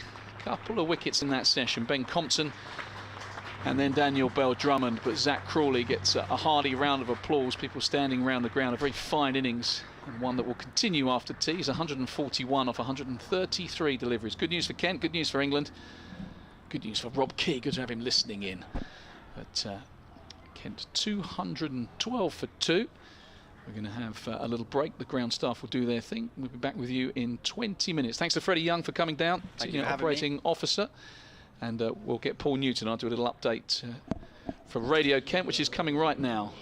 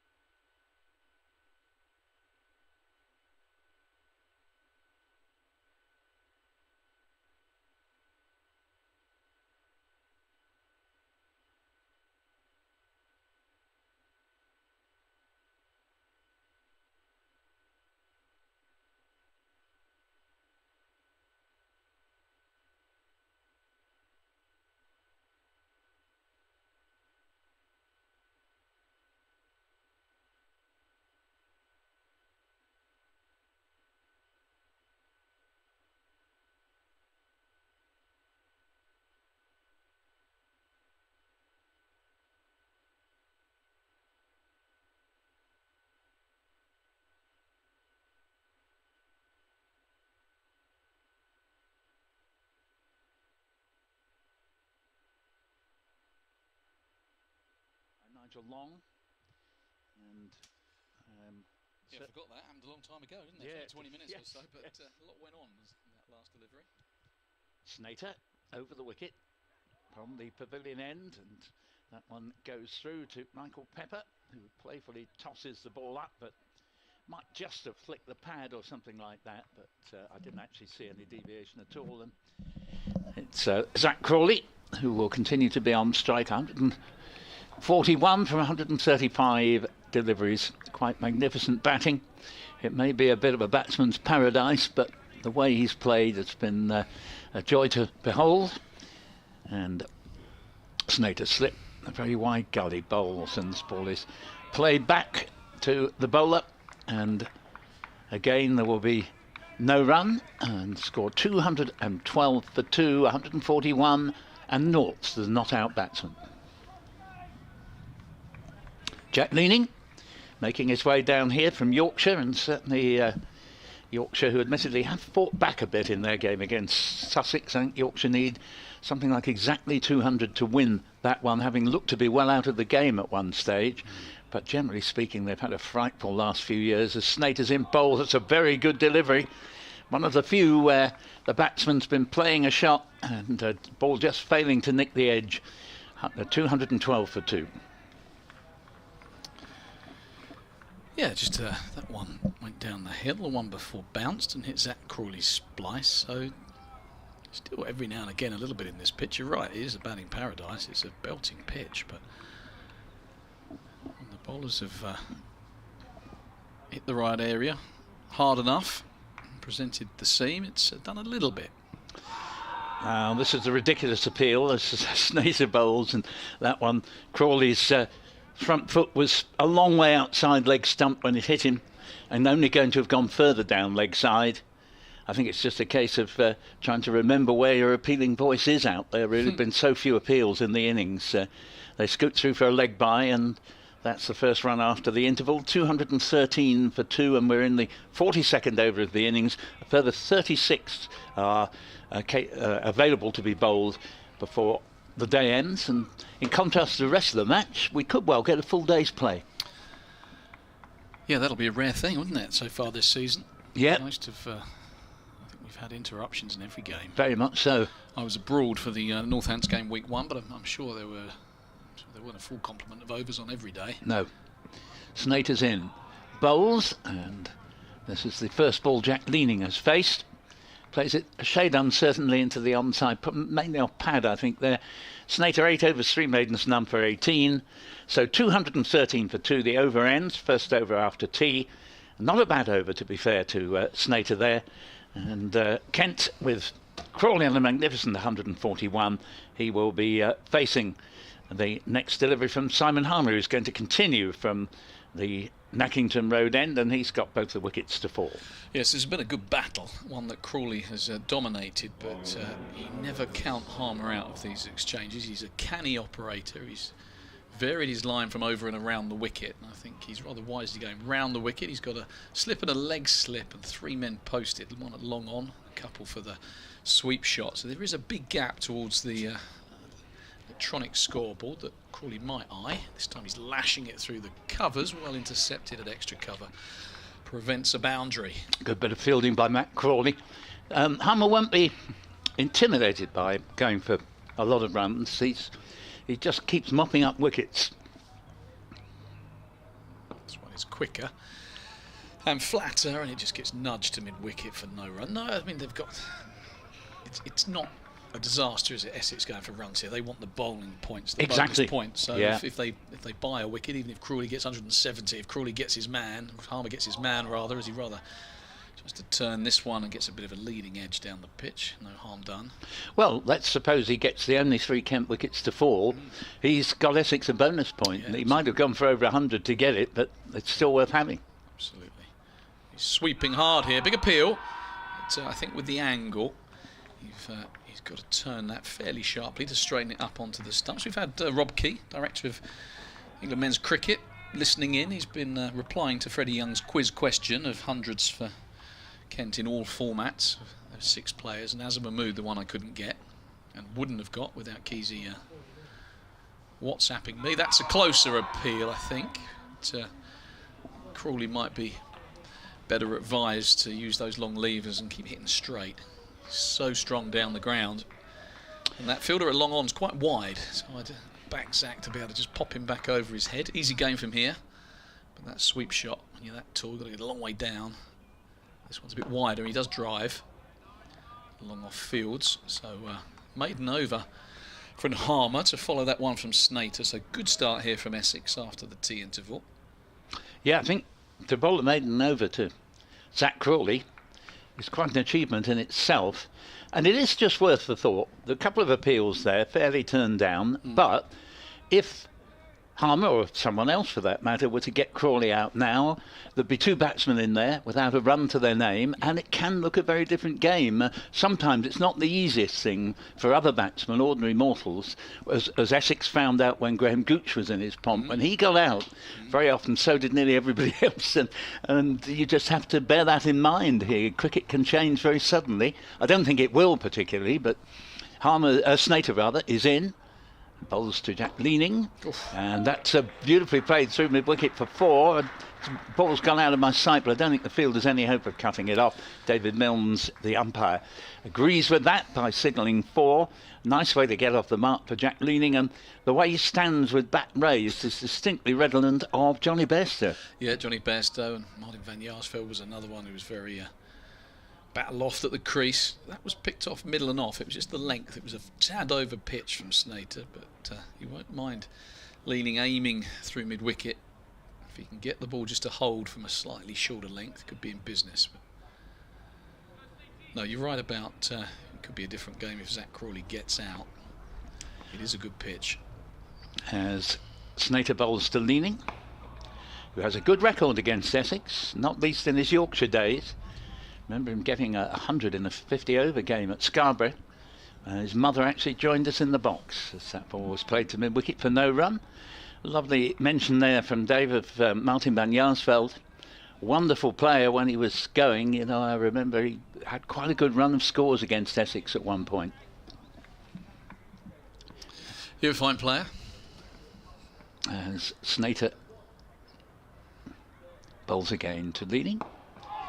Played down to Porter at mid-on. There's no run, and I also particularly remember an occasion when Van Jaarsveld was stumped quite brilliantly by James Foster, and I think it would have been given not out if it weren't for the fact it was a televised Sunday game, and therefore they had the equipment to be able to run it over several times, and Foster had got his man. It's absolutely outstanding piece of keeping.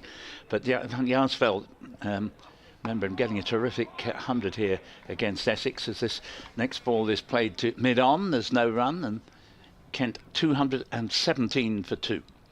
We've got hundreds in each innings on his debut. I don't think too many players have done that, certainly for Kent or anywhere else. No. Against Warwickshire 2005. I had the pleasure of being up the other end for a little while during one of them. And we thought, crikey, we knew we'd signed a good one. We didn't realise he was quite that good. Coming in after we'd lost Ed Smith and Alex Loudon the previous winter.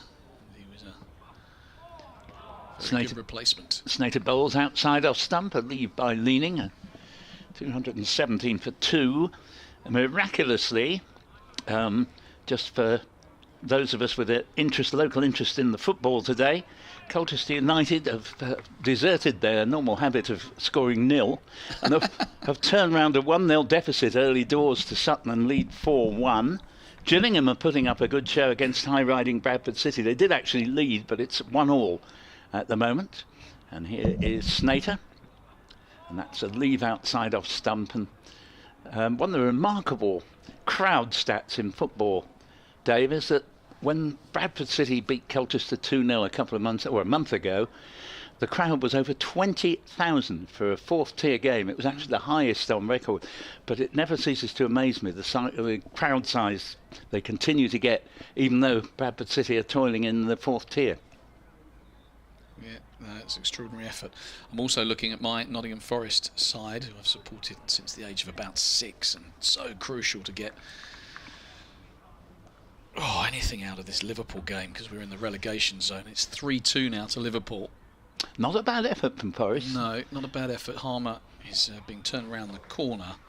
So we've been 1-0 down, 2-1 down. Both occasions we've got back on level terms, and 3 minutes after having scored an equaliser, they've gone ahead again. So, yeah, Morgan Gibbs-White on 67 minutes, and then Mohamed Salah has scored on 70 minutes. So 3-2, but you never know against Liverpool because their defence has been a bit creakier this year, so we might just get something. You might. The off-putting thing is just how difficult Forest have found goal scoring, and isn't it at Anfield? If It's I remember at right? Anfield, yeah. Fortress Anfield. As Harmer tosses that one up a little bit wider, a bit more air because it's the new batsman leaning. Let's have a little look how others are getting on. I'm going to look at the National League. Check Bromley in a second. As leans down the wicket, tried something quite expansive there, like he was going to go over the top. Bromley 2-0 up against Chesterfield, so that'll please Matt Cole, who's watching on there. Hang on. Report on Sports Hub from Hayes Lane.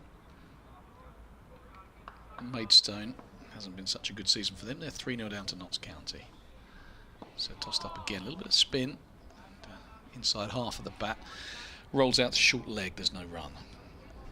Big game for Wrexham this afternoon. I think a win for Wrexham. My wife is an adopted Wrexham fan. She's a Chelsea season ticket holder, but she sees herself more as a Wrexham fan. She's more of a kind of Ryan Reynolds fan, really, but that story has kind of captured her imagination, and that has turned and bounced from Simon Harmer. And Michael Pepper has gloves on head, which would suggest that missed off stump by a whisker. Rather interesting looking at that delivery. Had the game been able to go its full course, this might have got quite interesting. Well, again, credit as this one is defended by Jack leaning quietly out on the offside. Credit to the ground staff, because you want a pitch that just offers the seamers a little bit early on. That's good for batting, that has pace and bounce, and that will spin. And if anyone's going to spin it, Simon Harmer will. So you're right. Without the rain interruptions, this could have been a real cracking match. Who knows how it will turn out? There's still a bit of cricket to be played, so we don't want to put the kibosh on it yet as a contest. But at 218 for 2 in reply to 451 for 5, you'd imagine a draw is inevitable, especially with the forecast tomorrow. Had the forecast been good tomorrow, then perhaps captains might have got creative. Yeah, no, exactly. But with the forecast, the rain around, it's so difficult to kind of set up a game because you're not sure how much play you're going to get. So bonus points, you'd think, are the way forwards. Snater begins a new over from the pavilion end, top ball down to mid-on. And batsman is Crawley, 142 not out of 218 for 2. Yes, just mention of Bradford City. My switch from teaching to broadcasting began at Pennine Radio in Bradford. Second game I was ever sent out to. Bradford City v Lincoln on May the 11th, 1985, the Bradford City Fire. And that was the closest I've come, I think, to a premature end, as the next ball is played there, and there's no run into the covers. Nick Brown fields, and literally within 10 seconds of my scrambling over the wall or being helped over the wall, I looked back and everything had gone. And thankfully, everyone who was trying to get out onto the pitch did so, bar one. There's only one person who took that route who died, but the others, I'm afraid, tried to go inside only to find all the gates were locked. The most awful thing to happen. The only consolation would have been it would have been quick, as the next ball is played to short mid-wicket. But that was your first game? That was my second ever game sent out. The first was the previous week, where Bradford City lost to Reading 5-3, and the next game, City were 1-0 up to Lincoln at the time. They let the score stand, even though there was only half an hour gone, and they were promoted. But yeah, a day I'd never forget.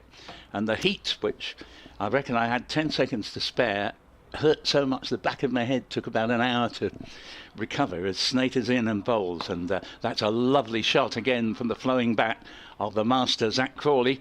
But he won't get a run, as it's fielded again at extra cover by Nick Brown.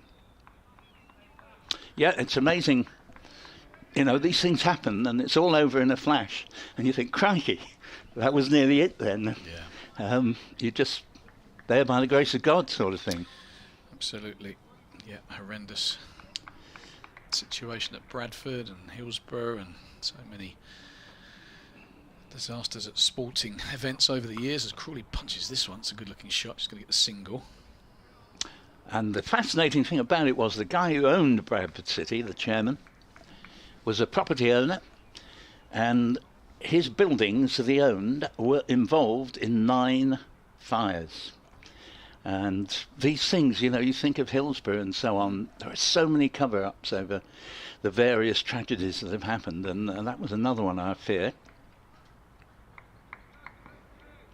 Let's run you around the scores from around the country in a little while. That ball's played out into the covers. No run. Slater diligently keeping going. And as was true when Kent were bowling, when the batting's on top, the little breaks tend not to go your way as a bowling side. The reverse is true, of course, if the ball's doing rather more. And anybody who even plays at a ball at times seems to get an edge and be out caught. But it's been a batsman's game to date, and Kent 219 for 2, replying to Essex's 451 for 5 declared. One result today already in Division 1, and I saw a tweet from Hampshire, the biggest win in their history. They beat Northants by an innings and 270 runs, 482 for 8, Northants 149 and 63 as Harmer comes round the wicket to Crawley. Down, scampers down the wicket, clips into the leg side. He'd probably get 2 here because he was already a good yard and a half down the wicket when he made contact with the ball, so it's easy 2 to the long side of the ground. So yeah, Northants, who were beaten here quite comfortably by Kent, have now been thumped by Hampshire. Gloucestershire, this is in Division 2, 231 and 124 for 1. They were 45 for 7 as Crawley plays this one round the corner to the long leg, just the single this time. And Worcester scheduled out for 157, that game affected by rain yesterday as well. Taunton, Somerset, 28 without loss in their second innings. Lancashire amassed 554 in reply to Somerset's 441, so Somerset trailing by 85, but unscathed second time around. So good pitch at Taunton. Sweeping is leaning, and he's going to get a boundary. Does like the sweep shot. And Harmer trying to bring the field up, possibly induce that shot, but Leaning has played it and executed it well. He's a fine player, Jack Leaning. As I mentioned earlier, he's got a very good record against Essex, and a very good signing from a Kent point of view, and can't help feeling that Yorkshire wish they'd managed to hold on to him. Yeah. Talking of Yorkshire, good game at Hove at the moment. Yorkshire are 24 for 1, need 177 more runs to beat Sussex, who were skittled out in their second innings for 137. So game on the south coast as Leaning goes for a paddle, and rather amusingly Nick Brown went to cut it off, only to see it come off a Q end and go in the other direction. Yeah, what a strange county Sussex have been these last few years. You know, at one point very much multi-championship winning in the first division. Good delivery from Harmer. That's the perfect line, the line of the county for Daniel Bell-Drummond when he shouldered arms, foot outside off stump, spinning back. Yeah, they had a good team back then. It was a team I played against a lot with. Mushy. Well, with Mushy and with little success. I was often mushied. I was often Jason Lurie and James Kirtley as well, as this one's defended into the onside. I remember spending ages practicing against spin and raking on net wickets and getting people to throw it into the rough to simulate facing Mushy. Yeah. Only to be LBW Jason Lurie, first ball of the game on one occasion. Oh, yeah, I forgot about him. I should have practiced my work against left arm in swing. He was an incredible bowler. He'd come up from, I think, Somerset via Surrey, had a brief spell at Surrey, and signed, signed for Sussex. I think he played against Sussex for Surrey the season before he joined and did well. They snapped him up because Surrey had Sackley Mushtaq, didn't they? Yeah. So counties often sign up a player who's had a good game against them, and but I don't think anybody quite foresaw just what a dramatic effect he would have as Snater's in and bowls, and this ball's clipped off the pads for a single by Zach Crawley, who's playing so well here, very cannily as well. He's 146 not out, and they may just be a bit. No, in fact, they have. Yes, they have. They were a bit slow. 147 not out, 227 for 2, and for me, he's reined himself in a little bit. He has. I was just about to say the same thing. He was above a runner ball. He's now slipped below a runner ball, and that's because of the the new batsman, Jack Leaning, just aware the point you made, which is if he gets out, they open up both ends, 2 new batters, and Crawley very aware that he doesn't want that to happen, so he's just reined himself back a bit. Snater to Leaning, well outside off stump, shaping away, and score remaining at 227 for 2 as the batsman leaves that one to the wicket-keeper. And yeah, Zach Crawley, as I say, a wonderful player to watch, can be a little bit impetuous, so I'm actually impressed with the way he's gone into a slower mood here, realistically both to help his side. I think increase his own chances of making a 200 here rather than 100 and something, but we shall see. He needs another 53 to achieve that. Leaning again leaves an even wider delivery from Snater, 227 for 2. It had a bit of a waist shape on it, didn't it? It was a real teasy delivery, one of those ones that bowlers sometimes throw up, become a wider waist swinger, can lure you into a drive. Too easy to snick it, but yeah, Zach's played very nicely. He can kind of move through the gears, but you're right, good to see him kind of drop back down the gears on occasion as well. Snater again, 2 slips in now. First of them is pretty wide, actually. There's quite a gap between wicket-keeper and first slip. And this next ball, leans forward, no pun intended, plays it to Allison square on the offside, 227 for 2. Still, your boys are 3-2 down at Liverpool, but that's a good effort. Leicester have come from behind to lead Wolves 2-1. That could be a vital result. That's not good news from a Forest perspective, and we could do with Palace scoring against Everton as well. Meanwhile, Brentford threatening to end Villa's very good recent run. They're 1-0 up. Fulham beat Leeds 2-1 earlier. Snater's in and bowls, and this ball is turned to Bracewell at mid-wicket, and there will be no run. The score remaining at 227 for 2. A little bit more of a contest out there now. It's less entertaining from the point of view of not seeing Crawley hit these magnificent regal boundaries, but in another sense, there's a more even sense of a more even balance between bat and ball. Yeah, what they've done quite well, Essex, they've got Harmer toiling away at one end, who started to hit his straps, and the seamers are all better suited coming from the pavilion end. They all want to take it away from the right-hander. Oh, and here's a play and a miss, just illustrating your point as that leaves Leaning there, and he was definitely playing at that one. The earlier ones he'd left deliberately, but he was playing at that. Fortunate not to get the edge. He has 8, and Crawley 147. And Kent at 227 for 2, and if nothing else in a rain-ruined match, particularly if we take into account the forecast for tomorrow, but it's been a delight today. We've seen some superb batsmanship from both sides. Well, we've seen good cricket all round, haven't we? I mean, you think they're going back to the Tom Wesley wicket for those who weren't with us earlier. Bouncer from Conor McCurr. Wesley hit it well, swiveled on it. Thought it was going to go for 6, would have gone for 6 had Daniel Bell-Drummond not intercepted it, caught it, was going over the rope, so he flicked it up in the air for Ben Compton to run in and dive from a deep mid-wicket. It was a great bit of cricket. There's a Harmer into Crawley, who skips down the wicket and then decides against anything other than the forward defensive. And then we had a great caught and bowled catch by Conor McCurr, diving to his left to get rid of Matt Critchley. So there was some good out cricket from Kent on a good pitch. Sweeping, fine. Missing leg stump, that one. There is a leg slip, but I think if Crawley was to get hold of it, Nick Brown would probably not see it. But Harmer coming round the wicket using all his experience. Just wonder whether Crawley be thinking reverse sweep. I think there might be a man back. He just turns his square and he'll get a single. I think there's a man back on the cover boundary. I can't quite see. He might come up now. Yeah, he is indeed. So there's a kind of bizarre fielding position where 3 out on the leg side and the only man back on the offside was there for the reverse sweep. How the game has changed. Bracewell there, the man emerging from obscurity.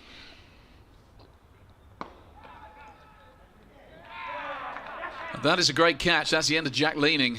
So we talked about Simon Harmer being expensive but taking wickets. That is a really good catch. Looking at the size of him, I think it might be Paul Walter. You're absolutely right. So he used every inch of his frame and his long arms there. Jack Leaning down the wicket, lofting into the leg side. Kind of closed the face on it a little bit. Might have been better advised to go back over the bowler's head, but probably just gripped a bit. That's what Harmer can do to you. And he, I think when he hit it, he probably thought he was still going to get 4, but tall frame of Paul Walter dived forwards and to his right, took a great catch. So another good piece of cricket. We've seen plenty today. It's been good viewing. Kent lose their 3rd wicket to 28 for 3, and Leaning has gone for 7. Yeah, and Paul Walter there, who knows, may have been the only Essex fieldsman who might have taken that, because he used the full extent of his 6 foot 7 inches, plus however long his arms are, to... I didn't think he was going to get there. No, and at the last minute he dived and just got hands underneath it. And it was a fine bit of fielding. And Essex now have that bonus point via Simon Harmer. And that scenario I was painting a quarter of an hour ago, that OK, he's been expensive. He's gone for nearly 193 off 16.4 overs, which is very expensive by his standards. But he's... in that scenario I painted, he's got all 3 wickets to fall, and Essex, as a result of that, will guarantee themselves at least 1 bowling bonus point that they quite clearly wouldn't have, or should we say very unlikely would have got without him.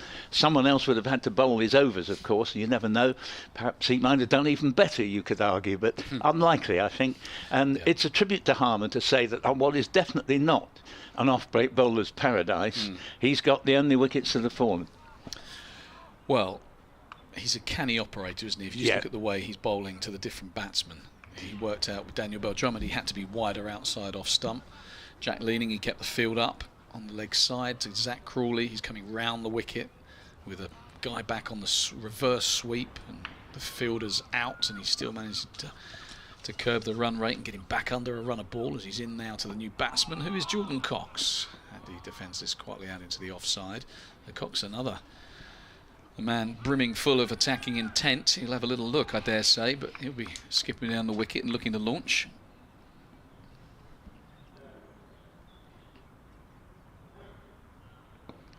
Defends this one to Brown at bat pad. Well, Jordan Cox, that over ends 228 for 3. Jordan Cox played heroically here against Essex last year.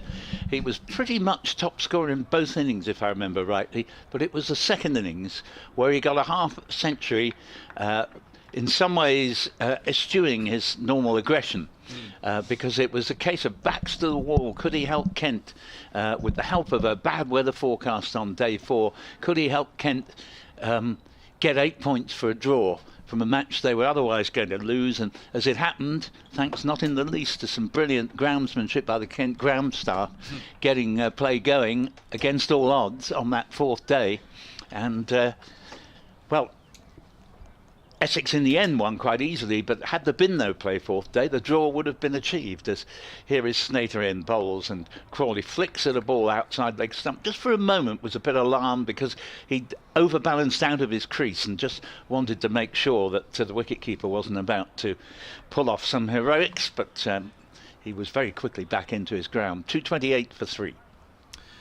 Yeah, Michael Pepper has been up to the stumps to Shane Snater, but not on that occasion. But you're right, Zach just toppled over that one a fraction. It can happen when the ball's that far down leg side.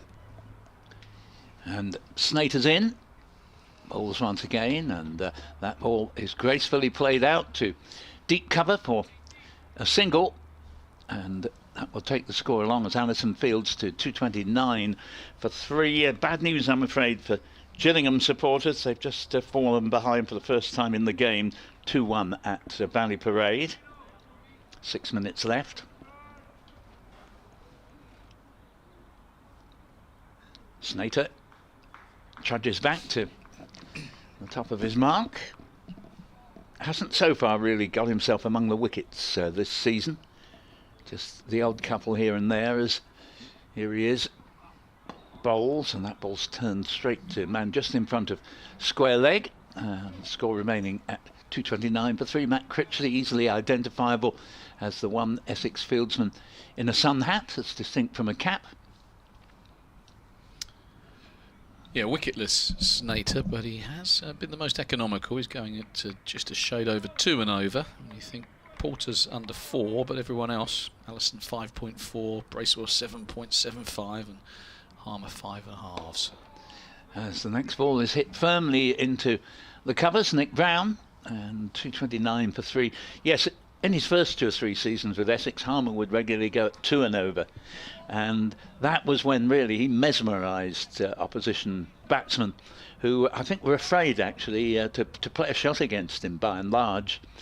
One exception was Harry Brook in a game where Essex bowled Yorkshire out for 50 at Chelmsford in 2018 and still managed to lose, and that takes a bit of doing as Snater's on his way in. Sun's gone in for the moment, bowls, and this ball's stylishly guided by Jordan Cox, and it's half stopped by Allison diving at backward point, and they can even come back for a third run here as the ball goes to within about 5 yards of the, or maybe 10 of the backward point boundaries. A long boundary out there, and the score moves along to 232 for 3, and Cox is off the mark with that threesome.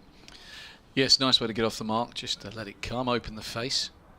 Timed it as well, it was half, just a little hand at backward point, took a bit of sting off it. Comfortable 3, brings Crawley back on strike for the last ball of the over. Snater bowls to him. Oof. And that ball is whipped away off middle stump and goes down to fine leg.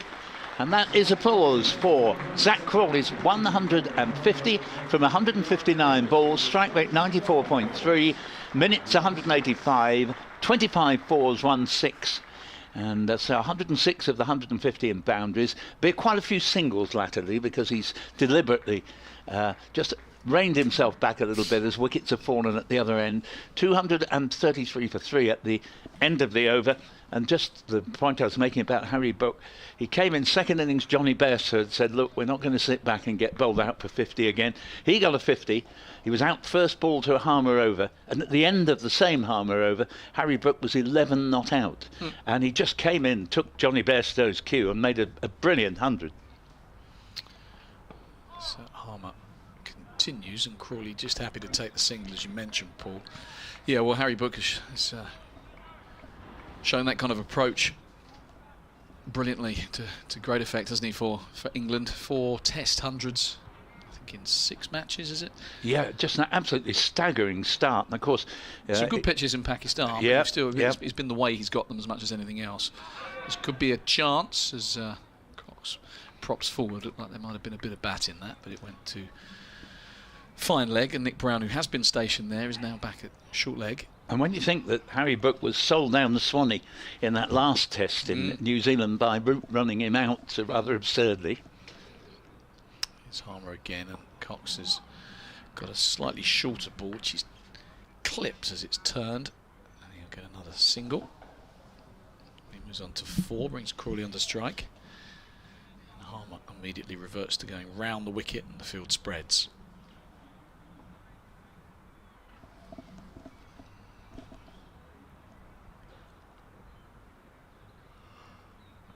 Quicker reverse sweep, Alistair Cook stops it. That is about the first thing that Alistair Cook has done since he got out for the first morning for a very flamboyant 39 off 30 deliveries. I did see him, I say, go for a run yesterday evening. So I was driving home, he was coming back the other way. That's his first stop in the field. As Crawley thinks about a single, decides against. He was on the back foot, and Snater was in quite quickly at mid-wicket. Yes. To make up for all the running he hasn't done while fielding, he regularly does 3 or 4 laps of the track, as it were, after play. Yeah, he's down the wicket this time, Crawley, and Harmer sees him coming, adjusts his length, and Crawley just plays it defensively.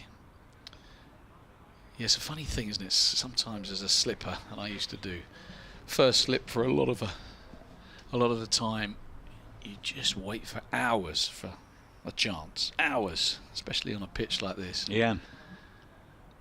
And then suddenly you're expected to grab something, having not moved other than between overs for the best part of 5 hours. But that's the concentration, and Alistair Cook has many qualities, of which concentration would be right up there.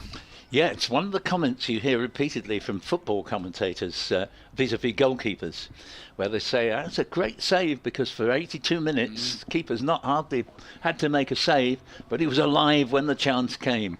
And yep, you know, this is it. One thing you must have if you're going to be a good sportsman is good concentration. And here Snater bowls one outside off stump, sufficiently far outside for Jordan Cox to ignore. He's on 4, Crawley on 151.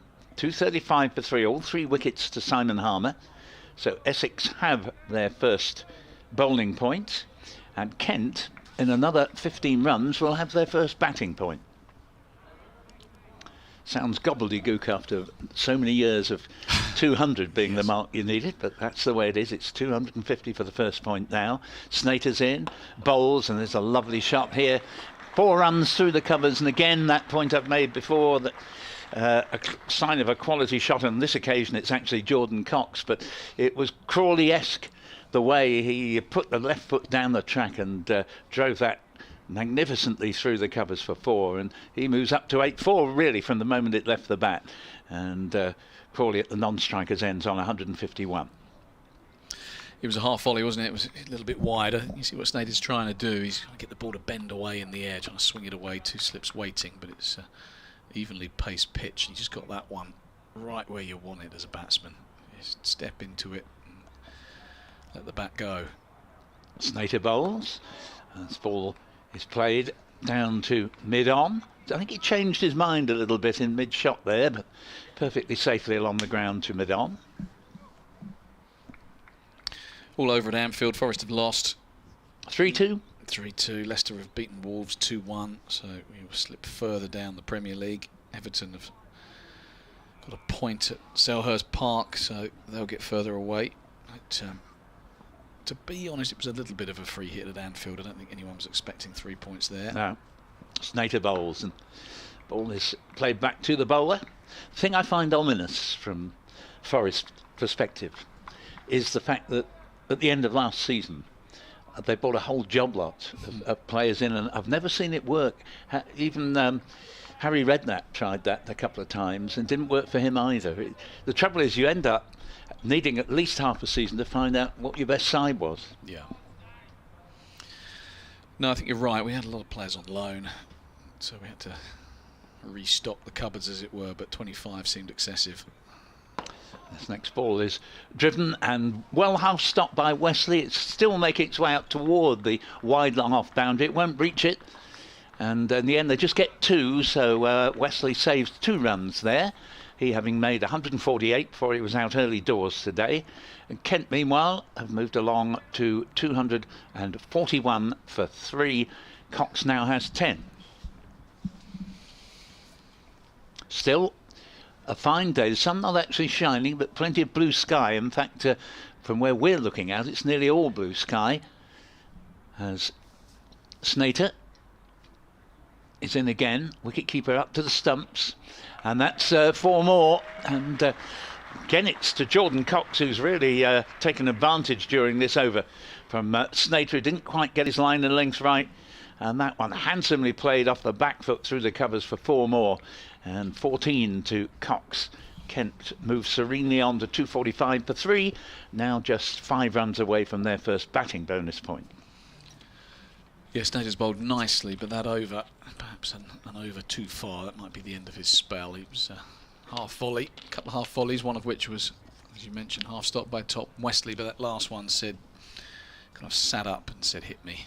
And, Cox duly obliged. He's down on his haunches, Snater. So I think that could be the end of him. Wouldn't be surprised to see Doug Bracewell as the latest seamer to be pressed into action from the pavilion end. Harmer doing a valiant job from the Nackington Road end. Has just stemmed the flow of runs. Run rate of 4.7, but at one stage it was closer to 6 than 5. He's bowling to Crawley, who's down the wicket and then just turns it into the leg side. The shots that Crawley's played more recently would suggest the ball's beginning to spin, because you come down the wicket and you kind of, it's like you're coming down to punch it to long on for a single, but such is the drop that Harmer gets and a bit of spin that you end up turning it square on the leg side. So some indications that there's a little bit in this pitch for Simon Harmer. He's got Cox in his sights now as he's outside off stump, and Cox defends no run. But as you said, with Jordan Cox, he's an aggressive player and played some lovely shots in that last over from Snater, who couldn't stop taking wickets at the end of last season, still looking for some this time on the front foot. Nice attacking line again from Harmer. So played quietly out.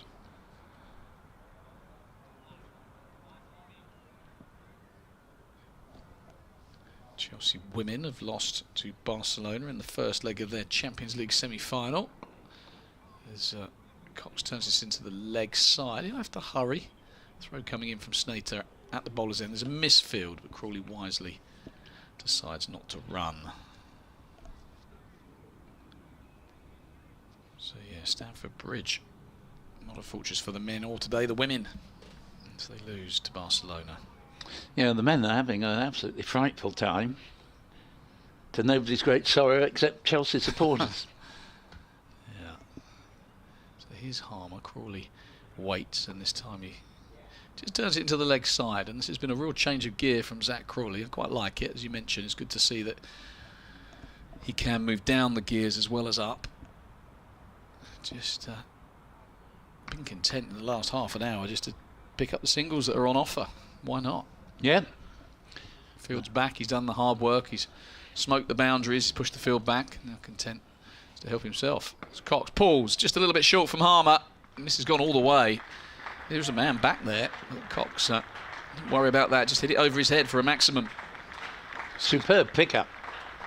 Yeah, it was a pull shot. You mentioned Harry Brook earlier. I think a lot of Harry Brook shots in that Test series against Pakistan. It brings up the 250 for Kent, so another bonus point for them, their first batting point. Yeah, Harry Brook really sees on anything a little bit short, just rock back, bang, pull shot. Yeah, and the thing about that shot from Jordan Cox and Harry Brook, whom you're mentioning, you don't really see it coming. There's not a lot of backlift there, but a fantastic ability just to send a cricket ball whizzing into the middle distance with apparently little effort. We're going to see Doug Bracewell replacing Shane Snater from the pavilion end as the sun makes a welcome return. It really does light up the ground here. Wonderful sight.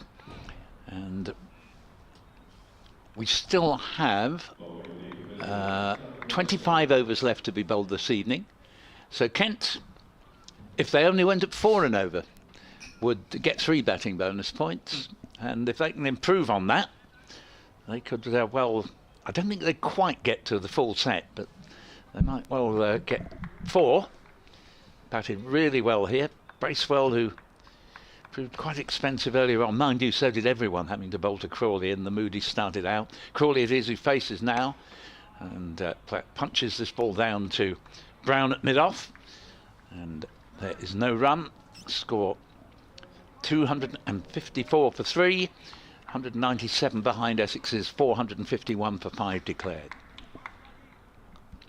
Well, this is the day Colchester have their annual campaign to stay in the Football League has paid off again. Again, they've flirted with disaster, but they've beaten Sutton 4-1 and all the key other results went their way, so they're still in the Football League for next season. Here's a fine stop, but ironically, they do get 1 run here and probably saved 3 runs, because I don't think the fieldsman at mid-off would quite have been able to cut that off. Aaron Beard is the fieldsman there, a substitute, number 14 on his back, extra cover, who made that stop. A little bit of a forgotten man for Essex, Aaron Beard. One point really seemed to be making headway with his career, but the success of Sam Cook and the likes of Shane Snater have rather made his appearances very occasional now, but he's on there as a substitute. I'm not quite sure for whom, as the next ball is played back past the bowler, but defensively by Jordan Cox. There'll be no run. 255 for 3. Crawley with the earlier single on to 154. Yeah, it was a good bit of work by Beard, wasn't it? Because Crawley laced that cover drive. He's quite enjoyed Bracewell, climbed into that one, and like a goalkeeper tipping the ball round the post went Beard. Yes, I think he's saved 3 runs. I think he hurt himself. I think in the process as well, it stung. I think Crawley's enjoyed everyone as this ball is put down at point there. Just didn't quite get over a push into the offside, and that was a difficult chance put down, I think, by Ben Allison. Yeah, Jordan Cox just reaching for that one. A little bit of a way shape from Doug Bracewell. Allison, he's going back to the did cover fence now. He kind of had a grab at it and almost had a second bite of the cherry, but it just slipped through his fingers. Yeah, a good attempt. It wasn't an easy chance, but you never like putting them down. As Bracewell is in and bowls to Crawley. Crawley taken on the pack, kept a bit low, I thought that. And the score remaining at 256 for 3. You don't often see big strapping fast bowlers at covered point. But I know nothing about Ben Allison's fielding. He's obviously a pretty decent fielder to be in that position. Yeah, it is his usual position. He's also good at chasing round the boundary as well. But here is Bracewell, pavilion end, bowls to Crawley. Crawley all defence. Pushes the ball no more than 4 or 5 yards back toward the bowler. The end of Bracewell's first over of this spell.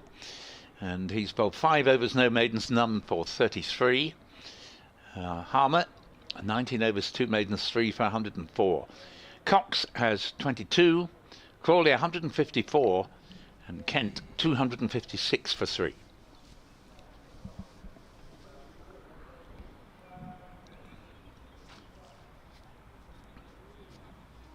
It's a game bubbling up nicely at Hove. The forecast is bad here. It's probably going to be bad at Hove. You'd think it's not a million miles away, is it? Yorkshire needing another 158 runs. Their target is 201 to beat Sussex at Hove. They're 43 for 3. So it's game on down there as Cox drives and ball turns, gets the inside half of the bat and it rolls to mid-on. There's no run. Yeah, 2 sides there. Sussex and Yorkshire, they both find it difficult to get over the line. So it's going to be fascinating to see who ends up winning that one. So it was a bit quicker and flatter. It's well intercepted by Nick Brown at short leg, prevents a single. Glamorgan and Cardiff 153 for 5 in reply to Durham's Mammoth 471 for 9 declared. So Glamorgan still trailed by 318 runs. That could be bowled out. I don't know what the forecast is like for Wales tomorrow, but they've got a bit of work to do. As he defends back up the pitch, Jordan Cox is no run. I think it's fairly bad for everywhere tomorrow. Not shy of a bit of rain in Cardiff, of course. Somerset No. 41 without loss. So they trail by 72 after Lancashire went past them. Got 554 in their first innings. Cox solidly behind this one. So, yeah, you'd imagine that one at Taunton on a, as usual, good-looking pitch. Gloucester lead by 220 runs against Worcester. So they might try and get them back in tonight if there's a bit of rain around. This time Cox is on the back foot for that quicker and flatter delivery by Harmer, just content to join the dots. 5 of them so far. Try and produce another maiden, build some pressure. Still going at 5 and over, but it was 7.5 for quite a while. This is going to be a single to Cox. He's going to pinch the strike. Concludes another Harmer over. 257 for 3. Cox 23. Crawley 154. So just noting that Aston Villa got a late equaliser against Brentford. 1-1. That's the one change to the scores we gave you earlier. Yeah, 87th minute equaliser from Douglas Louise after Ivan Toney had given Brentford the lead. It's going to be Doug Bracewell to continue from the pavilion end. Some which had disappeared briefly. Makes a welcome return. A few nicer sights in cricket than this ground when you get lovely weather like this, and it's rather bizarre that we've had such a nice day today compared to certainly the first 2 days and what looks like being a worst of the lot, day 4. But we'll wait and see how it actually turns out. So Bracewell running up the slope to bowl to Cox. Cox prods the ball into the offside. Allison fields from point, where he narrowly failed to hold on to a sharp chance from Cox in the previous over. I think that's the only chance that's gone a begging from an Essex point of view in this innings. And Kent 257 for 3. Essex just trying to create a bit of pressure by keeping the runs down. We've got 2 slips still and a shortish extra cover.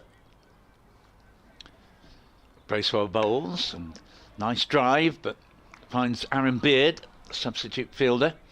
Still haven't worked out who it is that's off the field at the moment. But it's not all that surprising, because sides nowadays, they like to rotate a little bit, and I can think of quite a number of games where everyone seems to have taken a turn for a comfort break in the course of a long final session. Bracewell comes in again and bowls to Cox. Steers this again out to Allison, fielding about 17 or 18 yards from the bat, square with the wicket on the offside. Cox remains on 23, 257 for 3. Let's see if I can see Paul Walter out there. Is he down at... Is that him on a fine leg? I just wonder whether when he took that catch he might have hurt himself. Yeah, it does look like him down there. Yeah, I think he might be, to be fair, him. down at fine leg. He's such a long way away. He looks smaller than I remember. Yeah. But he is framed by the rather large Les Ames stand. So I think that is him down there. Yeah. I'm going to try and work it out by process of elimination in a minute. And Bracewell's in. Bowls, and this time finds the gap. Lovely shot, 4 runs. Pushing it just in front of Allison, in front of square on the offside, and no hope of anyone cutting that off. 27 to Jordan Cox, 261 for 3 up on the board. Yes, might have guessed, because he was moving awkwardly at times out in the middle in the morning session, might have guessed Nick Brown, but he's been out there showing what a good soldier he is, having batted for nearly all Essex's 451 for 5. And clearly had his movement slightly restricted, slight niggle, but he's not tried to take the easy way out, and has been out there from the word go. Bracewell's in, bowls, and this ball is up largely the bottom of the bat, goes down to Jamie Porter at mid-on, and there is no run there. And no, in fact, I've just spotted who I thought it might be, Shane Snater, but he is very much out there, so it's not him.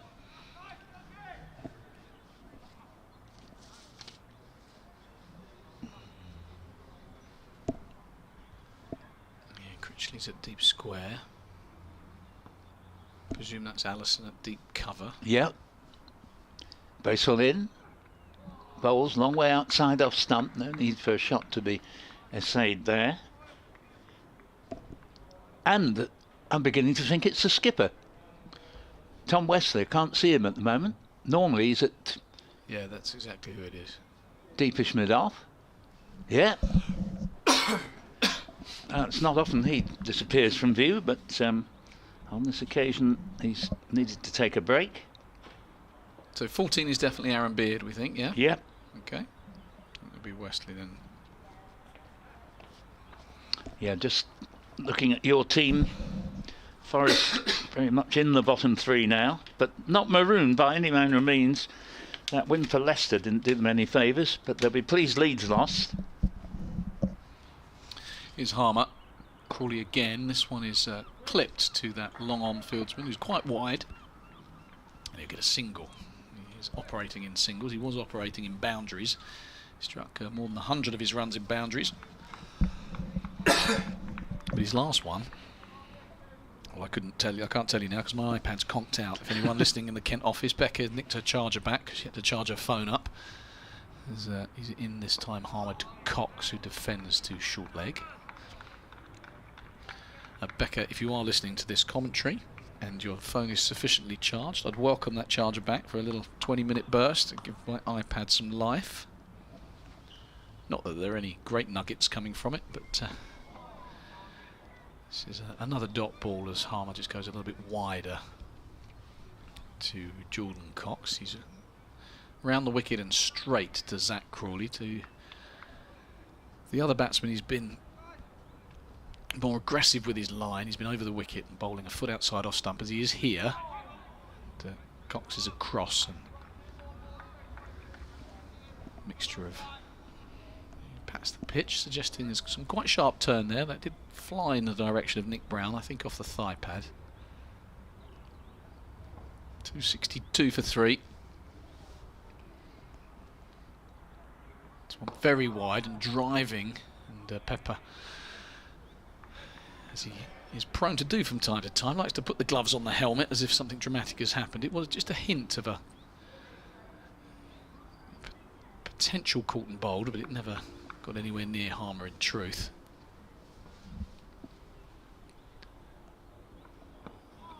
Last ball of the over defended quietly to mid-wicket. So Simon Harmer beginning to exert some pressure.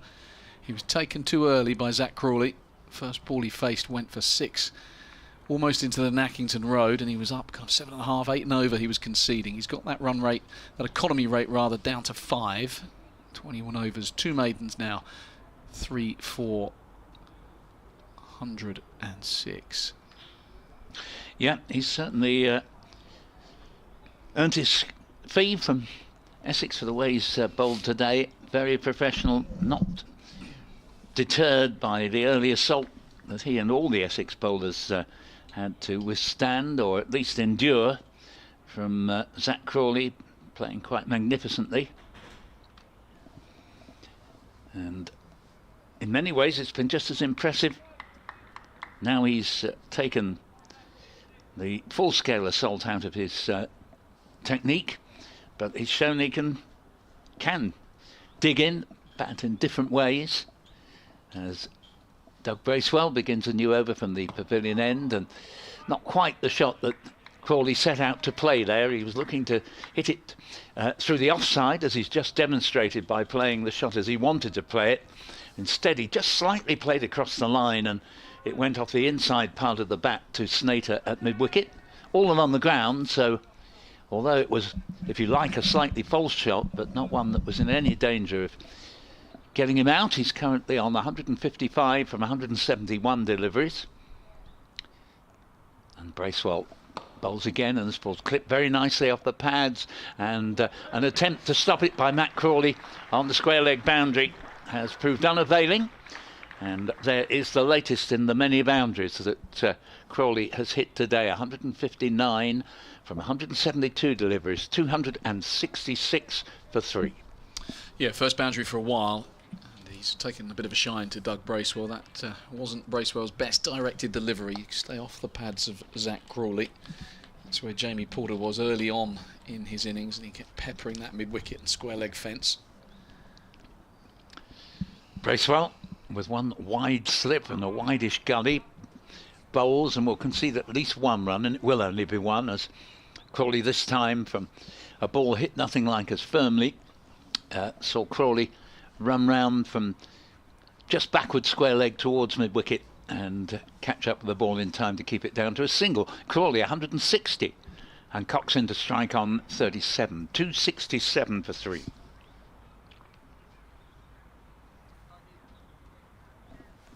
And looking at 1 or 2 other scores at Lords, Notts leading by 90 on first innings, 67 for 3 second innings.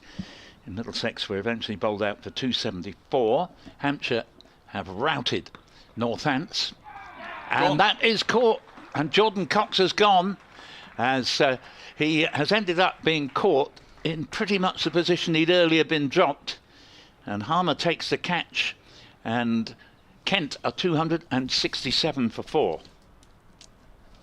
It's a great catch. Can't see who got it. I think it's Harmer. I think it is, yeah. He's having a good game, is Simon Harmer. He's taken 3 of the wickets himself, and he's picked up Jordan Cox in the gully. It was kind of short and wide. It was there to hit, but I think it bounced quite steeply. And Cox kind of almost top-spinned it, rather than that kind of scything cut shot, the legitimate kind of square cut shot you'd expect from a ball that short and wide. Almost kind of flicked it with his like a forehand down the line, and just picked out Simon Harmer. Can't quite believe it as he walks off. Good pitch, just got himself in, Jordan Cox, and he's gone for 27. So Essex take the 4th wicket, 267 for 4. Yeah, it's got brilliant hands, Simon Harmer. He's taken some absolute belters in his time with Essex, particularly at second slip. But as you say, as a wideish gully, he's taken the catch there. And Cox got away with it against, or in the shape of Ben Allison fielding at point a couple of overs ago. But this time, Simon Harmer getting one of his hands underneath it, diving right-hand catch. So 267 for 4. Sam Billings, a new batsman. I've got a little update for BBC Radio Kent coming up.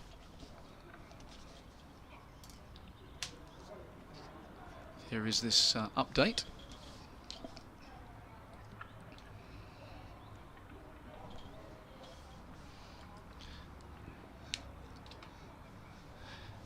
Yeah, Zach Crawley, 160, unbeaten from 173 deliveries. He's just been content in the last 45 minutes or so just to knock the ball around as wickets have fallen up the other end. Kent, 267 for 4. The last man out happened just a minute or so ago.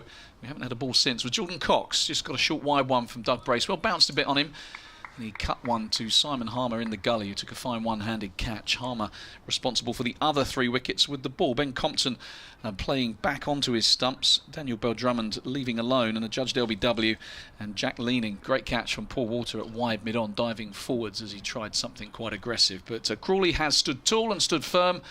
And he is continuing at the moment. He's got his skipper Sam Billings about to face his first ball alongside him, and Billings is off the mark straight away, turns one down to long leg. So in reply to Essex's 451 for 5, Kent in the late evening sunshine, I'm delighted to say, are now 268 for 4. Commentary continues on the BBC Sport website and app. Yes, Essex doing well here to stick in there and take a few wickets late on. And I think since tea in particular, of course, they got a wicket right on the stroke of tea. Since then, they've kept a little bit more of a grip on things. Crawley has been a little bit more the anchor man as Bracewell comes in. Bowls, and the ball's turned to mid-wicket, Matt Critchley. And there is no run. Score at 268 for 4. And so Bracewell will be very pleased with that catch held on to by Harmer there. He'll feel that it was his due reward, having had a catch put down from the same batsman in his previous over. And 268 for 4 means that Essex need 2 more wickets for a second bowling bonus point. We've still got 20 overs left to come. So there could easily be a couple of more wickets fallen equally. Kent want 32 for a second batting bonus point and 82 to get a third. I mean, it could be a 7 o'clock finish. Yeah, I think you're right. It's a little antisocial. But we won't grumble. He's missed so much cricket with the weather. Kind of possibly robbed this game of what could have been a very exciting finish. It still could be. As Sam Billings shapes up to face his first delivery from Harmer, and he's got a little inside edge on that one onto the pad. And just for a second I thought Nick Brown might be interested, but it went fine of him to the 45 fieldsman Jamie Porter. There's no run, and just some signs that Simon Harmer beginning to get some purchase now on this ball. Billings is covering up, playing defensively. You can imagine the sweep shot is something he might try on a deck that's taking some spin. He likes to use his feet against the spinners as well. He's bowled him. He has bowled him. Simon Harmer with an absolute peach of a delivery. And Sam Billings looks suspiciously at the pitch. The middle stump is out of the ground. It's laying on the floor. And that is a classic off-spinner dismissal. Sam Billings has gone for 1. He's looking back. He can't quite believe what's happened there. He's just gesturing that it's really ragged and turned and bounced, and that's what Harmer is capable of. On what looks like the most placid of pitches, he now has 4. He's been expensive, but he's always a wicket threat. And the Kent skipper is gone. He's gone for 1. And Kent now, all of a sudden, 268 for 5. Crawley unbeaten on 160, but the wickets are falling around him. What a ball. Well, yes, indeed. And Essex, who had to wait for 162 runs to go up on the board before they got 1 wicket.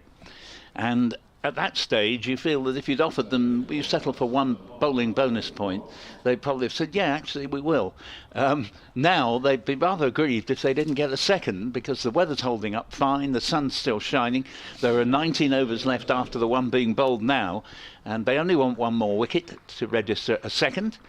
And who knows, I mean, the way Harmer is suddenly making the ball talk, not totally impossible. They might get even more than 2. Harmer 4 for 106 in 21.3, and Essex is keeping Harmer going. I mean, he's bowled, I think, without a break now since he, virtually since he first came on. And it's certainly paid off for all the fact, yes, he's gone for rather more per over than would normally be the case. But he will be very happy with himself with 4 wickets and a catch. Been involved in every dismissal. And just going back to something we were mentioning earlier when you were saying he was a Colpack player, when he came across, he was within one season of qualifying to play for England. And then they changed the ruling. And, you know, literally 1 year earlier, and he would have been in the England side, or at least available. Yeah, it would have been it would have seemed a strange move on the surface, given he played for South Africa and been there for so long. But if you were picking purely on merit, he would have been in. Yeah, absolutely. And a shoe-in for that spot, as well as the likes of Jack Leach have done. Simon Harmer, premier spinner on the circuit. But as you say, the rules changed. I'm going to have to leave you because I've got an update. In fact, I missed the previous one. So having so much fun. I didn't. No problem. You get going, yeah. Paul. We welcome Paul back in just a second. Paul Newton of BBC Radio Essex, as Harmer comes in to the new batsman, Joey Everson, fresh off a 99 last week at Edgbaston. This an altogether different challenge. Leg slip. Sir Alistair Cook in his obligatory position, contractually obliged, possibly. That slip as he's wide of off stump, and that is a big appeal. And Nigel Long says height. So shouldering arms, that accounted for Daniel Bell-Drummond. Harmer has hands on head. He's really getting it to grip now on this day 3 surface. Nigel Long just gestured it was too high, so the bounce saving Everson. Ill-advised to not play a stroke at Simon Harmer.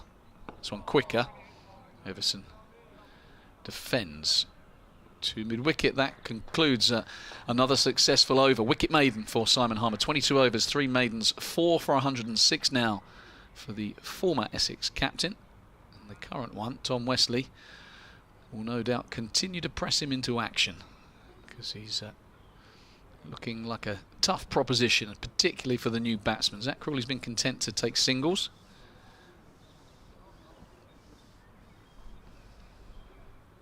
But all the action has been happening at the other end. Crawley, who was all action when he first came out, blasting the ball to all parts, has reined himself in as wickets have fallen. So the mainstay, 160 off 174 deliveries. You've got to try and navigate this middle order, and Joey Everson, get him in as Bracewell bowls. This is over pitched and clipped, and it's in the gap. He'll get a couple, he gets 4. Bit of a misfield. It was always going to be a tough ask for Paul Walter down there on the deep square fence. So another boundary to Crawley. He's on to 164 now. Okay. There's a game that Essex are playing bowling to Zach Crawley, and there's a different game when they're bowling to everybody else. Such has been his dominance. He's just stopping Doug Bracewell here. Maybe a bit of movement behind the bowler's arm. I am directly behind the bowler's arm, but I promise you I'm staying still. In our commentary box, here's Bracewell. This time Crawley is punching. There is a man back on the deep cover boundary, and it's just a single, so he's 165. 273 for 5. When's that? So Joey Everson faces his first ball of seam, that 99 that he made. Yep, okay. Yep, thank you. Edgbaston last week, a decent effort. He bowled nicely when required in this game. A bit of a way swing, operated almost exclusively at the pavilion end.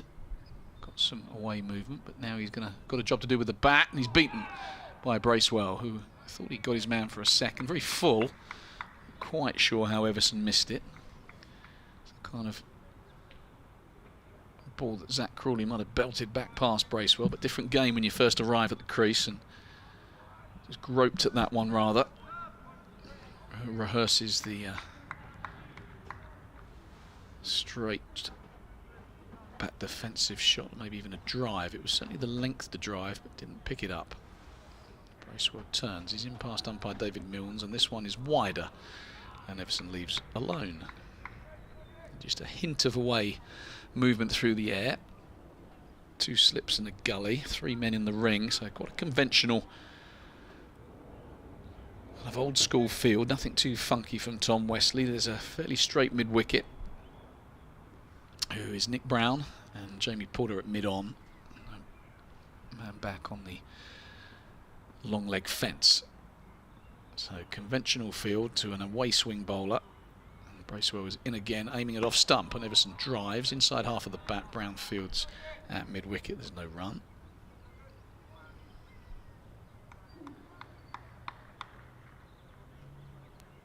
Shadows lengthening at the Spitfire Ground, St Lawrence. Another half an hour or so and the sun will start to go down behind the Qadri and Woolly stands. Can make the light slightly problematic for the batsman. Everson just takes a look over his shoulder as a fielder goes back onto the deep square fence. Last ball of the over, and he's straight, and Everson turns it in that direction. He wants to, because he wants to get Crawley back on strike, and he's going to do exactly that. Nicely timed, 2 runs. Essex would have been hoping for the single, because they would want Everson on strike to Harmer, but he gets back for a second. So Everson is 2, he's away. Crawley is 165. He's played quite beautifully.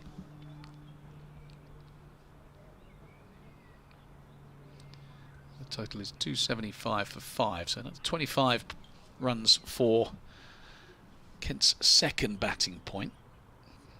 Paul made the point earlier that the batting points have changed this year. The points for a draw have come down from 8 to 5, which was a kind of experiment of 8 points for a draw was just last year. They've been reined back to 5, but to encourage attacking cricket. Bonus points now for the batting side start at 250.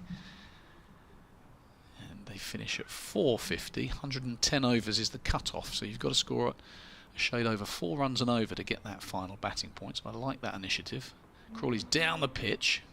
Harmer throws it wider. Crawley content to take the single down to the long leg sweeper.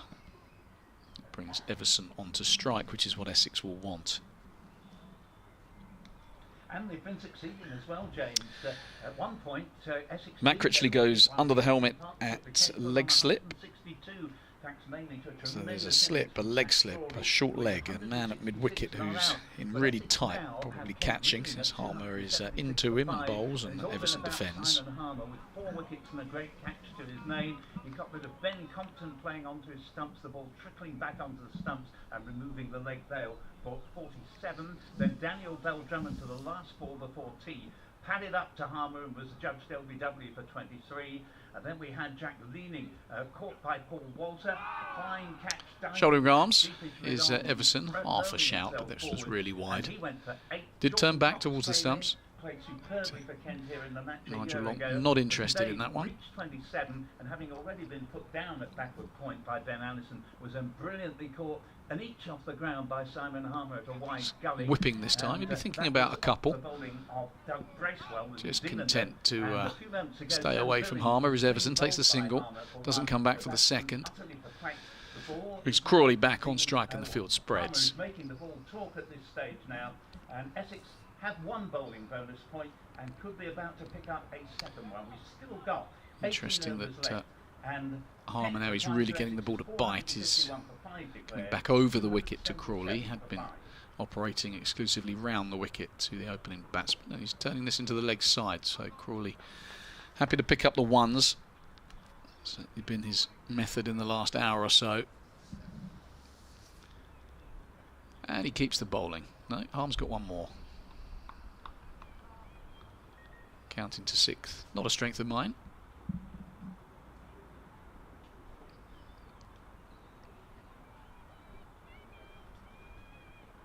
Oof, and that half a chance at leg slip. Really turned from a foot outside off stump. They'll get a couple of runs here. Might think about a third, but Crawley will be keen to keep the bowling, I'd imagine. So Harmer asking all kinds of questions out there. Getting plenty of dip and fizz on these deliveries now. He's into... We just completed his 23rd over. 3 maidens, 4 for 111. Really into his work. No signs that he's getting tired. Wickets help.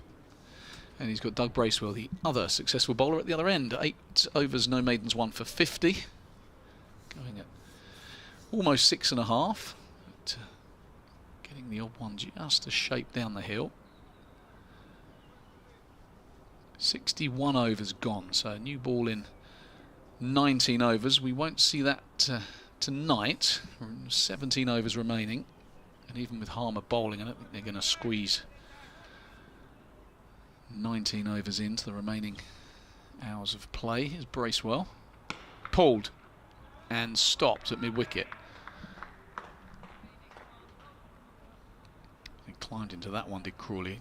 Picked out Nick Brown. I thought for a second it might have been a chance, but it was he tall man's at Crawley, great player of the pull shot. He usually associate tall players with driving down the ground, which he's very much got in his locker, but I think what sets him apart is he's not just a driver of the ball. If you bowl it short, he just rocks back and uses those levers and that height to get on top of it and pull it hard. So Bracewell is in past umpire David Milnes and wide, and driving is Crawley. Tom Wesley is at mid-off and he's deep. Very happy for Crawley to take the single. He's on to 168 to 81 for 5. Extra slip goes in. Yeah, we just had an email, or sorry it's taken a while to reply, Stephen, but you ask, do you think the pitch at Edgbaston for the first Ashes Test will be as accommodating for Zach and the other English batters as this one? Fair enough question, but, decent Test wicket. Edgbaston, England have a pretty good record there. Don't see why not. Full and swinging and beats Everson, who rather, not for the first time, just gropes at one outside off stump. Quite clever bowling from Bracewell, recognising that Everson hasn't quite got his feet going yet. Throwing it up there and out there. Not a play and miss. Australia, by all accounts, have gone for experience over youth in the side they're sending over so far. They've left the door open a little bit. They can add other players as the series goes along. But for me, one or two of their campaigning of their top bowlers are a little bit injury prone, so it's going to be interesting. Yeah, well, there's a lot of injuries, aren't there, as this one is left alone by Everson. Outside off stump. Yeah, we've seen Lance Morris, haven't we? One of the quicker bowlers in Australia. He's just broken down, so he's going home. Won't take any part for Northants. Yeah, I mean, I should be disappointed, actually, if England don't have a very good series.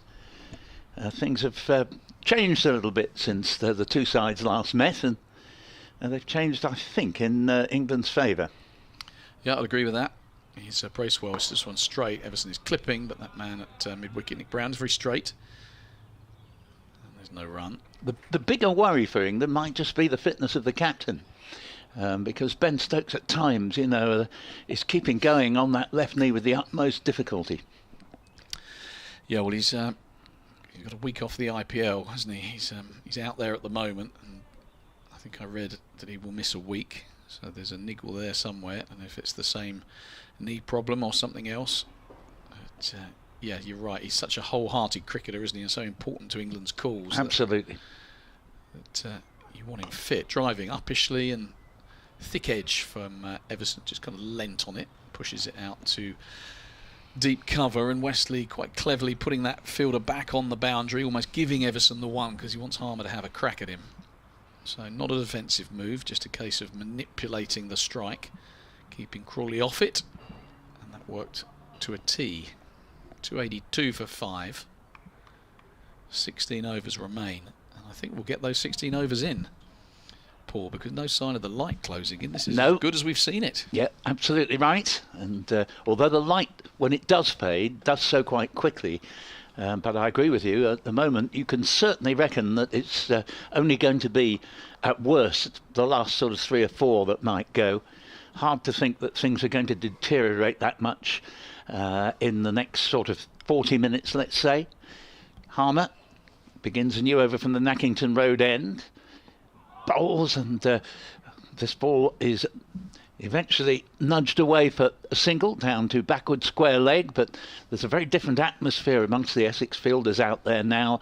An extra close fielder, that sort of expectation that any ball from Harmer now might undo the Kent batsman. That was a single, therefore, to Joey Everson, who moves up to 7, and Zach Crawley, 168 not out, is on strike to Simon Harmer with 4 wickets already to his name. Bowls, and Crawley has hit this ball down to long on. picks up a single, 169, 284 for 5, and it does rather show something we were mentioning earlier, the importance of Crawley not giving his wicket away when he got to 100, because heaven knows Kent might now be sort of 7 or 8 down if he got out. Yeah, I think it's a good move. I was just about to suggest that Simon Harmer might want to find that run saver at square leg. And this one, in fact, is going down towards the long leg boundary. It won't quite reach it, as Ben Allison makes good ground to the ball. And they're coming back for 3 runs. 287 for 5. Joey Everson moves into double figures there and now has 10. Yeah, well, he brought that fielder up, Simon Harmer and Tom Wesley, to stop that single. And it worked even better for Joey Everson and Kent because he got 3. So it still brings Crawley back on strike, but the premise was right, trying to stop the single, keep Everson down there.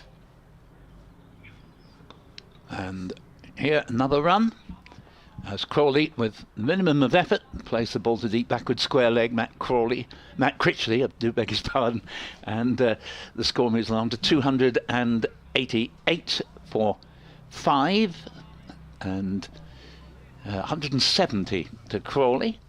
Dan Lawrence and Sam Cook to be seen walking round the outfield, missing this match, but expected, I think, to be back for the next game against Surrey in early May. And this ball has popped up and off the pad. Essex go through the motions of pretending they thought it was an inside edge, but not so. Harmer was never really interested, and nor was Nigel Long. Slip and a leg slip. Matt Crawley had been put in there now, with Nick Brown at bat pad as usual. And here is Nick Brown, flicking the ball back to the wicketkeeper as that ball was played to him. And the over ends with Kent 288 for 5. They need just 12 more runs for a second batting bonus point. Essex 1 more wicket for a second bowling bonus point, and 170 to Crawley and 10 to Everson.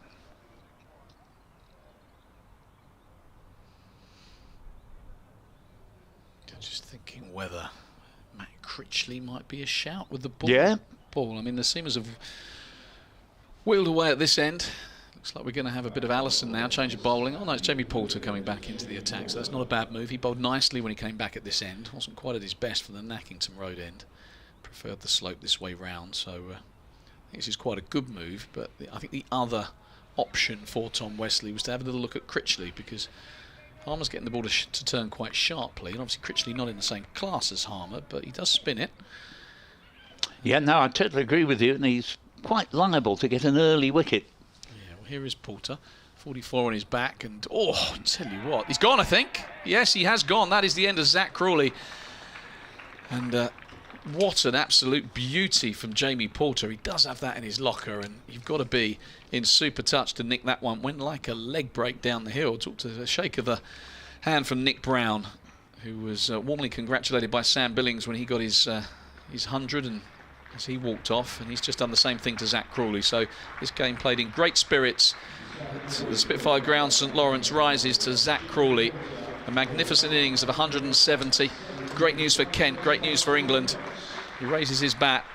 He would have wanted more. You always do as a batsman. But he hasn't played much better than that.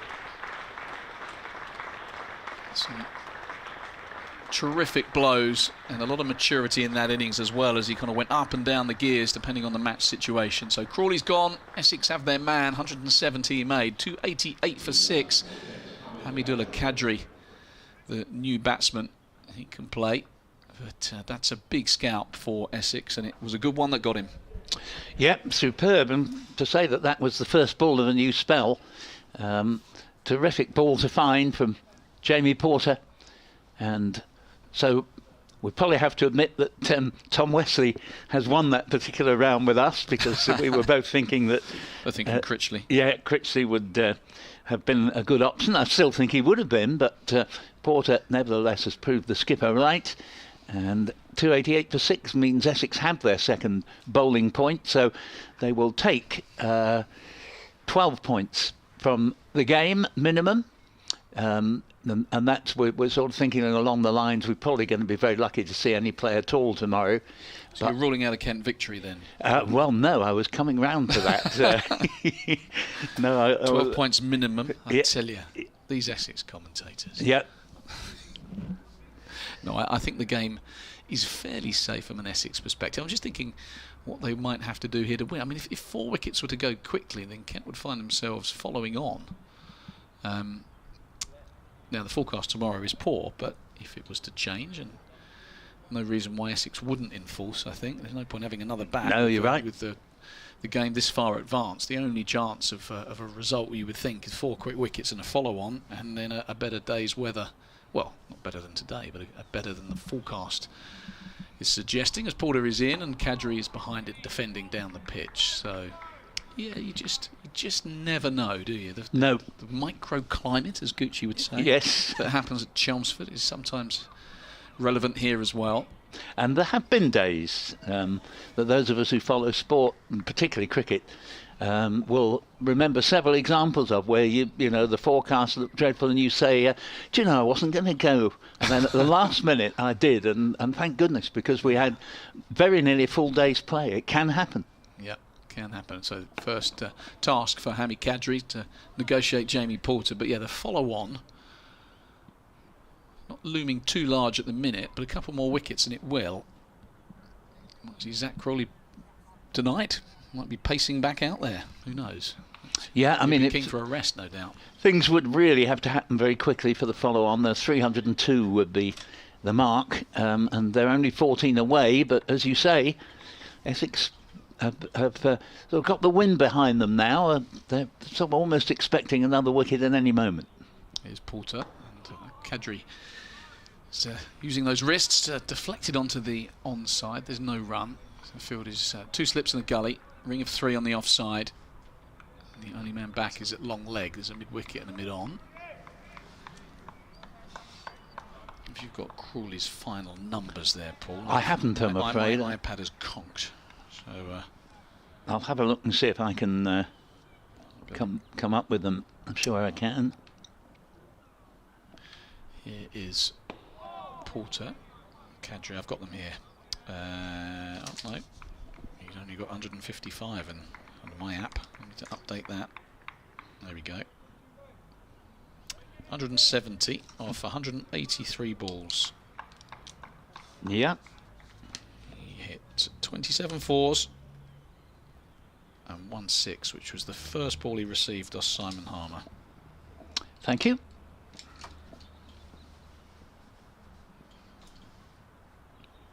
And here's Porter. And he's punched. That's a good-looking shot from Hammy Qadri, suggesting that this pitch is still pretty good to bat on. That's a high-class shot from a number 8. And he's off and running. And hopefully we'll catch up with Zach Crawley later. You'd like to think after 170 he'd be the man put up to face the media from a Kent perspective.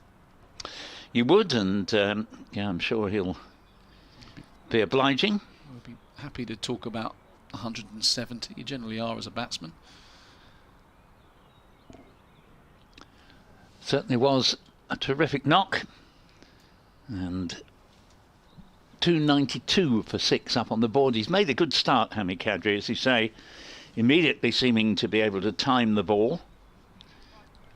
I'm just going to nip to the loo. Yep. So forgive me, viewers. Help yourself. And meanwhile, Simon Harmer, who else, is going to continue with his 25th consecutive over. 4 for 117 to his name, plus a catch. Good catch at that. Comes in from his favourite Nackington Road end, immediately concedes a swept 4. And that takes the score along to 296 for 6. Joey Everson, who was 99 in the previous game, clearly can wield a bat and has moved along to 14. Beautifully timed sweep shot there. So, waiting for Harmer, coming in again. Bowls to Everson, who pads up to this one. It was a long way outside off stump, so the appeal was more in hope than expectation. And Harmer still in bright Kent Sunshine is in and bowls, and this ball is played into the offside. 296 for 6. And Harmer's on his way again. This ball is just played a yard or two into the onside. Harmer. Well, he is, but it's actually Paul Newton filling in for the moment, as he's just nipped for what I think we call a comfort break. But you're right, Zach Crawley going for 170 just a few moments ago. Jamie Porter, first ball that he came back into the attack, and a superb delivery, just nibbled the edge, caught by Michael Pepper, the wicket keeper. 183 deliveries, 27 fours and 1 6. And for those of you who had missed Dave Fulton, here he is to complete the bulletin. Yeah, thanks very much, Paul. Just nature called, nipped off. Kent's 300 is up, so good news for them in the late evening sunshine, but brilliant effort from Zach Crawley, his 170. Hopefully we'll catch up with him a little bit later. And the commentary continuing on the BBC Sport website and app.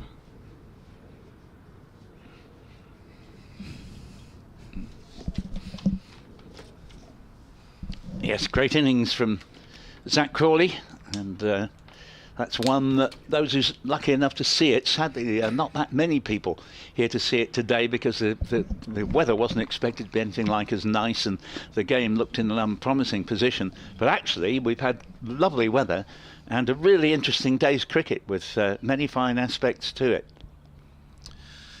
So here's Jamie Porter, the man that removed Zach Crawley. He's in again, and he's back of a length. Qadri up behind it, playing it to extra cover. Yeah, I was just going to say, he's a very proud man, Jamie Porter, and he will be very pleased to have got Zach Crawley's wicket there. He likes to get good batsmen out, and you were mentioning to me Marcus Trescothick in a different context earlier in the day, and in 2017, when Porter helped Essex to their first title for 25 years, Trescothick described him as the most difficult bowler he'd faced all season. Oof, and he nearly picked up another one there as Qadri tried to flick that one through the leg side. Got kind of back of the bat. Thick edge runs down to third man. Now scamper 3. Everson comes back. Yeah, he was alongside Harmer, one of the main architects, wasn't he, in those championship title wins of 2017 and 2019. Porter was also pleased just to pip Simon Harmer as the leading wicket taker. So I think it was either 74 or 75 to Porter and 72 to Harmer. And they really were quite magnificent in that campaign. Yeah, he's not express pace, Porter, but he's quick enough. He's skiddy, he's kind of at you. And he's very skillful. He gets the ball to move away from the right-handed batsman. The odd one to nip back. That one is played calmly by Everson. Hamid Qadri started nicely here, 7 off 7. He's got a couple of half centuries last season. The 5 wicket hauls as well. And, yeah, made some really good contributions with the bat when Kent needed him to. Yeah, he's made a good start, as you say, and it's been impressive the way he's immediately looked as if he's quite capable of looking after himself out there. He's got a man in form up the other end in Everson, who's solidly behind this one. He's moved fairly swiftly onto 18 himself. 12 overs and 2 balls remain in the day's play. And we've seen some cricket today. Kent 303 for 6. Essex moved along at a pretty decent rate this morning as well. 289 for 1 they were. Ended up declaring at 451 for 5. Big hundreds for Tom Wesley and Nick Brown.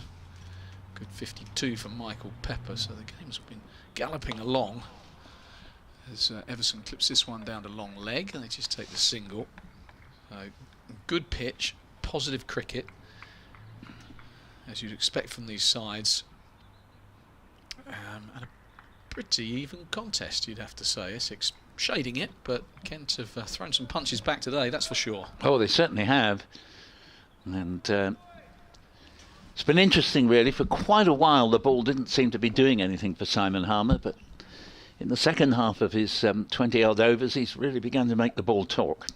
Absolutely, here's Porter, and this one clipped away, but Brown He's in the way of it at square leg, and there is no run. Yeah, I think interesting how it changed, didn't it? And credit to Simon Harmer, because when he first came on, Zach Crawley ran at him, hit him for 6, and looked to really get after him. There was reverse sweeps and hit him over the top.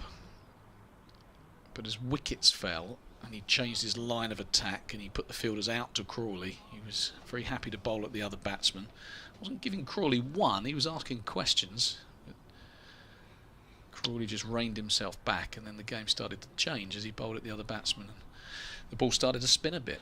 Yeah, and I think people will suspect that Simon Harmer takes all his wickets with wickedly spinning deliveries, but they only account for about a third to a half of all his wickets as this new over begins from Harmer.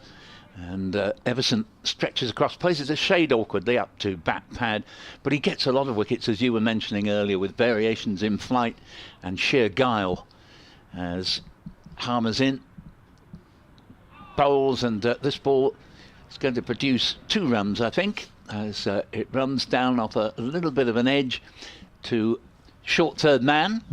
Well, that's a case in point, isn't it? Because that one was the one that went kind of straight on, and because he bowls that attacking line 9-10 inches outside off stump, one that you're expecting as a batsman to turn back in, you maybe just play slightly inside the line, it goes on, and it can go through to Alistair Cook at slip. He had the one caught by Paul Walter at mid-on.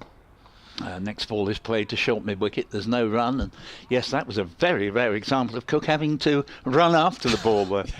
There, he's very quickly got his hands back in his pockets, as of course I say that he'll have hand warmers in there. Just that's why I do that. As this next ball is played back to the bowler. It's 306 for 6, Kent. The ball that got rid of Sam Billings was the pick of the bunch, wasn't it? Yeah. I mean, it really turned sharply and quickly and uprooted his middle stump. Absolutely, left the batsman open-mouthed. Yeah, that was a perler. Harmer's in, bowls, and Everson plays the ball quietly to short mid-wicket. The balls have got Daniel Bell-Drummond and Ben Compton were both kind of back of a length. Daniel Bell-Drummond ill-advised to shoulder arms. Judged LBW. Compton playing onto his stumps. Next delivery played into the shin pads of Nick Brown, bat pad. The over ends, another typically professional over from Simon Harmer. 26 overs, 3 maidens, 4 for 127. And Porter has 12 overs, 2 maidens, 1 for 47. They're the current bowlers. Everson has 21, and he's collected them very astutely. Qadri has 7. And Kent 306 for 6, and not surprisingly, Porter, having got rid of the main man, Zach Crawley, is going to continue from the pavilion end. 11 overs left on the day. Yeah, Simon Harmer just stretching his back out. 26 overs in at this time of year.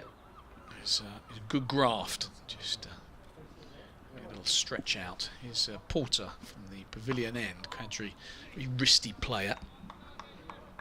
On the back foot turns it into the offside. There's no run.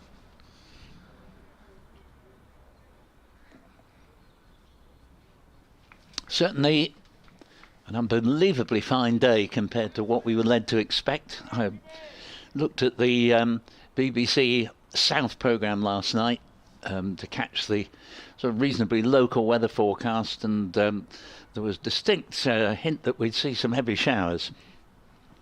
Qadri turning this to Brown at mid-wicket. Yeah, well, I guess that's the hope for tomorrow, isn't it? The forecast's not great, but they haven't quite got it right today, so perhaps chances that it will miss. Kent have avoided the follow-on, but if they were to get knocked over for 350, a lead of 100, Essex, you'd think, would bat the bulk of the day, get themselves safe, and then unleash a bit of Harmer and the seamers tomorrow and hope it spins a bit more, as you'd expect it to, as Porter is straighter, and back on the leg side fence is Brown, who's been pushed back there probably as a bit of a bluff for the short ball. That's given Qadri the single and brings Everson back on strike. Yeah, we've certainly seen a very pacey day's cricket, with Essex adding 162 from 23 overs to their overnight 289 for 1. And now Kent have scored over 300, so we're going to end up with about 500 runs in the day. Yeah, that's the modern way, isn't it? As Everson pushes out to cover. 500 in a day. We saw 500 in a test match, didn't we, in Pakistan? 500 in a day. I think that was a record, wasn't it? Certainly was. I don't think it was even a full day's play. I think it was about 80 odd overs. Yeah. I think it was curtailed because of the light. So that was a very flat pitch. This one is maybe not quite that flat. It's been pretty good for batting, but it's offered the seamers a little bit. And obviously it's just started to turn. So a good cricket pitch from Adrian Long and his staff, as I mentioned a couple of times. Give the groundsman some credit. This one is driven into the floor, back to the bowler. Porter gives him a little bit of a look and then breaks into a smile. He's not a fast bowler that's too chirpy, is he, Jamie Porter? No. He's one of those kind of nice guys on the circuit. Bit of a stare and then, all right, I'll give you a smile.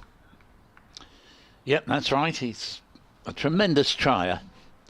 Only made it into the game at the last gasp. He'd already tried once and hadn't made the breakthrough, and he decided one year that he'd got just enough money left for one more try to get into the team.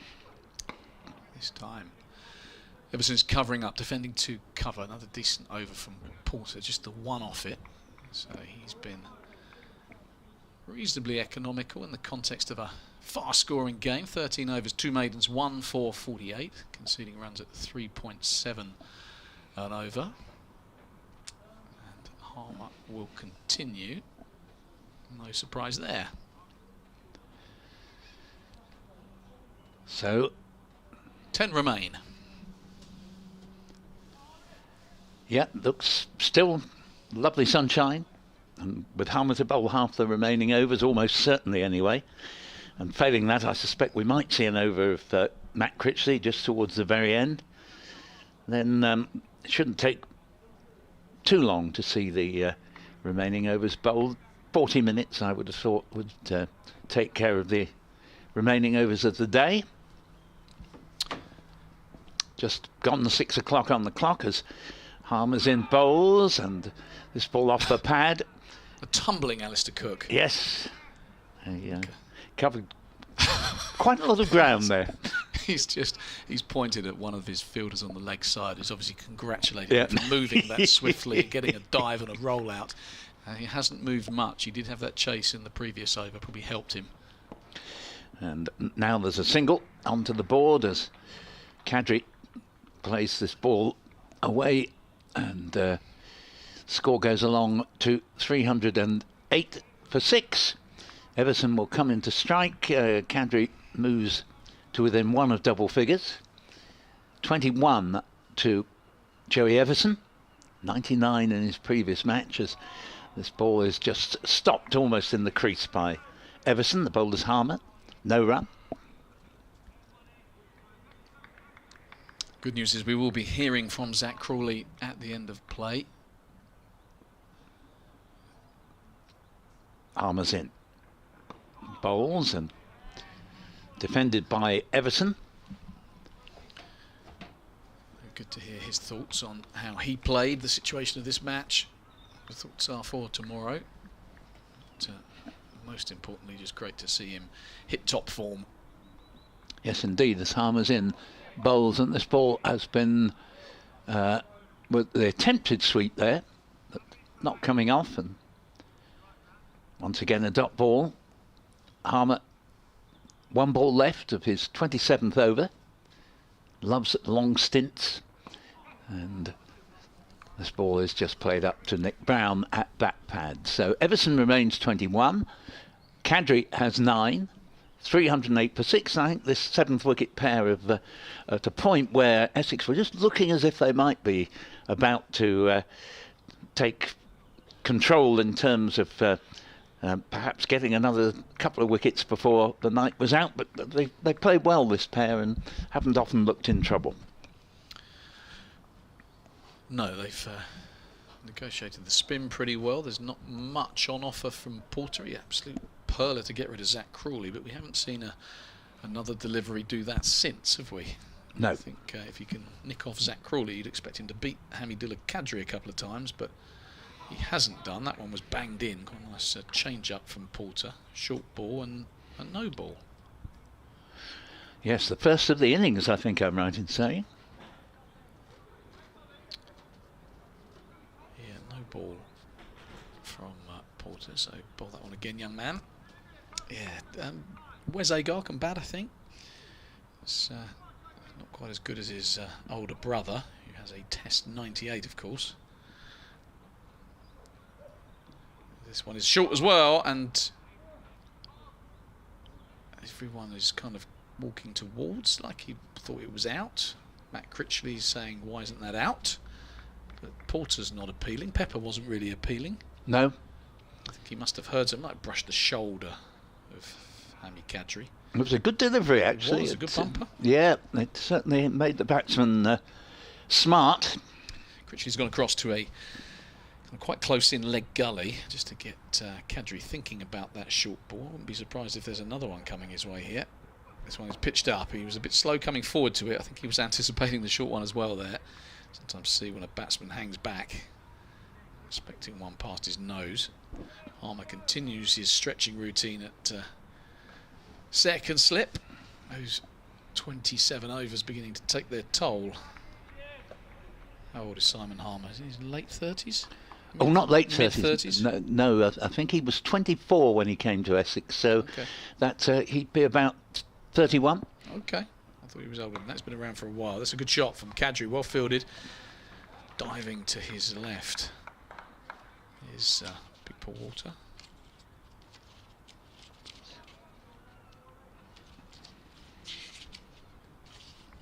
Paul is frantically, I'm hoping, looking up the age of Simon Harmer. Well, I am. It's my first use of the 2023 Playfair, and I'm a little bit rusty at moving the fingers, finding the right page. Yeah, it's because this day and age we're so technologically advanced, Paul. We're all about pressing screens and buttons. He's 30. 30? Turned 30 in February. Oh, I did him a complete disservice by putting him in his late 30s. It's only because he's been around a long time. It's not the way he's moving. So he could be around for another decade. Well, in Darren Stevens' terms, another 16 years. Steve-O used to run in off 15 paces. It's just a hop, skip and a jump for Simon Harmer. So, yeah, he's been a terrific servant for a long time for Essex, but they will no doubt get many more years out of him.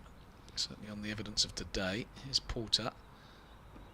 Short and pulled, and it's a good run away for 4. He's bottom edged it, maybe a bit of glove, and it's going to be pulled up by the fine leg fieldsman running round.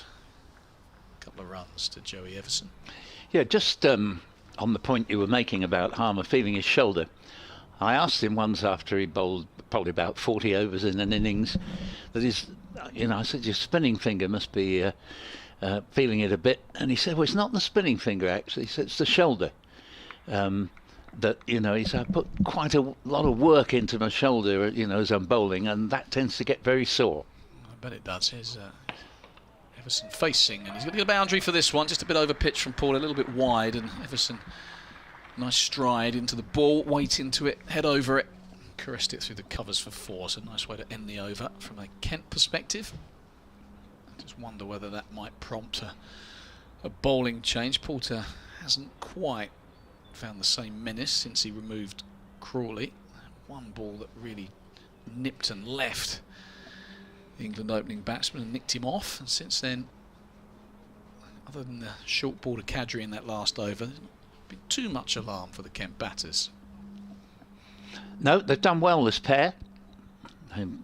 Just interesting to look at the track of the wickets that have fallen. 1 for 162, then a 50 partnership, 2 for 212 from the last ball before tea, 3 for 228, 4 for 267, 5 for 268, 6 for 288, and at that stage wickets were coming quite quickly. And here is, for a moment, did that carry? Apparently not. It goes to Matt Critchley at leg gully, or leg slip rather, and thought for a moment he'd caught it. I thought he was on his way then, yep, to the Qadri, but he just kind of stood there and everyone went, all right, then we'll carry on. Yes. I was just expecting him to turn around and walk off. Yeah. How's that? No, we're only joking. It's Harmer's end. Bowls, and Qadri is shade hurriedly, plays the ball to Short mid-wicket, Shane Snater. 317 for 6. So this partnership has guided Kent from 288 when the last wicket fell. Appeal for LBW, it's going to be given not out by Nigel Long. This partnership's put on 29. It was across a long way, probably hit him outside the line. Yeah. But we haven't got the best view because Michael Pepper was obscuring. Hamidullah Qadri is a diminutive figure, and Michael Pepper, as you mentioned earlier, is quite a tall wicket keeper, and when he shuffles across he just disappears from view, does Hamid Qadri. Yeah. As Hummer bowls again. Oof. And this ball swept into the shin pads of Nick Brown, who shows no sign of feeling any pain there. He caught hold of that well. Would probably have gone for 4. As Hummer in again to Qadri. Qadri stylishly plays this ball away through backward point. Chase back toward the boundary. 2 runs to certainty. And can't tell you what's happening now other than that the ball has disappeared out of our sight. The stand to our right is obscuring our view, but evidently it was pulled up by Doug Bracewell short of the boundary, and they get 2. That's the first shot I think that's been played through the offside, other than that outside edge that Alistair Cook chased. Yeah. For quite a while. 319 for 6. Harmer again to Qadri. And this is quite a testing over for Qadri there. Fine delivery from Harmer. Has the beating of Qadri, trying to push that ball into the offside. Taken by Pepper. 319 for 6. Yeah, it's kind of what Harmer will want. He'll want Qadri playing through the offside. So the ball spinning back through the gate. I think that's the end of the over, isn't it? Yeah. I'm going to say he wanted a 7th ball at Qadri then. You're not going to get that. No, it was rather strange that, because normally you get quite a quick call of over. But it took quite a while after that 6th delivery before it seemed to be called over. Yeah, I think we're going to get our call here. I think Matt Critchley is going to have a little trundle. I see a little bit of leg spin late in the day. I think before time. The advantage with Critchley is, leg spinner by the way, is that if he's going to take a wicket, it won't take him very long. He's one of those bowlers, a bit like Ravi Bopara, who, you wouldn't particularly give him 12 overs on the bounce unless he was really having a field day. But it's quite common for him to come on and get a wicket within, shall we say, his first 2 overs, if indeed he's going to take a wicket. Yeah, well, he's going to get a maximum of 4 overs here, because only 7 remaining in the day's play. So, formerly of Derbyshire, has started the season well, hasn't he? He's scored runs. I think you mentioned his until today when he was picked up, caught and bowled brilliantly by Conor McCurr for a single. He's gone past 53 times and unbeaten in his other innings. That's right. So, yeah, good addition to this Essex side, and this string to his bow more than useful as he's getting this one just to turn a little bit. Good sign, pitched, bit of drift.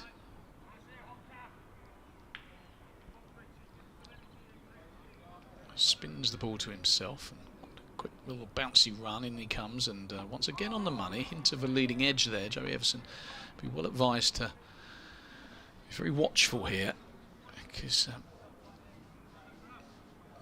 he's more than a part-time leg spinner, is Critchley. He's tossed this one up, he's going to get a full toss, and they're going to come through for a single. Porter is quite deep at mid-off. You'd expect a leg spinner who's not, fair to say he's not a front-line bowler, but he is more than a part-timer. I think that would be how I'd kind of describe him. You might get the odd ball to punish, but he's also got possibly a Jaffa in his locker. This one is on the money. Short leg, slip, 3 in the ring on the offside, and a man positioned at deep cover for the ball that perhaps he just drags down a fraction. There was a man back on the deep mid-wicket fence. He's now come up. I think that's Bracewell. He's now come up into a more conventional mid-wicket. Qadri is cutting and made some room to cut. He thinks about the single. Doesn't take it in the end. Good throw comes in. That's Snater there at point. It is, yeah. Sharp bit of work. He didn't field it cleanly, but he made good ground to his right and he prevented the single. It was a cut shot that Qadri's got to be careful of. A couple of times now he's looked to give himself room when there hasn't been much room on offer. It's tossed up and driven, I think, into the floor. There's a shout to catch it, but I think it went into the floor. Yeah, no, it wasn't a chance. So, yeah, decent first over from Matt Critchley. Just concedes the 1 run. And a few things happening. So good news, 2 spinners will whistle through these overs. We can get speaking to Zach Crawley. Do you know who you'll speak to at the end of play? No, usually with Essex, they decide who they're going to send down, but Simon Harmer would be one possibility. They do, unless there's someone very obvious, they do tend to like to send a young player who sort of, well, they're looking for a stooge, you know, so he wouldn't mind too much. Yeah. Harmer, continuing from the Nackington Road end, and 6 overs left in the day, and this ball is returned whence it came by Joey Everson.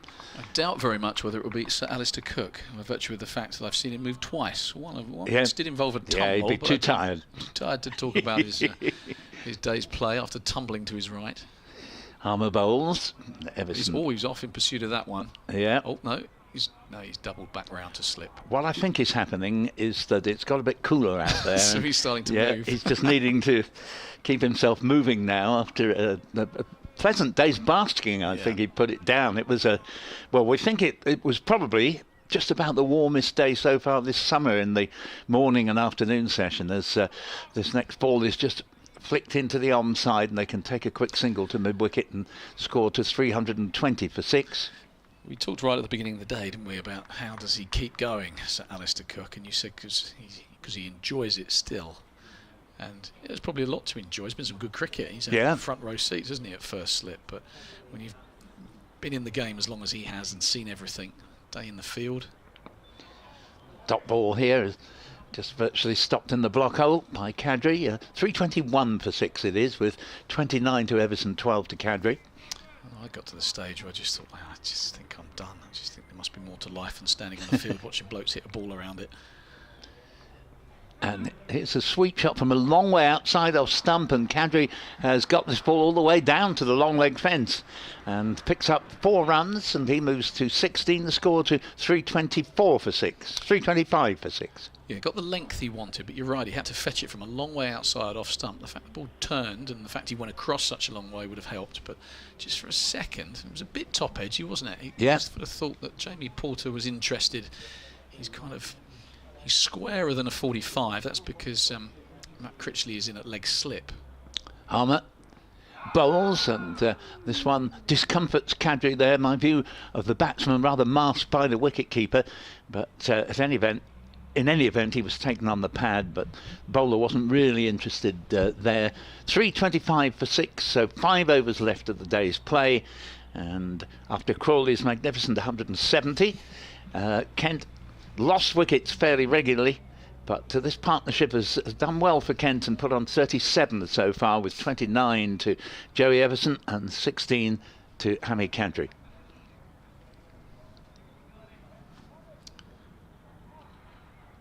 You'd imagine these 5 overs all going to be spin. Their over rate is pretty decent. I'm trying to see where that is on the board as Everson push drives up to mid-on. There's no run. You see an over rate anywhere on that board? I think they're pretty good, I think. Generally get told, don't you? It's on the board somewhere if they're behind. It's there. It's bang in the middle and the bottom right in beneath 619. Okay. So it's got over 8 plus 1. Plus 1, there you go. And that's by virtue of Simon Harmer's 29. I think a spinner bowls 29 overs and you've still got just a plus 1. Yes. Remember once at Tunbridge Wells, you're playing Surrey trying to bowl them out on a wicket that had nothing in it for the seamers. Set them about 4:40, about an hour of day 3 and the rest of day 4. And at one stage we had an over rate of plus 25. It was Andrew Simons and Min Patel. It might have been a record. We were plus 25, and then Surrey didn't lose a wicket till tea and threatened to win the game, so we were able to slow the game right down, and the umpires were going, Dave, you need to get on with the game here, you're deliberately wasting time. I went, we've got an over rate of plus 23, and he's gone. That's the end of Qadri. He is out this time. So the experiment with Critchley, and Paul, you said that he gets his wickets quickly from coming on. Yeah, I'm rather pleased with myself because I said usually within these first 2 overs. There he is. And it's his 9th delivery. Like Nostradamus, you called it. Caught behind by Michael Pepper. Qadri going for a cut shot. We said before he likes to give himself a bit of room. Well, that one he didn't have to. It was there for the stroke. He just nicked it, and Pepper did the rest. So Critchley has struck. Kent lose their 7th wicket, 326 for 7. Everson is up the other end on 30. You're the second person to suggest that I was Nostradamus Newton within a week, because I broke the habit of a lifetime and went very, very strongly. Should explain that I have worked for 25 years in racing as a compulsive gambler for much of my life. I've given up now, but I was very strong on Correct Rambler to win the Grand National a week ago, because basically he won a really good race at the Cheltenham Festival for the 2nd year running. The handicapper didn't have that information when he set the handicap, and basically he was getting in a stone less than he should have carried. And I just couldn't see, bearing in mind trainer and jockey had won the Grand National with One for Arthur a few years previously, so they knew what it took. And I just couldn't imagine him being beaten. Someone said to me, well, what do you think's a danger? I said, there isn't one. Brackets, unless he falls, you know. And you can always get brought down. So you didn't have, because you've stopped your gambling, you didn't have any money on him? Well, this is day, believe it or not, 3,918 since I last had a bet. Okay. It was during the Olympic Games in London in 2012. And quite pleased to have given it up, because some people find it even more difficult than I'd done. I tried several times before, but I have to admit on that occasion I thought, oh, I wouldn't have minded still being in the game at this particular point. It could have lured you back in. Yeah. It would have bitten you down the line. But it's funny, if we'd have done this game before the Grand National, I did have a little flutter, not much, tenner. And my horse came somewhere near the back, so it would have been good to be armed with that information, Paul. Yeah.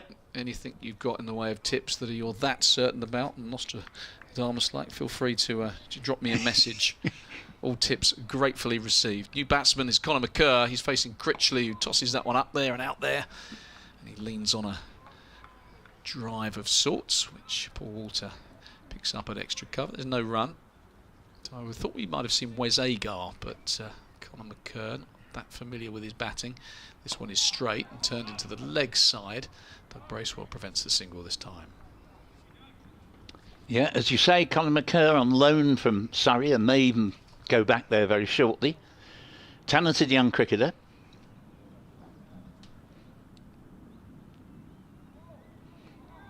No ball from Critchley. David Milne signals. Not often you see that from a spinner.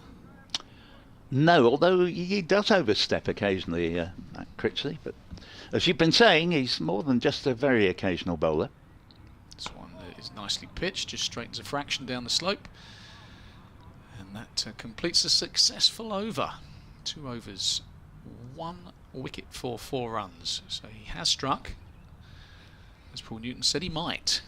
Well, you can be pleased with yourself, because you were suggesting that it might be an idea to give him an over, and of course Porter came back instead and took a wicket with his first ball, and the face of it, one or two of our more lively critics may have said, what do they know, you know. Yes. But actually we've been proved right in that he has taken a wicket as soon as he's come on.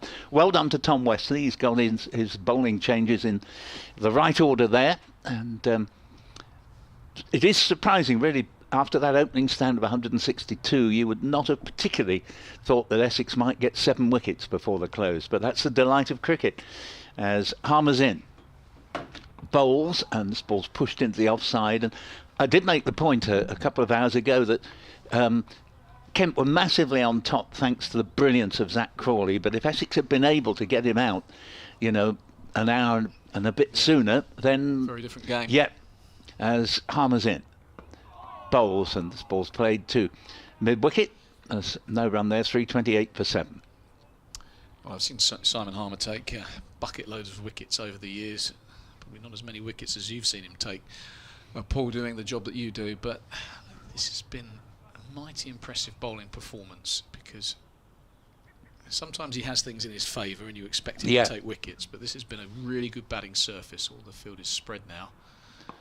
And this ball is just played a few yards down the track. And one of the great qualities of Simon Harmer, he takes immense pride in his own performance.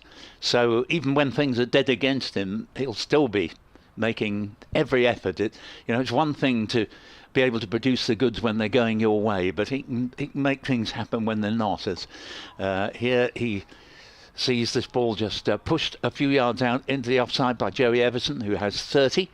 And Kent are 328 for 7, and after this over we have just 4 more. And the sun's still shining, and it's been one of the nicest days you could ever imagine in April. Harmer's in, bowls and single. Played out to the mid-wicket area as Paul Walter swoops on the ball from his great height at deep mid-wicket. And 329 for 7. Harmer's just going to have the one ball at Conor McKerr. He did push the field out, hoping, I think, that Everson would either get out, which would have been result A, or at least get a single, but he smothered the ball with his defensive shots. He did pick up a single on that occasion, so the field closes in around the new batsman. Yeah, he'll be pleased to have a go at the new batsman here. Conor McKerr, who's yet to get off the mark. What's happening? We might be waiting for another helmet, are we? Yeah, I think so. And it's going to be donned by Paul Walter. Blimey.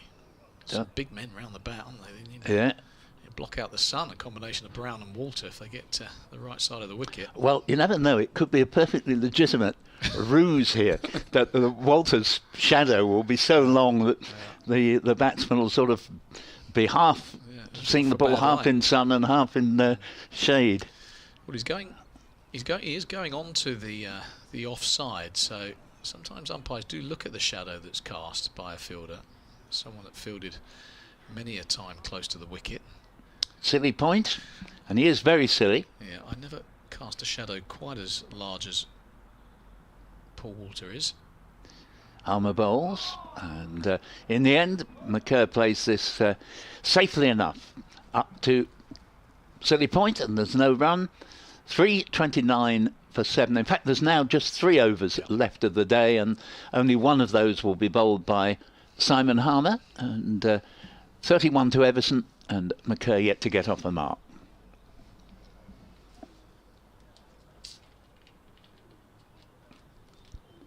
So we're anticipating Wes Agar next. That would be my best guess. I think Nathan Gilchrist might be below him. He did have a rotten run last year, Gilchrist, when I think he got 5 or 6 noughts on the bounce, which I think was some sort of record.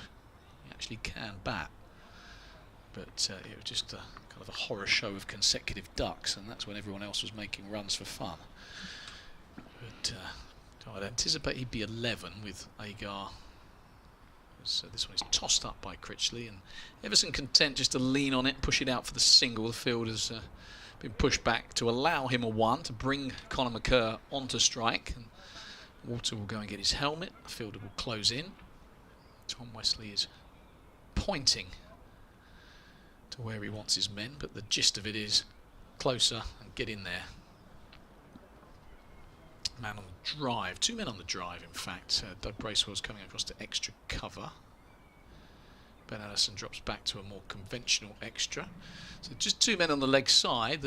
Well, 3 men. There's a catching short leg, a mid-on and mid-wicket. So might try and encourage McKerr to turn this to the leg side. Just short and wide outside off stump and left alone.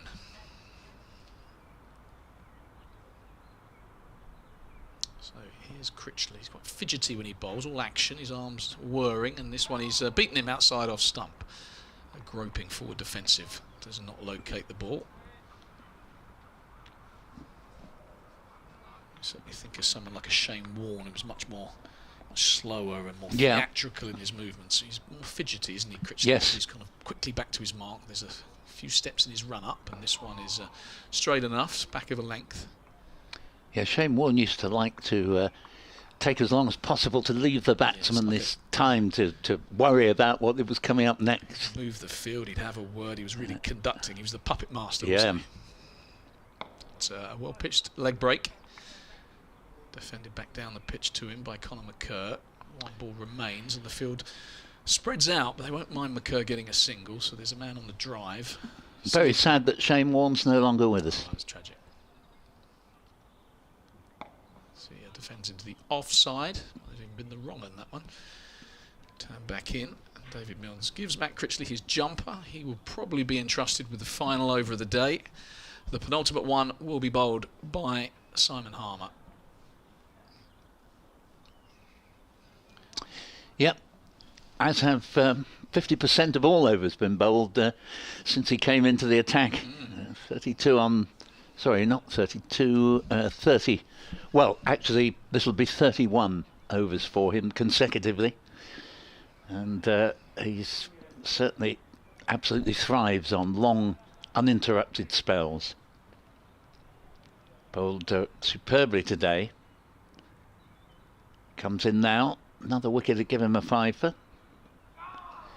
Yeah, just wonder sometimes with an uninterrupted kind of makes sense in the sense, you know, in the sense that he is Essex's premier bowler. I'd suggest. Yeah. You understand why he would bowl uninterrupted, but I just think sometimes it's worth just taking him out the attack give someone 2 or 3 overs. Yeah, quite agree. Because it sometimes breaks the concentration of a batsman. Coming round the wicket now, Harmer bowls, and this ball played by Everson to deepish mid-wicket, single, and Addison Fields, and the score to 331 for 7 as we're now into the final couple of overs of the day. Walter catches the helmet that's thrown in his direction so that he can now field at silly point. We've got a man at each corner, as it were. Silly point, slip, leg slip and bat pad. Harmer is in, bowls to Conor McCurr, turns it round the corner to a man only about 15 yards from the bat at most, Jamie Porter, backward square leg, no run. Everson has moved very nicely on to 33 as Harmer is in, bowls, and McCurr has driven this very pleasantly to get off the mark. They'll get at least 2 here. Doug Bracewell is chasing after it, and in fact the ball has gone all the way to the extra cover boundary, and McCurr gets 4 runs, and the score moves along to 335 for 7.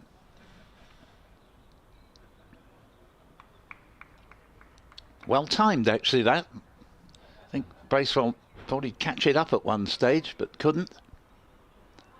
Harmer to McCurr, and defended up to Walter at silly point. There's no run, so Harmer now, just one more delivery, we'll see his day's work done, unless they do put him forward to be interviewed by myself, but I doubt it a little bit, as this last ball is successfully kept out by McCurr. Well played to him.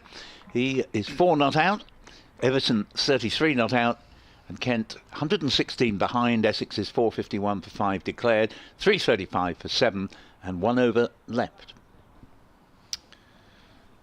Well, it's been a pleasure, Paul, I must say, as we have our has indeed last over together. I'm not here tomorrow. Matt Cole will be back in situ. Right. But, what a day's play we've had. We have, and thank you very much to yourself for getting me out of various difficulties in setting our equipment up earlier, and bringing me various cups of tea and whatever. So thank you very much, much pleasure. Appreciated. I do my best. Thanks to everyone listening and watching for your company. See what transpires. These final 6 balls of the day. It's been a cracker, and turned away by Joey Everson. He wants 2 here. He's got that fine, and he will get 2. He might get 4. No, it will be 2. I stand corrected. It did roll into the rope. He gets 4 runs, so it takes him on to 37. Yeah, we've seen some brilliant hundreds. Tom Westley and Nick Brown played fantastically well. And Zach Crawley, probably the pick of them, 170. But they all played well. That one's left alone by Everson. Did turn outside off stump. And there's Michael Pepper with 52. We've seen brilliant catch. Daniel Bell-Drummond on the boundary, flicking it back into Ben Compton. This one is defended. We've seen some cunning work from Simon Harmer, who's bagged 4 wickets after an early onslaught from Crawley.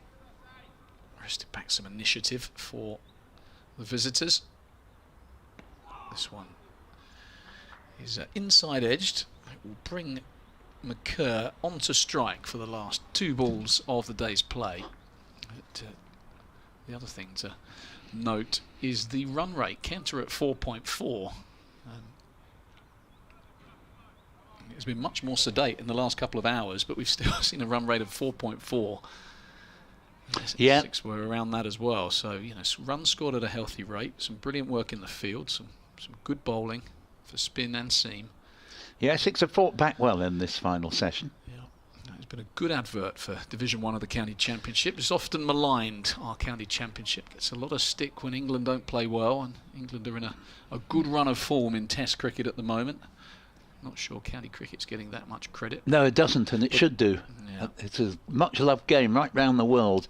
An enormous number of people in various corners of the world ring up to find, you know, how their favoured county is getting on. So tossed up, and McCurr smothers it. Men all round the bat. Always amuses me. Last couple of balls of the day. Everyone comes in. Yeah. Here comes another one. Look, Jamie Porter, he's going to come in. Last ball of the day, we'll get them all in there. But if you're a member or a paying customer, you've had your money's worth today. Oh, you certainly have. So, 1 ball remains. 500 runs in the day, let me say. Absolutely. 340 for 7 in reply to 451 for 5. And Critchley, no ball. We're going to get another ball. We're going to get more value for our money. Not content to give everybody 6 balls of the last over. Critchley wants another one. Who knows? I wouldn't bet against a wicket. But, it doesn't happen. Conor McCurr plays it back down the pitch, stares back at the bowler. It's been a great contest. This Essex shading it with 451 for 5 declared.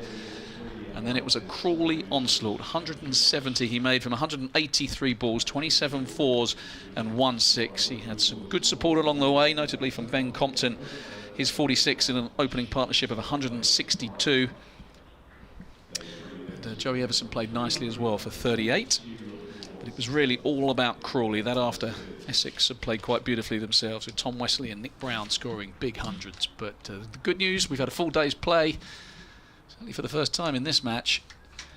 The ground bathed in sunshine as the players walk off, and as Paul Newton said, the crowd have had their money's worth.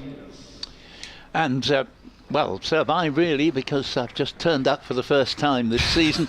Seen a great day of cricket. 504 runs scored on the 504 runs scored on the day. You can't ask for a lot more than that.